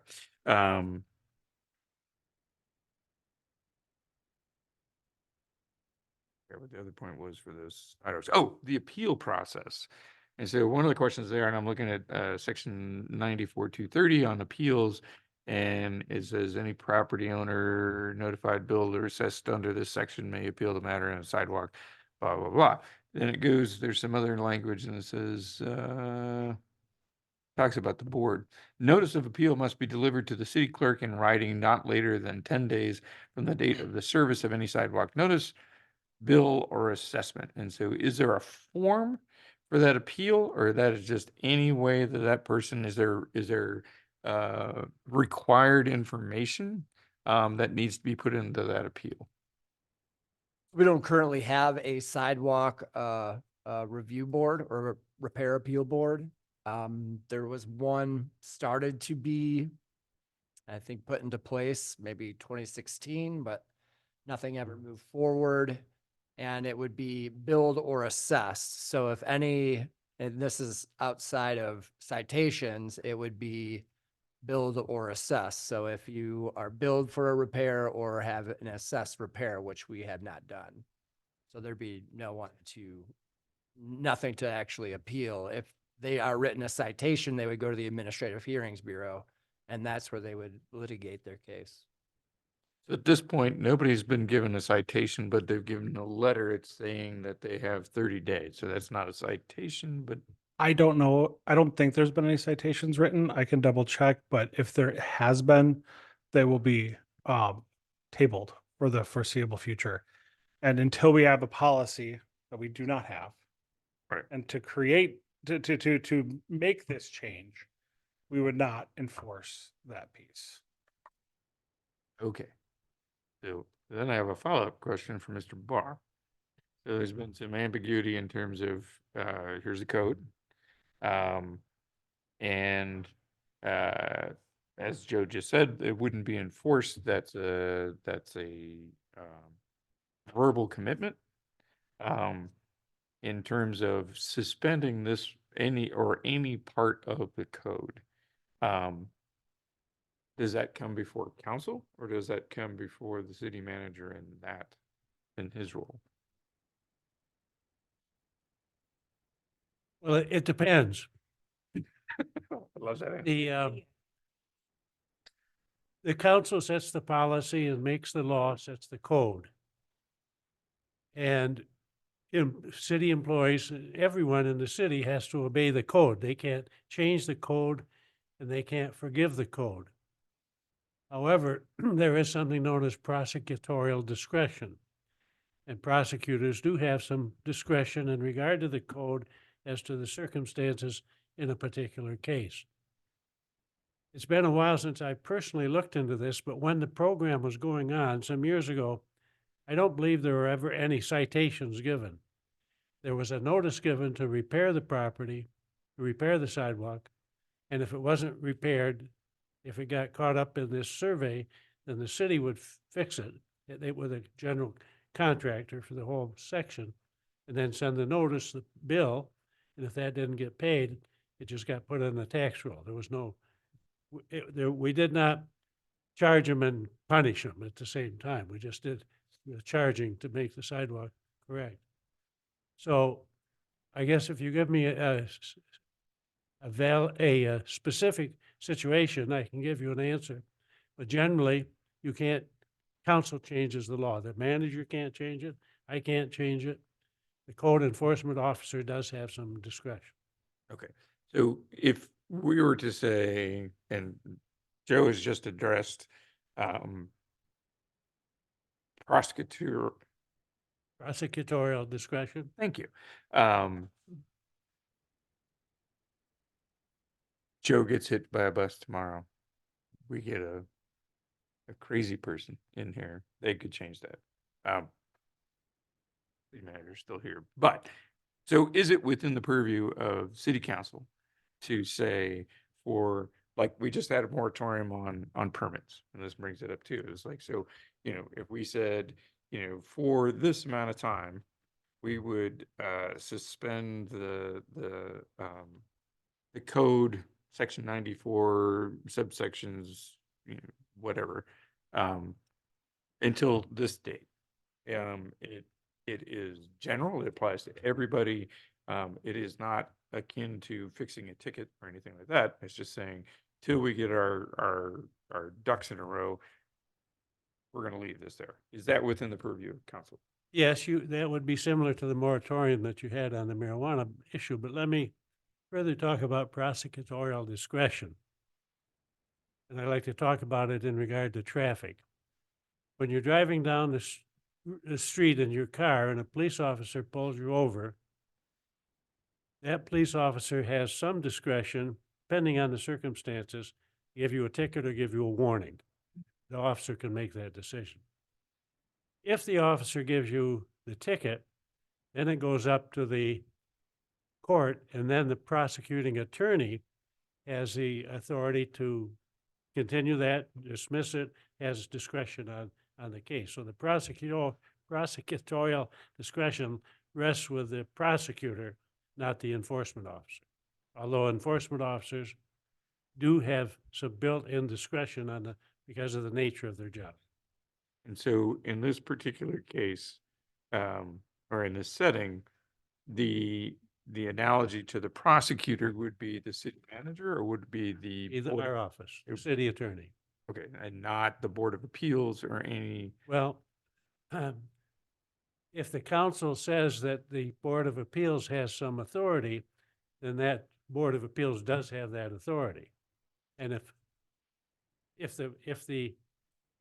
but that's generally not in the prosecution. That would be in a contract matter of ordinance violation without court action, but on the fixing of the sidewalk and then getting a bill. And what the Board of Appeals had was the authority to determine the amount of the bill, not whether they had to pay it, but the amount. and so, parallel to this, Planning Commission has been dealing with, our RV parking, code. And a person was given a letter and told to show up for a hearing. So if there was no citation, there was no money that changed hands, then I'm not clear why that person would be having to show up for a hearing. Under those circumstances. So if they were written a citation, that would have been for the hearing. But I did speak with that code enforcement officer at that time and had him put that on hold. So those violations were put on hold until ultimately the planning commission made a determination, and that's going to be coming before council at the next meeting. Because this person showed up for their hearing and was told to go talk to their council member. And so you may have all gotten a call from him. I've already talked to him, so that's fine. All right, thank you for that clarification. Mayor Pro Tem, can I also indicate that I've also let them know that any RV enforcement needs to be postponed 3 months because there was a slight delay in getting it to you for this meeting. So 3 months from now is when any case would be heard, depending on planning commission. Thank you for that. Back to garbage cans. You've got numbers, kind of gave us that. We've seen in the past that there are a lot of rentals where the landlords see this as a cost of doing business. And there's like, it's not an effective way to get them to change behavior. So there's that, and we see that go on the tax rolls every year. We've been looking at that. In terms of practical solutions is where I'm going with this, is that, you know, the large bins that we have, you know, there are limited ways to conceal those. Lots of people have no option to put them anywhere but in front of their house. There were people that got cited for having garbage cans next to their house, but in sight of from the street. I did a survey of my neighborhood a couple weeks ago, and I stopped counting after 30 houses that could potentially be cited for having this out. So I guess creatively thinking about how we reconstruct this to not continually have nonconformance, because we've got these large bins.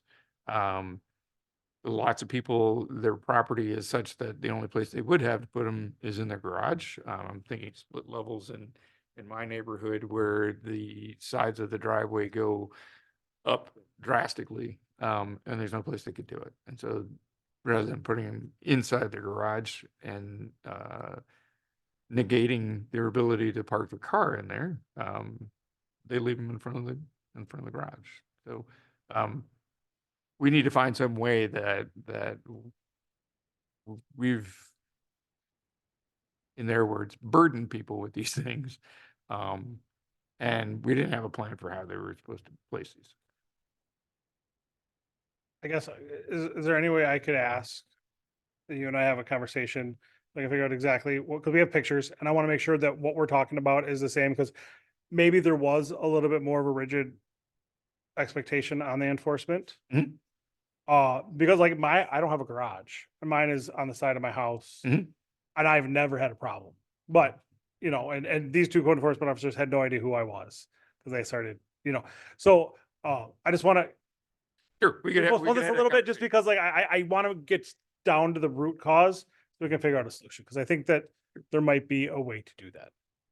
Okay, so I also want to put in there that I the irony of having two people that are really engaged in doing their job, and then the amount of complaints I've gotten from it is funny in some ways, but the constituents are not laughing.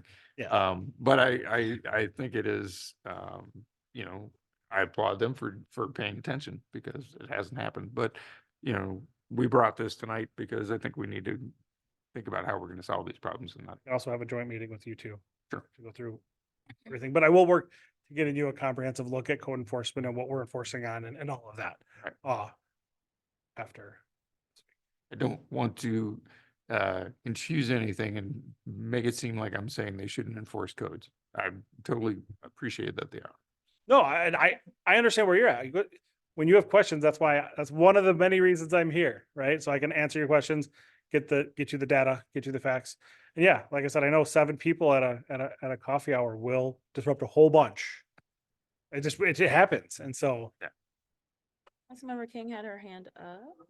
I just quickly wanted to note that for the trash cans, I did notice the number was the highest in Ward 1, being 77. So I can't wait to, just get the information you have to show us. And I will just say about the sidewalks, I can remember campaigning, that was really one of my #1 complaints. Thank you. Further discussion from council? I could add just one thing in it potentially for the section 8634 subsection A, it might just be easiest just to remove or at least define what general view means. this building line, if it's right at the garage door, right at the building, that makes sense, but the general view could be, interpreted in many different ways. Thank you. Absolutely right. Further discussion here? All right, seeing none, we'll move on. Councilmember King, you have another next resolution?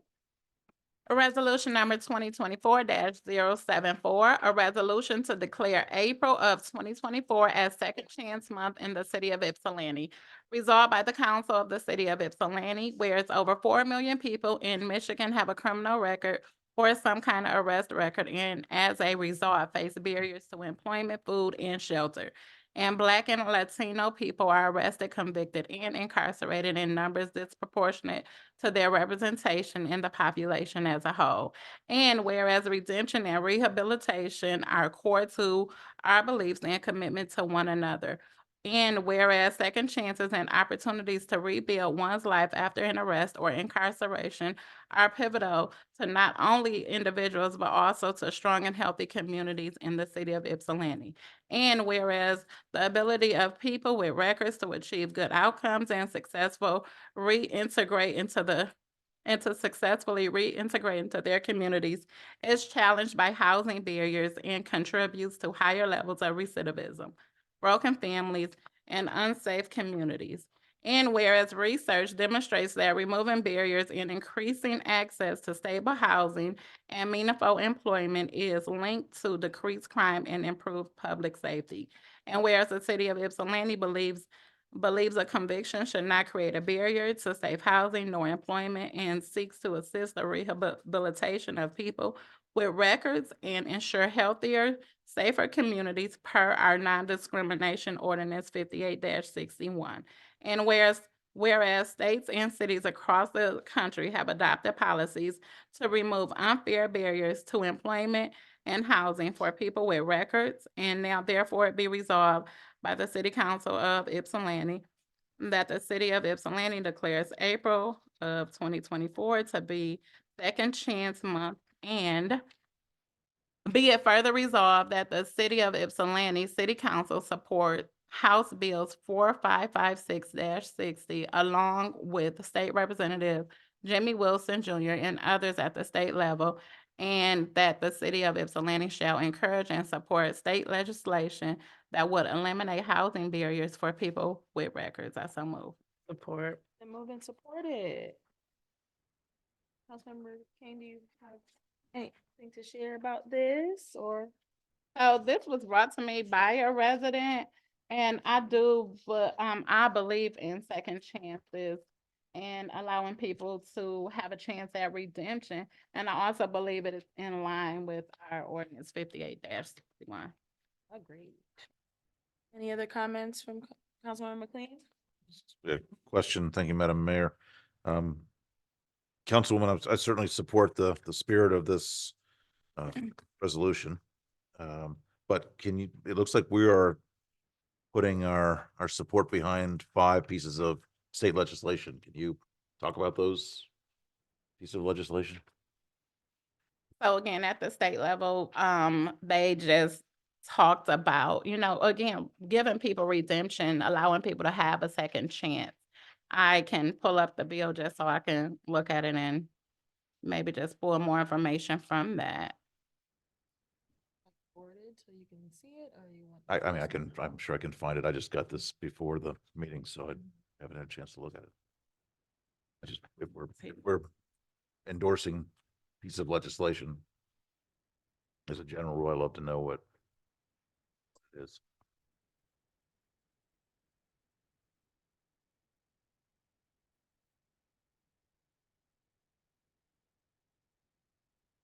You wanted to say something? No. Well, I'm just pulling them up to say what each of them are. So.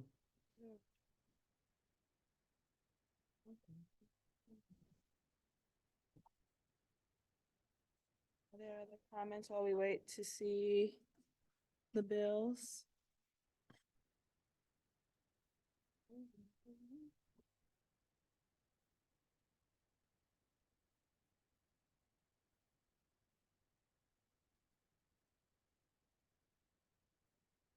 Oh, yeah, just hold them up. Yeah, sentencing of certain prisoners for process for that's all that's up here though. I know what we saw down here is that it says it's around criminal procedures and resentencing upon petition of certain prisoners and provide process for amends. But I don't know if there's more detail to it that you all have to share. All right, so I'm just looking at these, just in terms of how to summarize. Yeah, so 4556 is the guidelines and procedures for how they petition the court for resentencing. The bills would amend several mandatory provisions that apply to sentencing and parole eligibility. Then wait, hold on. Let me see here. So that's that one, eligibility for well, there's so many parts to each of them. Okay.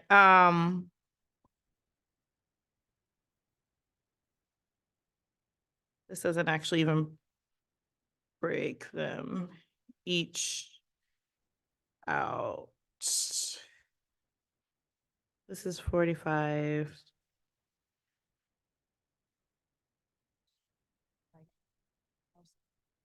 Yeah, they're about, yeah, they're just, I mean, I'm trying to find out how they broke them out, but most of them kind of group them because it's basically they're looking at, each of them are kind of focused on a different kind of procedure for hearings, sentences, how they petition for them, and what that might look like. So they kind of group them together in those different ways on here. Looks like 4558 is around the Crime Victims Rights Act to amend to reference rights of crime victims in certain prisoner resentencing. 4559 is around sentencing penalties for certain crimes of imprisonment for life without parole eligibility and to amend the public health code to reflect potential resentencing. 4560 is around penalties for certain crimes of imprisonment for life without parole eligibility and to amend the Michigan Penal Code to reflect potential resentencing in those regard. That's all of them, right? To 4560? Correct.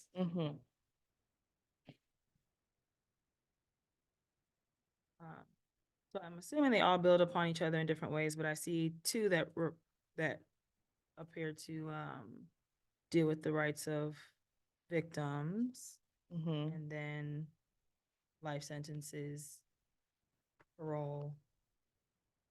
And while this is not completely a whole summarization, here is a little bit I can read. House Bills 4556 through 4560, which would allow sentence reviews for those who have served 10 years or longer, are data-driven public safety reforms that would help Michigan make a much-needed course correction.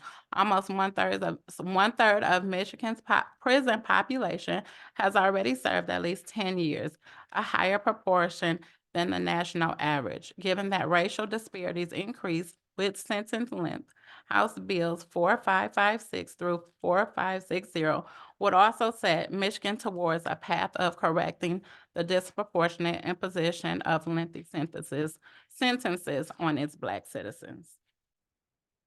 Yeah. Further discussion on this resolution? I'll just right quick, just to say that these bills have been in the ether for a little while and gaining steam and support. And so yeah, and I know that this has been something that a lot of people have been working on and been seeing a lot of folks out and about around this, especially a couple of years ago. So I think this is now trying to push its way back into the public sphere. Thank you. What I'll add is that while I don't think that we had a lot of time to look into it, it was added at the table, but I will say that when you look it up and you see the state representatives who were sponsoring the bill. There are several of them that I know and trust, and know they've been working on this since 2023-ish and before. But it was introduced back in 2023. And I trust them. I will say that. And I am definitely in support of, the opportunity for redemption, and to remove, unfair, barriers and policy, in terms of sentencing and in terms of those who have perpetuated harm against others, as well as, vindication of victims. So, I will support this. Further comments or discussion? Mayor Pro Tem? It's not particular to this, but just the process that we're going through right now, and we've kind of dealt with this in the past. It's just a request that, when time is available, that, the, relevant bills would be attached to our agenda. Because that would be very helpful. Yeah, absolutely. Thank you. Is there further discussion here? All right, seeing none, city manager? Councilmember Tucson, Yes. Councilmember Simmons, Yes. Councilmember McLean, Yes. Councilmember King, Yes. Mayor Pro Tem Wilcoxen, Yes. Mayor Brown, Councilmember Sweet. Yes. Motion carries unanimously. Councilmember King, you added a discussion here on Juneteenth, so I'll let you kick that off.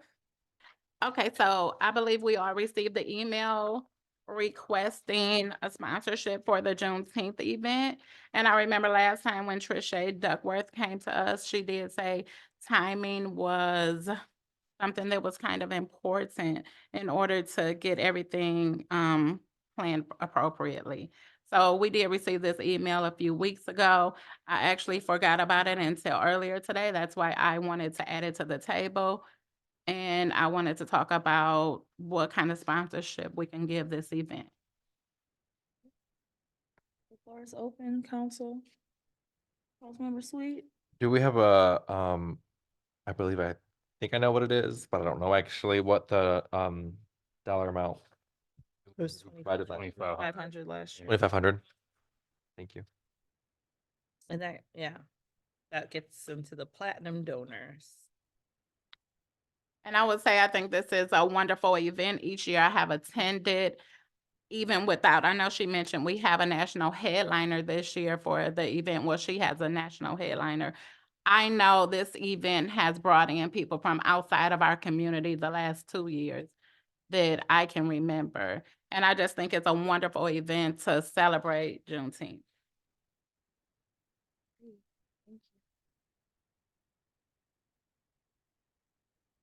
Further discussion from council?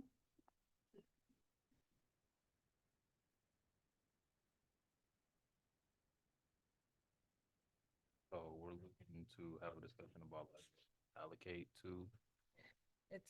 Do we want to sponsor, which I think like what we have in the past, and then how much we want to? I would be in favor of offering up the same 2,500 from last year. I support. Is Was that a motion? I was just. Oh, yeah. I move to offer $2,500 towards this event. Or Oh, 4. Wait, huh? oh, he said 4. Wait, what? What? Huh? 2,500? Five. You said Do you support? want I Yeah, said you said support. for this event, right? You said support. I said That was support. your motion. Oh, Am I Whatever. am I messed I up? don't know. I Wait. don't know what's happening. I thought you Who motioned made a that. motion? no. Yes. I was I was supporting and I was just saying, oh wait, that was a It wasn't a motion. motion originally. Yeah, So yeah, it's yeah. still So in. yeah, I would. I'm spaced out. Yeah, so I move to I agree. Yeah, okay. I move to allocate $2,500 towards this Juneteenth event. Okay. Is there support? Yes. All right, it's been supported. Discussion. I'm in favor. You're welcome. Really? City Manager, where would those funds come from? Do we have to tell you? Or do we have to find them? I'm sure we can find the $2,500. Was like, what do you find? What's been allocated? Just asking. That's a good question. It is a good question. And I mean, even when we were talking earlier, this could actually come from that social equity fund. Yeah, I That's I what I thought was that's thinking. what it came from before, but I could be wrong. I know there was I thought there was some type of sponsorship that came from that. It's possible. I mean, I don't know. it's You easy may- enough to check. if it's Yeah. not already been- Listen, you know better than I know, Andrew, I'm sure, but yeah, okay. Further discussion on sponsorship. Do we get t-shirts? Yes, we're supposed to. I Yeah, didn't get one t-shirts last time, Yeah. but guess what, y'all? It says 7. It was there, it was in the bag. I know I Okay. wasn't, Sure, I it's in the didn't get bag. one. T-shirts. You get t-shirts. The entire council had t-shirts in a bag up by the stage. I If you didn't get missed the, mine. I missed yeah, they were there. She said, she told us on a thing, on a bloop, bloop, bloop mic. Swear. At any rate, all right, if there's no further discussion, please call the roll. Councilmember Simmons, Yes. Councilmember McLean, Yes. Councilmember King, Yes. Mayor Pro Tem Wilcoxen, Yes. Mayor Brown, Yes. Councilmember Sweet, Yes. Councilmember Tucson. Yes. Motion carries unanimously. Thank you. Liaison reports, Police Advisory Commission. We didn't have a meeting last time, well, last meeting date because we didn't have quorum. But on the 25th of this month at 7 p.m. right here in council chambers, if you would like to know about what's going on with the police in your city, the city of Great Ypsilanti, meet us here, 7 p.m. I'll be here. I hope you're here. Percy. We will meet on Thursday, April the 18th at 6 p.m. In here? in here. Wonderful. Parks and Arts. Met last night. We'll be doing a tour of the parks in May to help with their master plan process. Talked about some park equipment, and had a productive meeting. Thank you. Sustainability. No meeting. HDC. Historic District Commission met last Tuesday. I'm not gonna go over all of the items that they went over, and I think I stayed till 10:30. I understand it went until about 11:45. But it included signage for Dog Bakery, 100 West Michigan Avenue. Also note 206 to 210 North Washington is an Avalon housing project that involves federal funds. So two separate outbuildings that need to be stabilized there, as well as a fire damage structure that needed to be demolished. So next meeting is going to be held at, I believe that is at the Freight House. You, Planning Commission. I'm sorry, but don't recall exactly when the last meeting was, but there was the distillery had come through and we've already dealt with that. The development on North Washington, what they're calling it, but in the parking lot behind the Centennial Building. The site plan came up, Planning Commission reviewed it, was trying to remand that a number of exceptions from a PUD back to staff, and staff said, "Well, this is beyond the scope of what we have to do." There were 17 different items that were to be there. So that has been carried over. The developer has been asked to address those things and then bring it back to the Planning Commission. So that'll go back to the Planning Commission before we see it. And I think that was the correct thing to do at that time. I attended the Non-Motorized Advisory Commission meeting that was at the Senior Center this past week. They are working, they got a grant earlier for communicating pedestrian safety. There were a number of ads that were placed in various places. We were one of 3 cities in Southeast Michigan to get that grant award.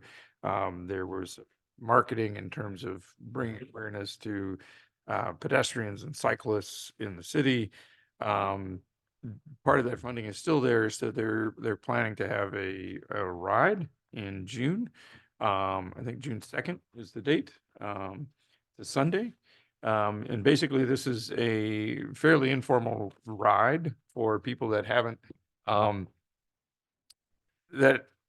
been able to get out into our new bike lanes and look at the infrastructure. And so they've partnered with Bike Gypsy, which is going to organize the ride. There will be an event where there will be booths and information available. And it sounds like the place will be, there will also be a walking tour associated with this, and they're negotiating with Live Cafe to have that be the home base for that. I think it's great. There are a lot of people that are intimidated by navigating the city on a bike. I went out and rode the route down Hamilton all the way out into the township and back in. I'm a seasoned biker. I take this thing, for granted, but I can imagine to a lot of people, it's not an easy thing to do. And so they're trying to help people, in a guided way in a group to go out and use this so that it becomes more used by citizens. So that's it for the planning. Thank you. CBA?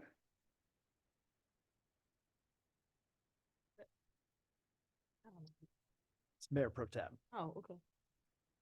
ZBA. Oh, I haven't been to that. No, I'm sorry. I took that up last time and I have not. SEMCOG? Not there either. Watts? We have our meeting tomorrow. Urban County? There's nothing new to report. I don't think. Yeah. Okay. Thanks. DDA, the meeting's Thursday. Rutherford Pool. I wasn't able to make the last meeting because it was concurrent with another meeting. I think it was the planning commission. They're going forward with the, there's been some confusion around the resurfacing of the pool. Since this money was coming through the state and funneled through the city, some of the efforts that they had previously done to get a bid on this, and when I reported on this before, they had already got a bid, and the price was locked in. But when the money came in through the state, there were requirements for RFPs and that bid process that are currently working through there with the state, and the city manager has been providing connection between the state and the board of the pool to make it possible that the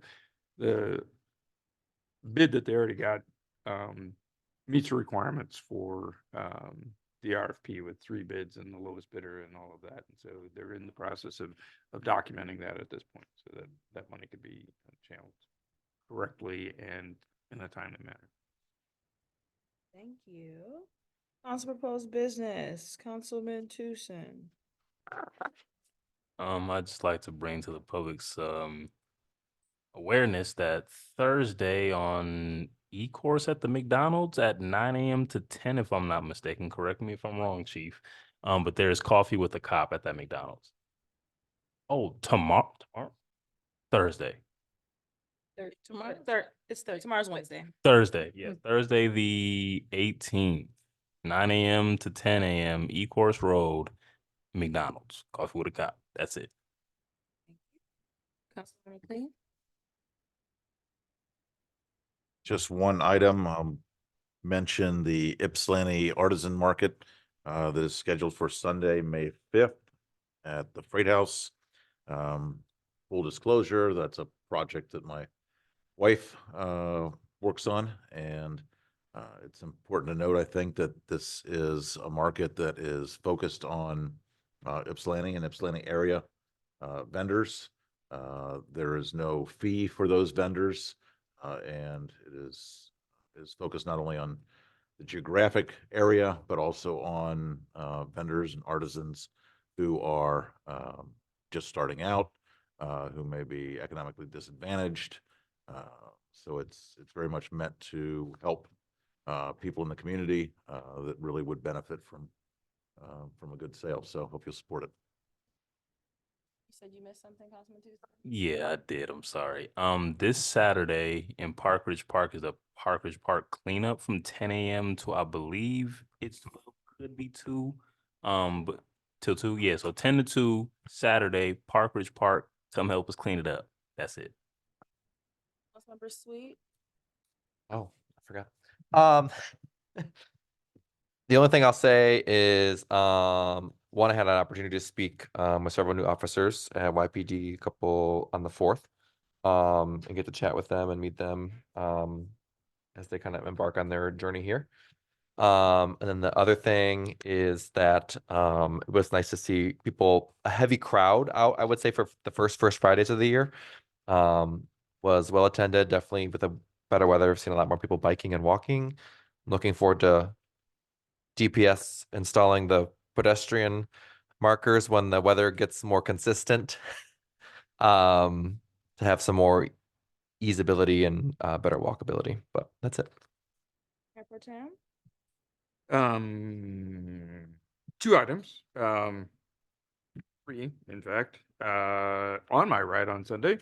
Looking at the infrastructure, there's a lot of debris in the bike lanes. We've also gotten, I've also gotten requests for having the street sweeper out in various other parts of the city, but it seems like that would be, I dodged a lot of broken glass, mufflers, things like that are out there. So it's like, I do want to point out that the street sweeper does generally hit the trunk lines first, but one of the reasons why the vehicle travel lanes tend to be more cleaner than the bike lanes is the wind from the vehicles, the tires of the vehicles Mhm. tend to actually.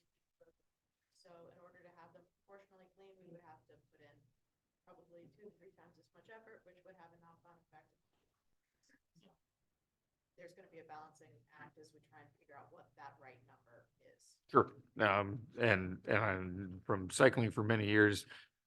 It's always the case that the bike lane and the shoulder of the road has way more debris because of that very reason. And what that does is it forces people on bikes that are avoiding that stuff out into traffic. And so, just with that. So, springtime has always been a problem because, the snow plows throw things over there as well. And so all of that sits. So just bringing that up. Along with that, there are street signs, constituent brought to my attention, that at the corner of Huron and Cross Street, there is not a street sign anywhere on that. I wrote, yeah, just the green. One of the poles that was removed as part of the project. So we've never had the ones on the masks. Right. Little pennants on the side. So that's okay. That's good. Okay, yeah, and there was somebody that came through town, wound up all the way over at St. Joe because they never found Cross Street, and just kept going on Huron, right? So that's one issue, and I wrote that as part of the thing. The other one is close to home on Cornell between Washtenaw and Whittier. There is no parking, and it's been historically no parking on that block. There's condos along, this is what I'm getting from the residents. That first block The first block, so between Washtenaw and Whittier, there have been people parking on the east side of the street that is spillover parking from the condos on Washtenaw. And somebody tore the sign out at some point. So there's no parking signs on the west side. There's a no parking sign further down closer to the intersection of Cortland. But further up next to those, that sign had been removed and people have been parking there. The person that lives on the corner of Cortland and Whittier, whose driveway comes out onto Cortland, it's an older couple. She was backing out and almost got screamed by a car coming down the hill because their driveway was obstructed by a large van that is a handicap transport van. So it's a pretty sizable thing. So if we get the sign back up and have the code enforcement people enforce the no parking on that block, that would be awesome. Yep.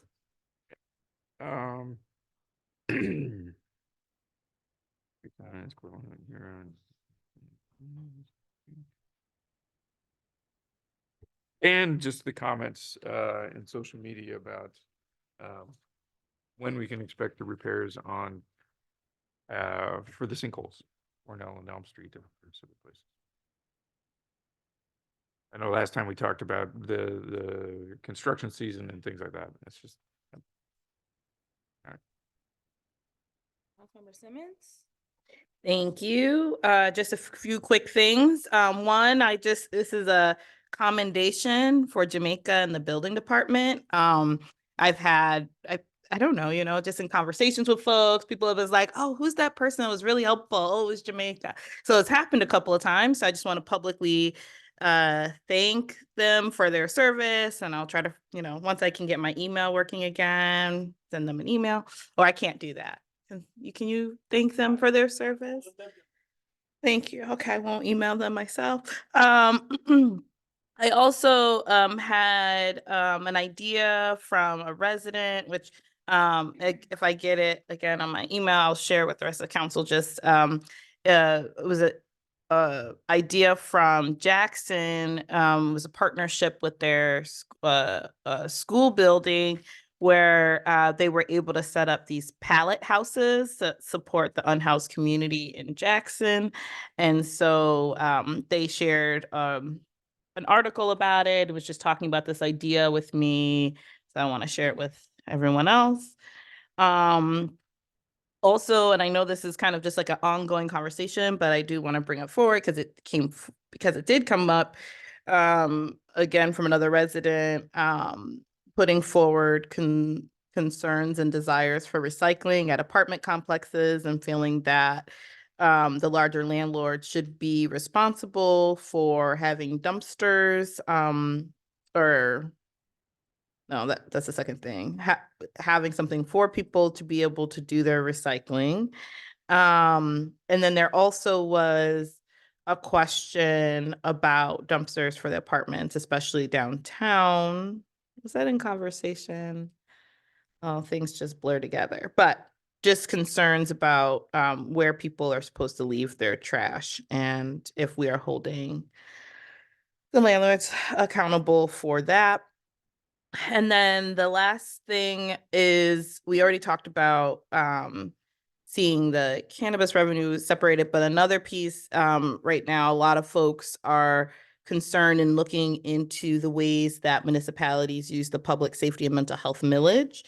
And so I'd like to bring that forward also for to get that information in terms of how those funds were spent and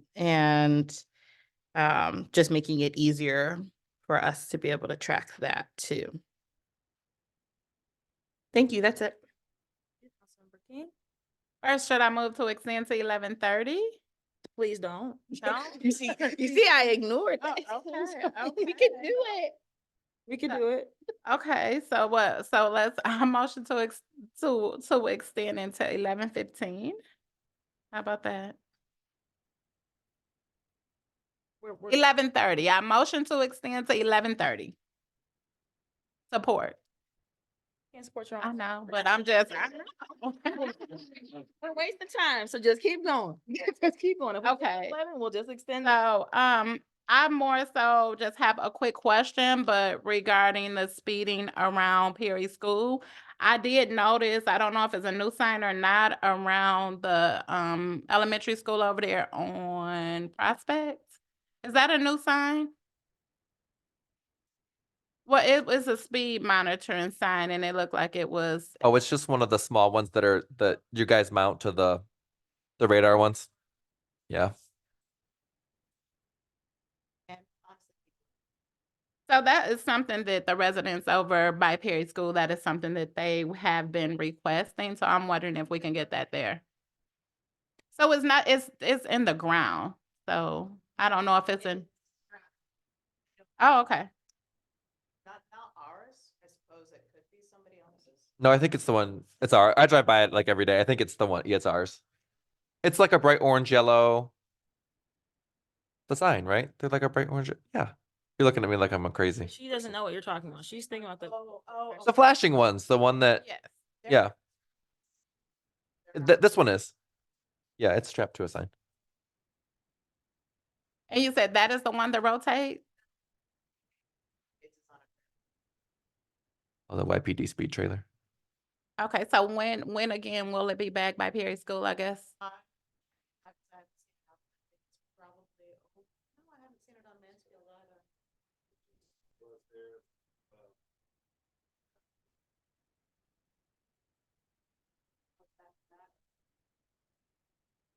I guess so my question is the one that is over there on Prospect, that one, that one does not move around?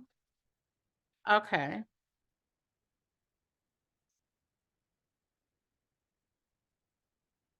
Okay, and I'm just wondering because again, this has been a hot topic for some of the residents in Perry School, and I want to make sure it is rotating to that area, you know, the same amount of time as others. Thank you. That was it? That was all. Thank you. I don't, everything else I was gonna say was shared. The Brown Chapel Brotherhood banquet is this Saturday at 2 p.m. at EMU in the Student Center Ballroom. About a week and a half ago, myself, Councilmember Simmons and Councilmember King were able to attend You Don't Know My Story up at YCS with a group of young women, who did a wonderful job on a panel and just sharing insight into their lived experience and their plans for the future, as we also got to sit and share with them in community on a Thursday, well, the whole day really, and that was wonderful. So always happy to attend events in our community, especially with our young people. City Manager. Just real quick, I had a meeting with SEMCOG today. We talked about potential funding for facilities, also about pushing the state to have SRF funds available for stormwater management. I met with representative from Representative Debbie Dingell's office to again discuss funding sources. So I've been having a lot of conversations about bringing money to the city. I spoke with the new clerk today to give a little overview of the day-to-day, and she's excited to get started. And she'll be here on the 29th. Communications, our budget time is approaching. You see the dates listed under communications, so please add those to your calendars as we, dig in. This is our second opportunity for public comment. If there's anyone in the audience who would like to address council, please raise your hand. Same on Zoom. Please raise your virtual hand. All right, Cornelius W. has their hand raised. I'll allow them to speak. Good evening. Good evening. Can you guys hear me? Yes, sir. All right. So I actually didn't tune in until 7, so I missed the first opportunity for public comment. I didn't realize you guys were starting at 6 o'clock today. I wanted to start off by saying that I appreciate Councilmember Simmons for bringing up what she did about the cannabis revenue. And as budget time is coming up, I would ask that council consider specifically allocating those funds to community efforts for things like harm reduction, mental health support, unarmed response, kind of some of the topics that we've been talking about, trying to get funded for the city. I think just that would be a great use of those funds, as well as the millage that Councilmember Simmons brought up recently. And I would just also like to say that I appreciate the support for folks dealing with reentry and the naming of April as Second Chance Month. And I think that the application funds from cannabis businesses are already being used for something similar to that, as far as supporting people in reentry. So that would be another great use for a great allocation for the cannabis revenue. And then, obviously the cap wouldn't really make sense if we were able to get more money to fund those services by expanding cannabis business in Ypsi. I think that would be a win-win. So anyway, thanks. Thank you. All right, is there anyone else? If anyone else would like to make comment, please raise your hand now. No hands raised, council. Seeing none, the meeting is adjourned.